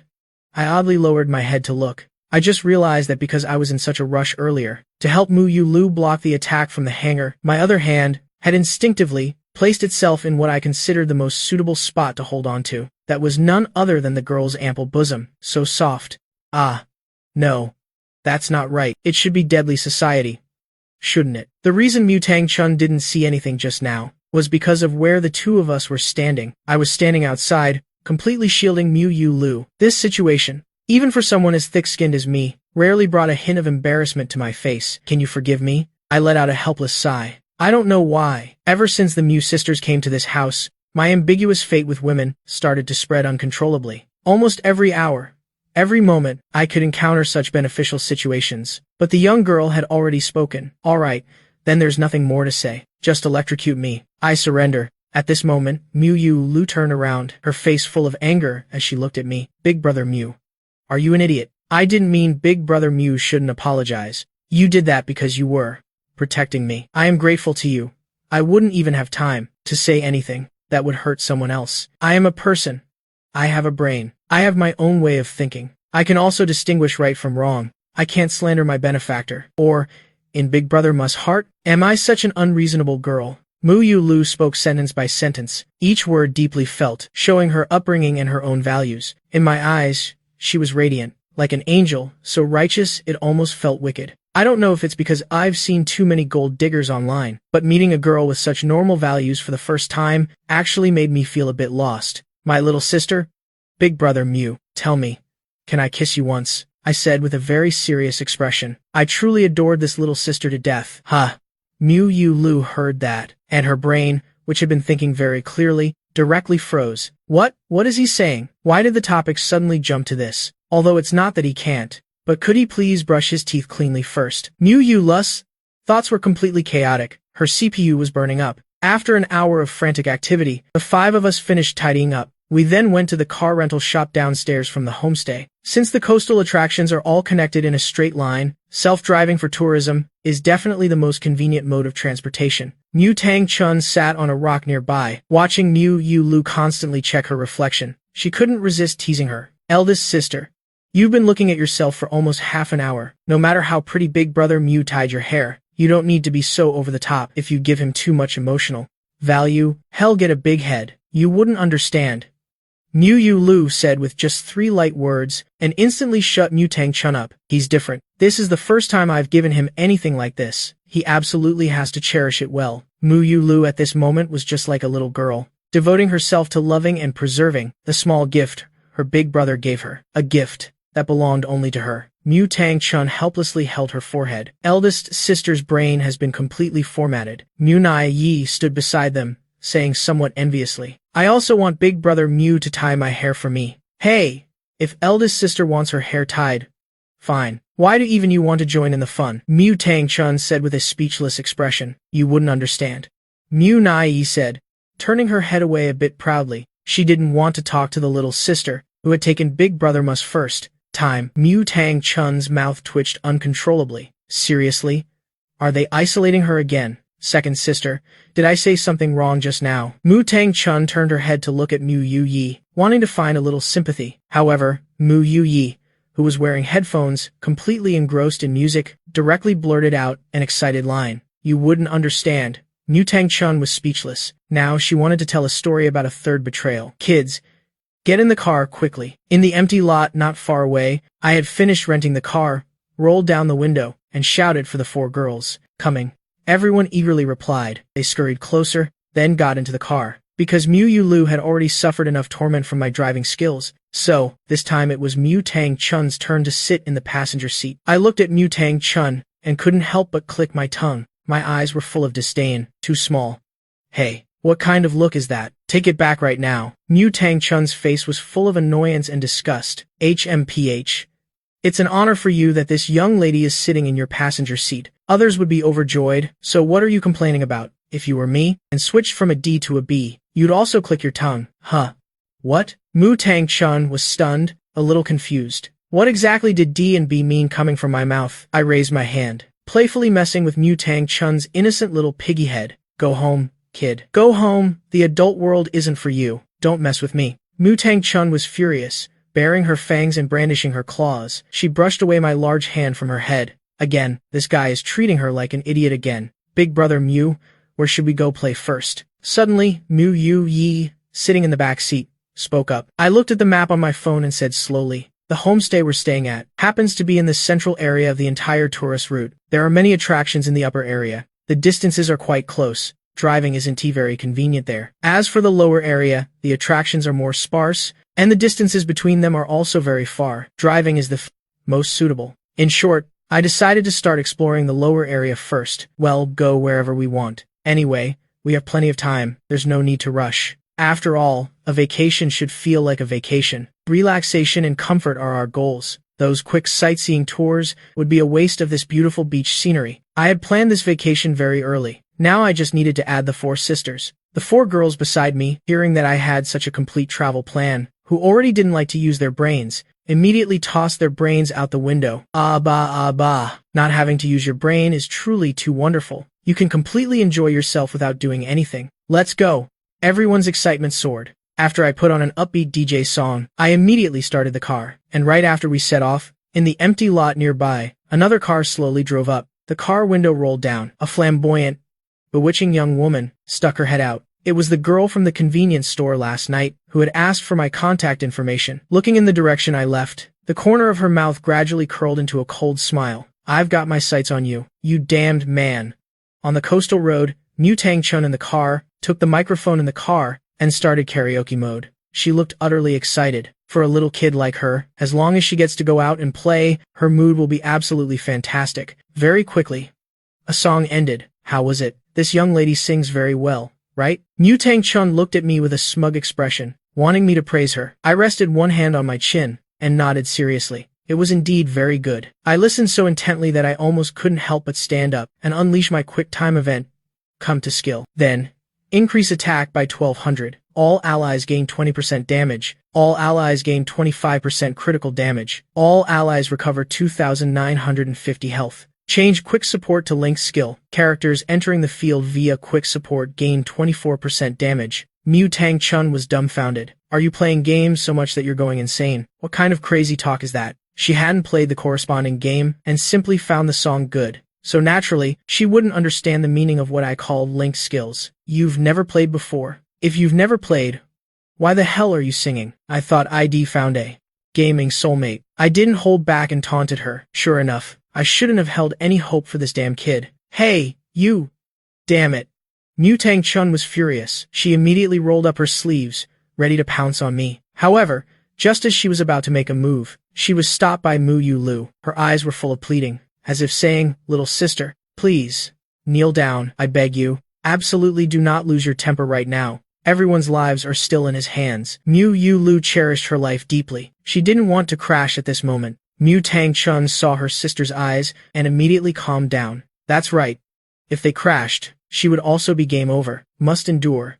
Mu Tang Chun looked at my face. Although she felt extremely wronged inside, she finally used the Dragon King's exclusive skill, Endurance. Alright, next up.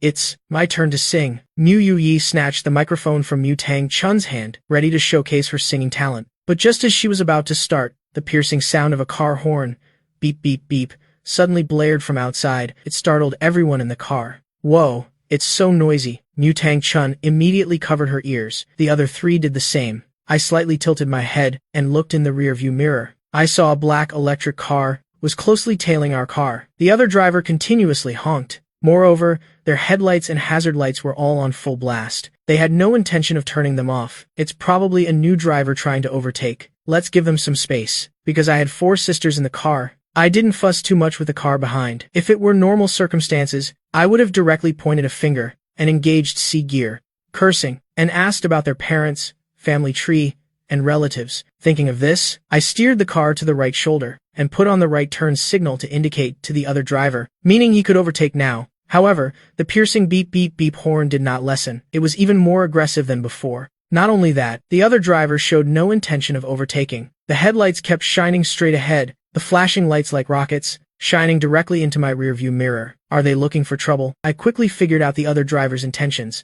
I had politely yielded the road, but the other driver was still relentlessly tailing me. With just that level of skill, they dare to pick a fight with me on the road? Interesting. The corner of my mouth slowly curled into a dangerous arc. Mutang Chun at this moment spoke up with an annoyed expression. This person is doing it on purpose, right? We've already given him way, but he's still honking incessantly. That's right. What exactly does this guy want to do? We're all driving according to traffic laws. Plus, we only arrived here last night. There's no reason we would have offended anyone new. Mu Yu Yi also said with confusion. Mu Nai Yi's face was tense, her complexion pale as she spoke. Kidnapping them. Could it be that when we arrived, we showed off our money and were targeted by bad guys? Are they preparing to kidnap us for ransom? Mu Yu Lu calmly analyzed. I don't think kidnapping is very likely. After all, it's a society governed by law now. The other party might simply be someone who wants to take out their anger on the world, specializing in bullying outsiders. Mu Yu Yi added. It could also be someone from the car rental shop deliberately trying to pressure us, to make us get into a car accident, and then keep our deposit. Yes, it's very possible. Mutang Chun at this moment unbuckled her seatbelt. She opened the passenger seat window, preparing to directly curse at the car behind them. She hated being at a disadvantage the most. Calm down, you idiot. I reached out my hand and quickly pulled Mutang Chun back. Mutang Chun said irritably, "Why are you pulling me? Why won't you let me curse at him? There are surveillance cameras. You'll lose points." I pointed at the Dragon Gate frame with cameras on the road. I am a very lazy person. I really don't want to go back to school to make up for lost driving license points. Mutang Chun said furiously. No way, big brother. We're about to be deafened by the other drivers honking, and you're still worried about your driving license points. Damn it. Points are precious, kid. I don't care. If I don't curse him out today, my heart won't be at peace. Mutang Chun said, then tried to stand up again. At this moment, I spoke up. But on the other hand, I have a very satisfying way here. Do you want to try it? Huh? What way? Mutang Chun turned her head back curiously. The corner of my mouth subtly curved. A super satisfying way that can make the other party literally fly to the sky. Really? Sworn brother? You've got this. Sworn sister. I looked at the stretch of road with surveillance cameras we were about to pass. In my eyes, hidden behind my sunglasses, a hint of madness gradually emerged. Since he wants to play like this, I'll play with him to the end. Mu Yu Lu at this moment seemed to sense something, instinctively grabbing onto the armrest of the back seat. Mu Nai Yi snuggled into Mu Yu Yes' arms. Mu Yu Yi excitedly opened the car window. She was ready to watch a good show. Mutang Chun also, she wanted to see how I would make the other party fly to the sky very quickly. The car had passed the last surveillance camera on this stretch of road. Beep beep beep. The car behind was still continuously honking. The bewitching girl sitting in the car, the corner of her mouth curled into an amusing smile. You damned man. This is for refusing me. This is for refusing me. Get ready to crash on this road. It'll make you regret coming to this place for vacation. Regret not agreeing with me. Everything you encounter today is your own doing. Thinking of this, she once again placed her hand on the hazard light button, preparing to blind me. But the very moment she was about to act again, the car in front of her suddenly moved. In just a brief second, I performed a maneuver, a divine driving skill that surpassed ordinary understanding. It directly left her speechless on the spot. The girl was stunned. Holy cow, you can drive a car like this? The bewitching girl felt a bit incredulous. She had also been a menace on the roads for many years and had flashed her lights at countless experienced drivers. But my maneuver today was something she had never seen before and only seen in movie scenes. At the same time, this was the first person who dared to counterattack her. Hateful. The bewitching girl gritted her teeth. You've already angered me. Then just obediently get into a car accident for me, you bastard. She stomped hard on the accelerator, preparing to ram directly into me. Dodge? Then let's die together. The bewitching girl had completely gone crazy. However, facing her madness, I merely curled the corner of my mouth, forming a mocking smile. At the same time, I waved at her. Sayonara goodbye. I quickly swerved the steering wheel hard, returned it to the straight position, then swerved to the left, revealing a huge tree trunk. As for the girl behind me, because she was blinded by my headlights just now, her eyes were still in a state of glare. She couldn't see the road clearly. Coupled with the hard stomp on the accelerator earlier, she basically couldn't react in time. And so, the girl let out a piercing scream. Boom. Accompanied by a dull collision sound, her car, without any surprise, slammed into the tree trunk. The large tree trunk snapped in half. Of course, because this car had a very high safety rating, the airbags had also deployed. Plus, I controlled the speed of both cars very well, so even if there was a crash, it wouldn't pose too great a threat to the life of that bewitching girl. At most, she'd have minor injuries, and her wallet would bleed a lot. Damn it. You damn man, just you wait. I will definitely make you pay. The bewitching girl held her bleeding nose and watched as I drove away. Her eyes were filled with venomous resentment. She was this old and had never suffered such humiliation. Never. It had always been her bullying others. She would not allow herself to suffer even the slightest loss. And after I left, the new driver who had just been driving next to me looked at his recently acquired driver's license, his face pensive. Damn it. I knew that old geezer was still holding back and hadn't taught me everything. On the other side, I parked the car in a spot quite close to the seaside. This was our first attraction for today. So cool. Big brother Mu Tang-chun, after getting out of the car, looked at me with excited eyes. Holy cow. A 180-degree turn on the spot, and driving against traffic too. Even in novels, this would be a very unreasonable existence. Modesty, a little modesty. I popped a lollipop into my mouth and said very calmly. However, my slightly trembling hands had already betrayed me. To be honest, if I hadn't eaten anything this morning, I would probably have to change my pants now because I have wet myself. That maneuver just now was when I was taking my driving test. Coach Lao Deng, wanting to film a video, specifically use me as a guinea pig. I hadn't used it in years. Executing it just now, it's a good thing no accidents occurred. A retching sound echoed. In contrast to Mu Tang-chun's excitement, Mu Yu Lu and Mu Nai couldn't stand such centrifugal force. They immediately knelt on the sand, howling. It's the beach. It's the sea breeze. It's the vast, distant sea, yet so close before our eyes. Mu Yu Yi, after getting out of the car, immediately ran towards the beach with an excited expression. I shouted after her, "Be a little careful." "I know, big brother Mu." Mu Yu Yi replied without turning her head. Hearing Mu Yu Yes reply, I don't know why, but I suddenly felt a little nauseous. Would I have said such things before? Aren't those the words old mothers say? Could it be that I really have immersed myself in the role of an older brother? Wait for me. Second sister. Mu Tang-chun shouted to Mu Yu Yi. Then she turned to look at me. Remember to teach me that move later, okay? You're really shameless. He. Let's happily decide that then. Mu Tang-chun smirked slyly. Then she immediately followed Mu Yu Yes' footsteps. Big brother Mu. Is that driver okay? Mu Yu Lu had also come back to her senses by now, and asked me. She was still quite kind-hearted. Although the other party acted very unethically, their crime wasn't punishable by death. Don't worry, they won't die. As for his car's speed control ability, he was still very confident. The collision speed was about 35 miles per hour. Nothing too major would happen, unless that car exploded. Boom. Suddenly, a deafening explosion echoed. That sound came from not far away. It didn't really explode. Did it? Mu Yu Lu said worriedly. Muji, can I take the blame for you on this one? Suddenly, I grabbed Mu Yu Lu's small hand. Her face was full of pleading. Huh. You don't want to? I want to. But I can't bear to let you take the blame. Just kidding. Don't take it seriously. She quickly returned to normal. With just this level of traffic accident, how could I let you cry behind bars? Not to mention, there were no surveillance cameras there. HMPH.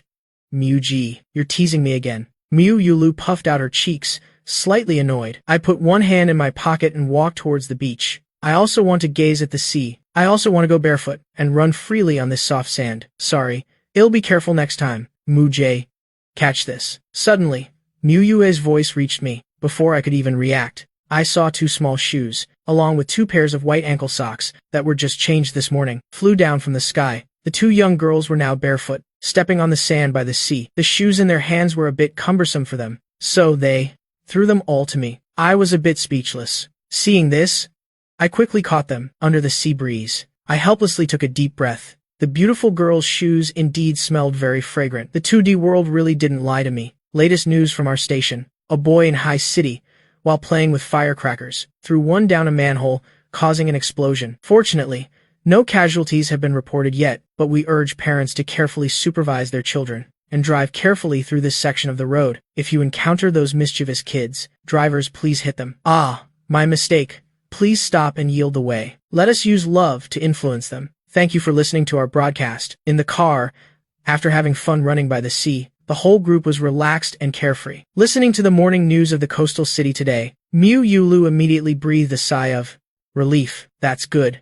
No one was hurt. The car didn't explode either. She was still too kind. All this time, she had been worrying about that troublemaker who caused the accident. Mu Tangchun aggressively waved her small fist. This time, he got lucky. Mu Yu Ye put her hands behind her head, resting her feet on the back of the driver's seat. Couldn't help but exclaim, seriously. Kids nowadays are really getting worse and worse. I remember when we were little, going into someone's yard to pick up our drop ball. We were all so terrified, let alone burning manholes. Dangerous. Too dangerous. Mu Nai hugged her fair legs, extremely worried about what she had just heard on the news. After the manhole exploded, would that road easily collapse? Would it cause earthquakes and volcanic eruptions? Would they fall into it? The more the young girl thought, the paler her small face became. She truly had a bit of persecution paranoia. All right, everyone, this is just a small matter. Now that we've seen the sea, let's prepare to go to the next destination. Do you guys have any special places you want to go to? After turning off the sound, I was just about to turn my head and ask for the opinions of those sitting behind, but my head had only turned halfway. My cheek accidentally touched something soft, white, soft, pink and cool. A faint fragrance wafted into my face. Sorry. Mu Ji. I didn't mean to kick you with my foot. Mu Yuye felt the warmth coming from her toes, hurriedly pulled her foot back. Oh no. Oh no. How could she act so disrespectfully towards her beloved elder brother? I casually wiped my cheek, found it was a bit damp, and there were a few grains of sand. I asked, didn't you guys wipe your feet before getting in the car? After running barefoot on the beach, there would still be some fine sand clinging to the skin. Mu Yulu heard that, lowered her head and looked down at her own fair, pink jade feet. She was a little embarrassed. Sorry.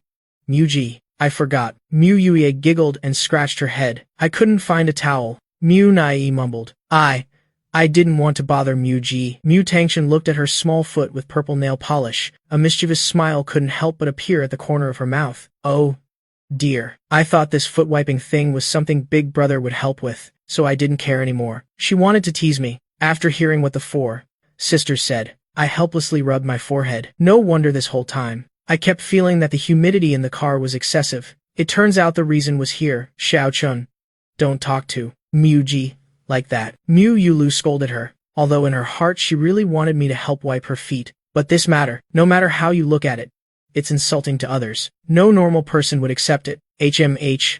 I just said a few random things. If you don't help, then so be it. Mu Tangchun pouted. Big sister is really something. It was just a joke. Does she have to be so serious? Are you sure you want me to help you? I suddenly asked. Mu Tangchun heard that. Her expression froze slightly. What do you mean by that? Just the literal meaning. At this moment, my face was serious. It didn't seem like I was joking at all. Mu Tangchun instinctively stepped back. Her throat moved. Swallowed a mouthful of saliva. What does this guy mean by doing this all of a sudden? He's not a foot fetishist, is he? All right.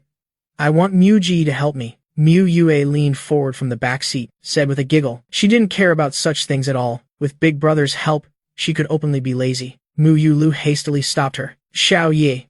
Mu Nai's small face was slightly red. In her beautiful eyes, there was a hint of anticipation. I wanted to. Mu Yulu was a bit stunned. That's not right. Why is everyone relying on Mu Ji so much? Shouldn't it just be her? Mu Tangchun saw someone take the lead, immediately perked up. She directly held out her jade-like foot in front of me, aiming straight at my cheek. You said it, Big Brother. If you regret it later, don't go finding Big Sister to scold me. I didn't pay attention to Mu Tangchun. Instead, I turned my head and looked at Mu Yulu. My eyes seemed to say, only you are left. Mu Yulu was looked at by my gaze, the instinctive words of refusal due to her initial reservation. The corner of her mouth immediately curled into a cruel arc. She immediately opened her mouth.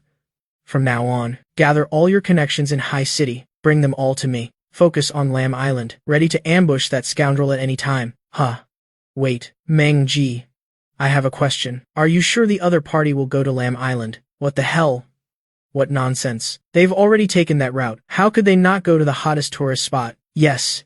Yes. Meng Jie, calm down. Apologize for what? Are you a pig? You have to ask me about this? Stop apologizing here. What's the point of apologizing? Immediately now. Take action right away. I want to chop that man into 100 pieces. Yes, Meng Jie. I am going to do it right now. Then beep beep beep. Meng Jie's words weren't even finished. The other party had already hung up on her. The anger in the girl's heart burned even more fiercely. Damn it, useless trash. A bunch of useless trash. In a fit of rage, she directly threw her phone to the ground. Her intense emotions made her pant incessantly. Her towering chest kept heaving. Ah. Everyone deserves to die. Meng Jie raged in frustration. She lifted her foot and repeatedly kicked the electric scooter next to her that was already turned off. She was venting her anger. However, it was precisely under this slight impact, which was originally stable, the battery pack suddenly burst into flames at this moment. The terrifying flames directly caught fire on Meng Jie's shoes. Ah, fire. Quick, put out the fire. Meng Jie immediately fell to the ground, rolling miserably. The burning pain made her scream, but no one around paid attention to her. Because of her behavior, her rude behavior just now, had caused others to label her as mentally ill, a label that couldn't be removed. It's better to have one less problem than one more. Over there, at the ticket counter for Lamb Island Ferry, Mu Yulu was buying tickets at the window. I was looking at my system panel, deep in thought. Congratulations, Master, you have activated a special mission. Wiping the sand off the jade feet of the 4 adopted sisters can be completed. Mission progress complete. Random reward. Introduction. The user can, according to their own will, create a bathtub from nothing to use. Can be used once a day. That's right.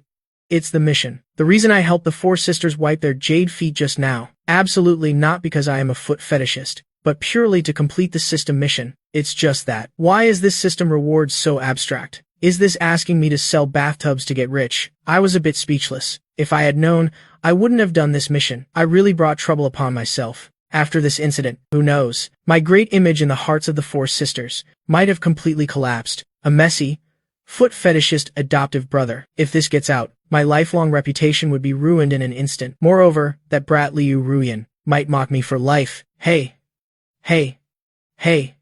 This isn't a foot fetish. We can board the ship now. Mu Yulu called out to me. Hearing that, I somewhat helplessly turned off the system panel, got up, coming. Whatever. Let's just leave it at that for now. Anyway, my reputation among my peers isn't great. This kind of action actually fits the persona of the hoodlum. Others label me as Lamb Island. Huh. I heard the scenery there is exceptionally beautiful. Mu Tangshan's eyes were filled with anticipation. Mu Yue wiped the corner of her mouth with her hand, a place where there was no saliva. She was a bit impatient. I heard there's also a cliffside cafe there, where you can enjoy the scenery while eating sashimi. The taste is extremely. In the hungry girl's eyes, there was no appreciation for the scenery. It was all craving for delicious food. For her, other than exercising, nothing was more important than eating. Hey, second sister, why do you keep thinking about food? Mu Tangshan couldn't help but complain. This person is truly obsessed. Mu Yuye paid no attention to Mu Tangshan's complaint and ran to my front, her face pleading. Mu Ji. Food. Hungry. Please, don't worry. I am here. I will definitely be responsible for making your stomach grow big. I said seriously. Mu Tangshan said irritably. Don't casually say such misleading things. Hey. This kindergarten area prohibits driving. Mu Yulu watched everyone laughing and having fun. She only felt a wave of warmth. The corner of her mouth curved upwards. This will definitely be a wonderful trip. Soon, everyone passed through the boarding corridor and arrived at the pier. Here, there were no tall human buildings to block the view. The wind on the sea blew freely at the tourists, making everyone's hair fly wildly. In the sky, countless seagulls were circling high above, occasionally emitting surprising sounds. Ha ha. Sometimes I really wonder, are those seagulls actually mocking me? That cry is indeed exactly like the widely circulated sound online. There is no difference at all. Muji. Just before everyone was about to board the ship, Munei suddenly reached out and grabbed my hand. Seeing this, I curiously turned my head to look at her. What's wrong? Scared. Munai's small hand trembled slightly. Hearing this, I thought Munai was afraid of the sea, so I squeezed her hand a little tighter. Don't worry. I'll hold you tight. Really? That's great. Perhaps it was because she felt my large, reassuring hand. Munai's uneasy mood finally stabilized a little. Only then did she step onto the yacht. Mu Nai also didn't know why she was like this. She only knew that the moment she saw the yacht, she felt incredibly panicked. Her emotions also uncontrollably became anxious. Splash. The waves crashed against the hull, and it was this very noise that instantly shattered Mu Nai's newly gathered courage. She instinctively rushed into my arms. Her slender body trembled helplessly. So confused, her heart was in turmoil. Her breathing was also rapid. Her mind could no longer think. People often say that a young girl's sixth sense is very accurate, and Mu Nai's sixth sense was constantly telling her at this moment, definitely, don't go to that island. Ge, yes. I am here. Please.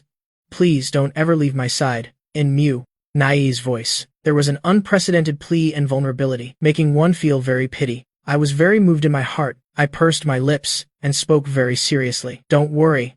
I won't leave you. Whoosh.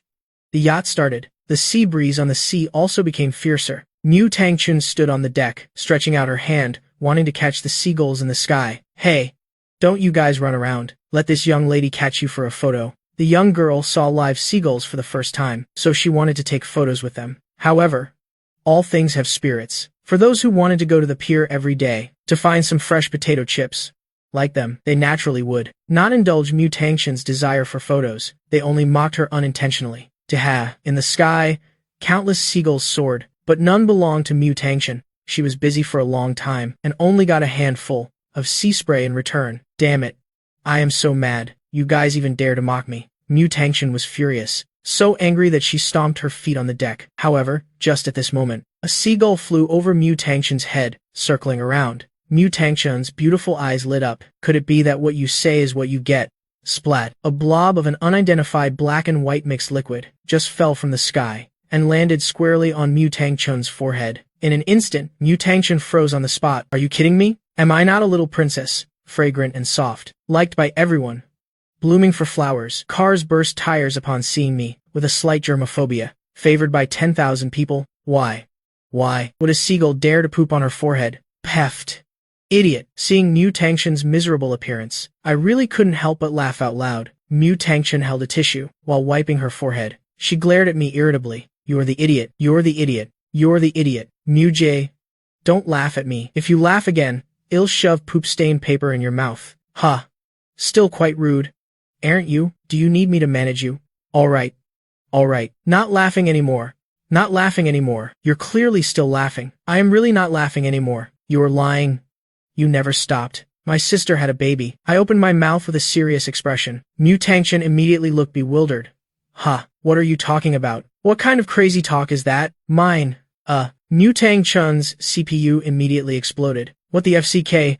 What did she just hear? No wonder they keep saying online that AI can't replace humans. With this kind of language arrangement alone, could a human really say that? Seeing Mu Tangchun so simple-minded, I didn't intend to continue teasing her anymore. All right, I won't tease you anymore. I just won't let you play that. Didn't you want to catch a seagull? I'll help you. With one hand, I held Mu Nai's hand. The other hand was raised to the sky. Mu Tangchun showed a look of disdain. HMH. Bluffing. Without any draft. You don't believe me?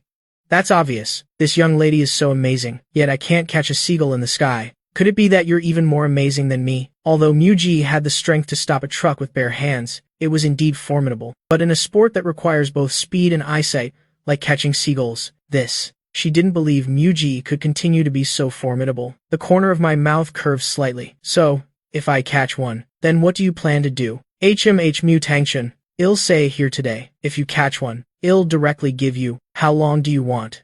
One night? Good. I like straightforward girls. I nodded in satisfaction. Indeed worthy of being the most pampered little princess of the Mu family. She truly doesn't know the weight of her bets. Mu Tangchun glared at me fiercely, her eyes filled with ruthlessness. Don't celebrate too soon. Mu Ji, if you don't catch a seagull, then I will. The young girl was stunned. What happened? On the seagull's face. At this moment, it was still in an extremely bewildered state. Who am I? Where am I? Wasn't I just flying in the sky, thinking about which pier to go to tonight to get some chips? Why was I suddenly caught? Hey? Mu Tangchun looked at the seagull in front of her. A feeling of unreality surged in her heart. No way. This is a seagull flying in the sky. This guy just so easily, simply caught it? He's too fast. I looked at Mu Tangchun's stunned expression. The corner of my mouth couldn't help but curl up. Of course, I couldn't catch a seagull myself, but who says I don't know how to hack the game? 20 minutes later, the yacht docked. Everyone successfully landed on the island. Mu Tangchen and Mu Yue walked at the front, starting to look for a map to navigate. Mu Yulu saw that ever since boarding the ship, Mu Nai, whose complexion was still a bit pale, was still holding my hand, so she asked concernedly, "Third sister, are you alright?" It was still the first time she had seen. Mu Nai's complexion looks really bad. I am fine. Thank you for your concern, eldest sister. Mu Nai reluctantly forced a weak smile. She pretended to be okay. The young girl didn't want everyone to worry about her at this moment, because everyone was very excited. She didn't want to be the one to ruin the atmosphere. Really? You look so pale, sister. Maybe you have a fever, Mu Yulu said. Anne was about to reach out to touch Mu Nai's forehead. Seeing this, the young girl instinctively dodged. No need. At this moment, I also stepped forward. Xiao Lu, because I am watching over her. Nothing bad will happen. Huh? Are you really sure? Don't worry. But won't that be too much trouble, Brother Mu? Looking after one's sister is a brother's responsibility. Isn't it? Isn't that right? I smiled gently and gestured to Mu Yulu. She can rest assured and leave Mu Nai to me. Seeing that I had said so, Mu Yulu didn't insist anymore. All right then, it'll trouble Brother Mu to look after her. It's no trouble at all. Saying that, I led Mu Nai forward. Mu Yulu followed behind the two of them. She looked at Mu Nai, who was tightly holding my hand, refusing to let go. Her beautiful eyes narrowed slightly. Although she didn't know what had happened, her innate female intuition told her there was definitely an untold secret between these two, and it probably had a great deal to do with Mu Nai. Moreover, it was clearly the most introverted of the four sisters, the most timid, and the quietest, like Mu Nai, who had the best feelings towards me. Mu Yulu couldn't figure it out. Could it be? Brother Mu likes this type of girl? Eldest sister, hurry and come here. Just then, Mu Tangchun yelled to everyone behind them. I led Mu Nai and Mu Yulu quickly walked over. What's wrong? This girl is always so noisy. Mu Tangchun excitedly pointed at the map. Everyone, look quickly. This island's map. Hearing the mention of the map, the three of us looked over curiously, only to see, on the map sign erected at the island's entrance, the entire tourist route of Blue Island surprisingly formed a perfect closed loop. Except for a few small branching paths, it was almost entirely a main road, and furthermore, ahead was a left and right fork, meaning whether they started their tour from the left or started their tour from the right, they would eventually return to the starting point and meet up. And then what? I asked. What's so special about that? Mu Tangchen said excitedly. This island's route is a loop. That means we can split into two paths and tour from both the left and right sides, and we can also have a speed competition to see who reaches the observation deck at the top of the island first. This young girl really loves to find some excitement for herself. As long as there's a competition, there'll be motivation. Mu Yuye agreed. I think Xiao Chun's suggestion is very feasible. She loves competitions the most. Mu Yulu, however, had slightly conservative thoughts. I think it's safer if we still go together. After all, this is an unfamiliar island. If anything happens, everyone can support each other. Sigh. Eldest sister, you're always so overly worried. This is a tourist destination. If they dare to open it, they must ensure safety, Mu Tangchun said indifferently. Mu Yulu was still a little worried, but, eldest sister, when traveling, having fun is still the most important thing. After all, it's already so stressful and rigid normally. Don't be too rigid sometimes. Mu Yuye, standing beside her, also spoke up. Mu Yulu fell silent upon hearing this. If only Mu Tangchun had said so, perhaps Mu Yulu would have insisted a little longer. But as the second sister of the Mu family, since Mu Yuye had also said the same, she had no reason to dampen everyone's spirits any longer. Moreover, she actually quite wanted to try this type of game. It's just that, as the eldest sister, even though she wanted to shed the responsibility on her shoulders, but when faced with this situation, she still couldn't help but pick up the worries of an old mother. Eldest sister, don't worry so much. Come play with us. It's rare for everyone to get out for a trip. Mu Tangchun pulled Mu Yula's hand, pouting. Mu Yuye also rarely acted cute. Please, my kind eldest sister, I like you the most. Eldest sister will forever be my good sister. All right. I really give up on you guys. Mu Yulu helplessly agreed. Then she turned to look at me. Brother Mu, do you think this is okay? She was asking for my opinion. If I didn't agree, then she wouldn't agree at all. Mu Tangchun and Mu Yuye saw this, and also looked at me expectantly, wanting me to nod in agreement. I looked at everyone's eager eyes, and didn't answer immediately. Instead, I glanced at Mu Nai. How is it? Can you go? compared to the others. I was more concerned about Mu Nai's condition now. I want to go with Brother Mu. Mu Nai's voice was still so soft, but her tone was unusually firm. I nodded, and looked towards everyone. If everyone wants to play like this, then Xiao Lu, Xiao Yi, and that silly girl will be one team. Starting from the left, Mu Nai Yi, and I will be one team. Starting from the right, yes. Brother Mu, no problem. Brother Mu, you're the best. Don't call me a silly girl. Mu Tangxun instantly bristled. Why is that? This guy is so friendly to others, but to me, he's so mean. If you weren't a silly girl, would you have given your book to me? I reached out and rubbed Mu Tangxun's head. Then I led Mu Nai to the right side. Mu Ji, this lady will go all out against you. Mu Tangxun completely lost it. She immediately started yelling, wanting to go down with Mu Ji, but she was dragged away by Mu Yu Lu and Mu Yuye. The two of them looked at each other, and both saw the helpless smile in the other's eyes. These two really can't go a day without arguing, or they'll feel itchy all over. The path up the island on the right, because the island's tourist route consists of mountain climbing stairs. Walking around would be quite troublesome. Plus Mu Nai, whose physical condition seemed very poor. To accommodate her, I had to slow my pace. Huff, huff, huff. 10 minutes later, Mu Nai clung to the handrail of the stairs, gasping for breath with heavy pants. Sweat poured down her forehead like rain. Are you okay? I asked with concern. The young girl tried to nod. I can walk. She wanted to stand up and prove she could still walk. However, under the blowing sea breeze, her body swayed, almost falling down the steps. I quickly reached out to support Mu Nai and led her to the nearby resting area. Sit down. You rest for a bit. Go buy some water. I handed the young girl a tissue. Mu Nai took it with both hands. Thank you, Brother Mu. It's nothing. Stay here and don't wander off. Go buy you some tangerines. Ah, no. Go buy some water. If anything happens, text me. I suddenly realized. Joking with this old meme didn't seem very appropriate, so I immediately corrected myself, then turned and left. Because the location of this resting area was quite secluded. The water vendor was still 200 meters away, so I still had to walk a bit further. Very quickly, my figure disappeared behind the ancient tree at the bend. Damn it. I am a bit speechless. Doesn't it know this is a critical moment? Ding. Seeing that the master needs to drink Mu Nai's bathwater to continue using this system. Therefore, based on the system's humanism, a special privilege is opened for the master. Condition 1, the Nanjing Treaty awaits signing. Condition 2, Master, please call me your foster father. From now on, well, each mind our own business. I call you master. You call me foster father above. Please accept a bow from your foster son. I didn't hesitate at all, and immediately cupped my hands and bowed to the air, to be able to find the missing Mu Nai. Today, I am practically risking my life. At worst, at the grand finale later, just use the Fengshan halberd to stab this system to death. Master, dispense with the formalities.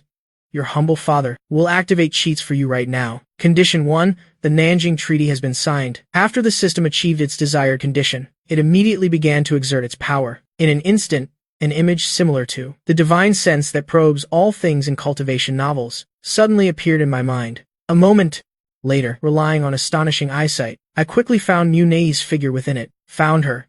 She's over there. Mu Nai was covered with a black bag over her head and was being violently dragged away by a group of people. She had absolutely no power to resist. Her fair skin, as she passed through the forest undergrowth, was scratched into a myriad of crisscrossing wounds.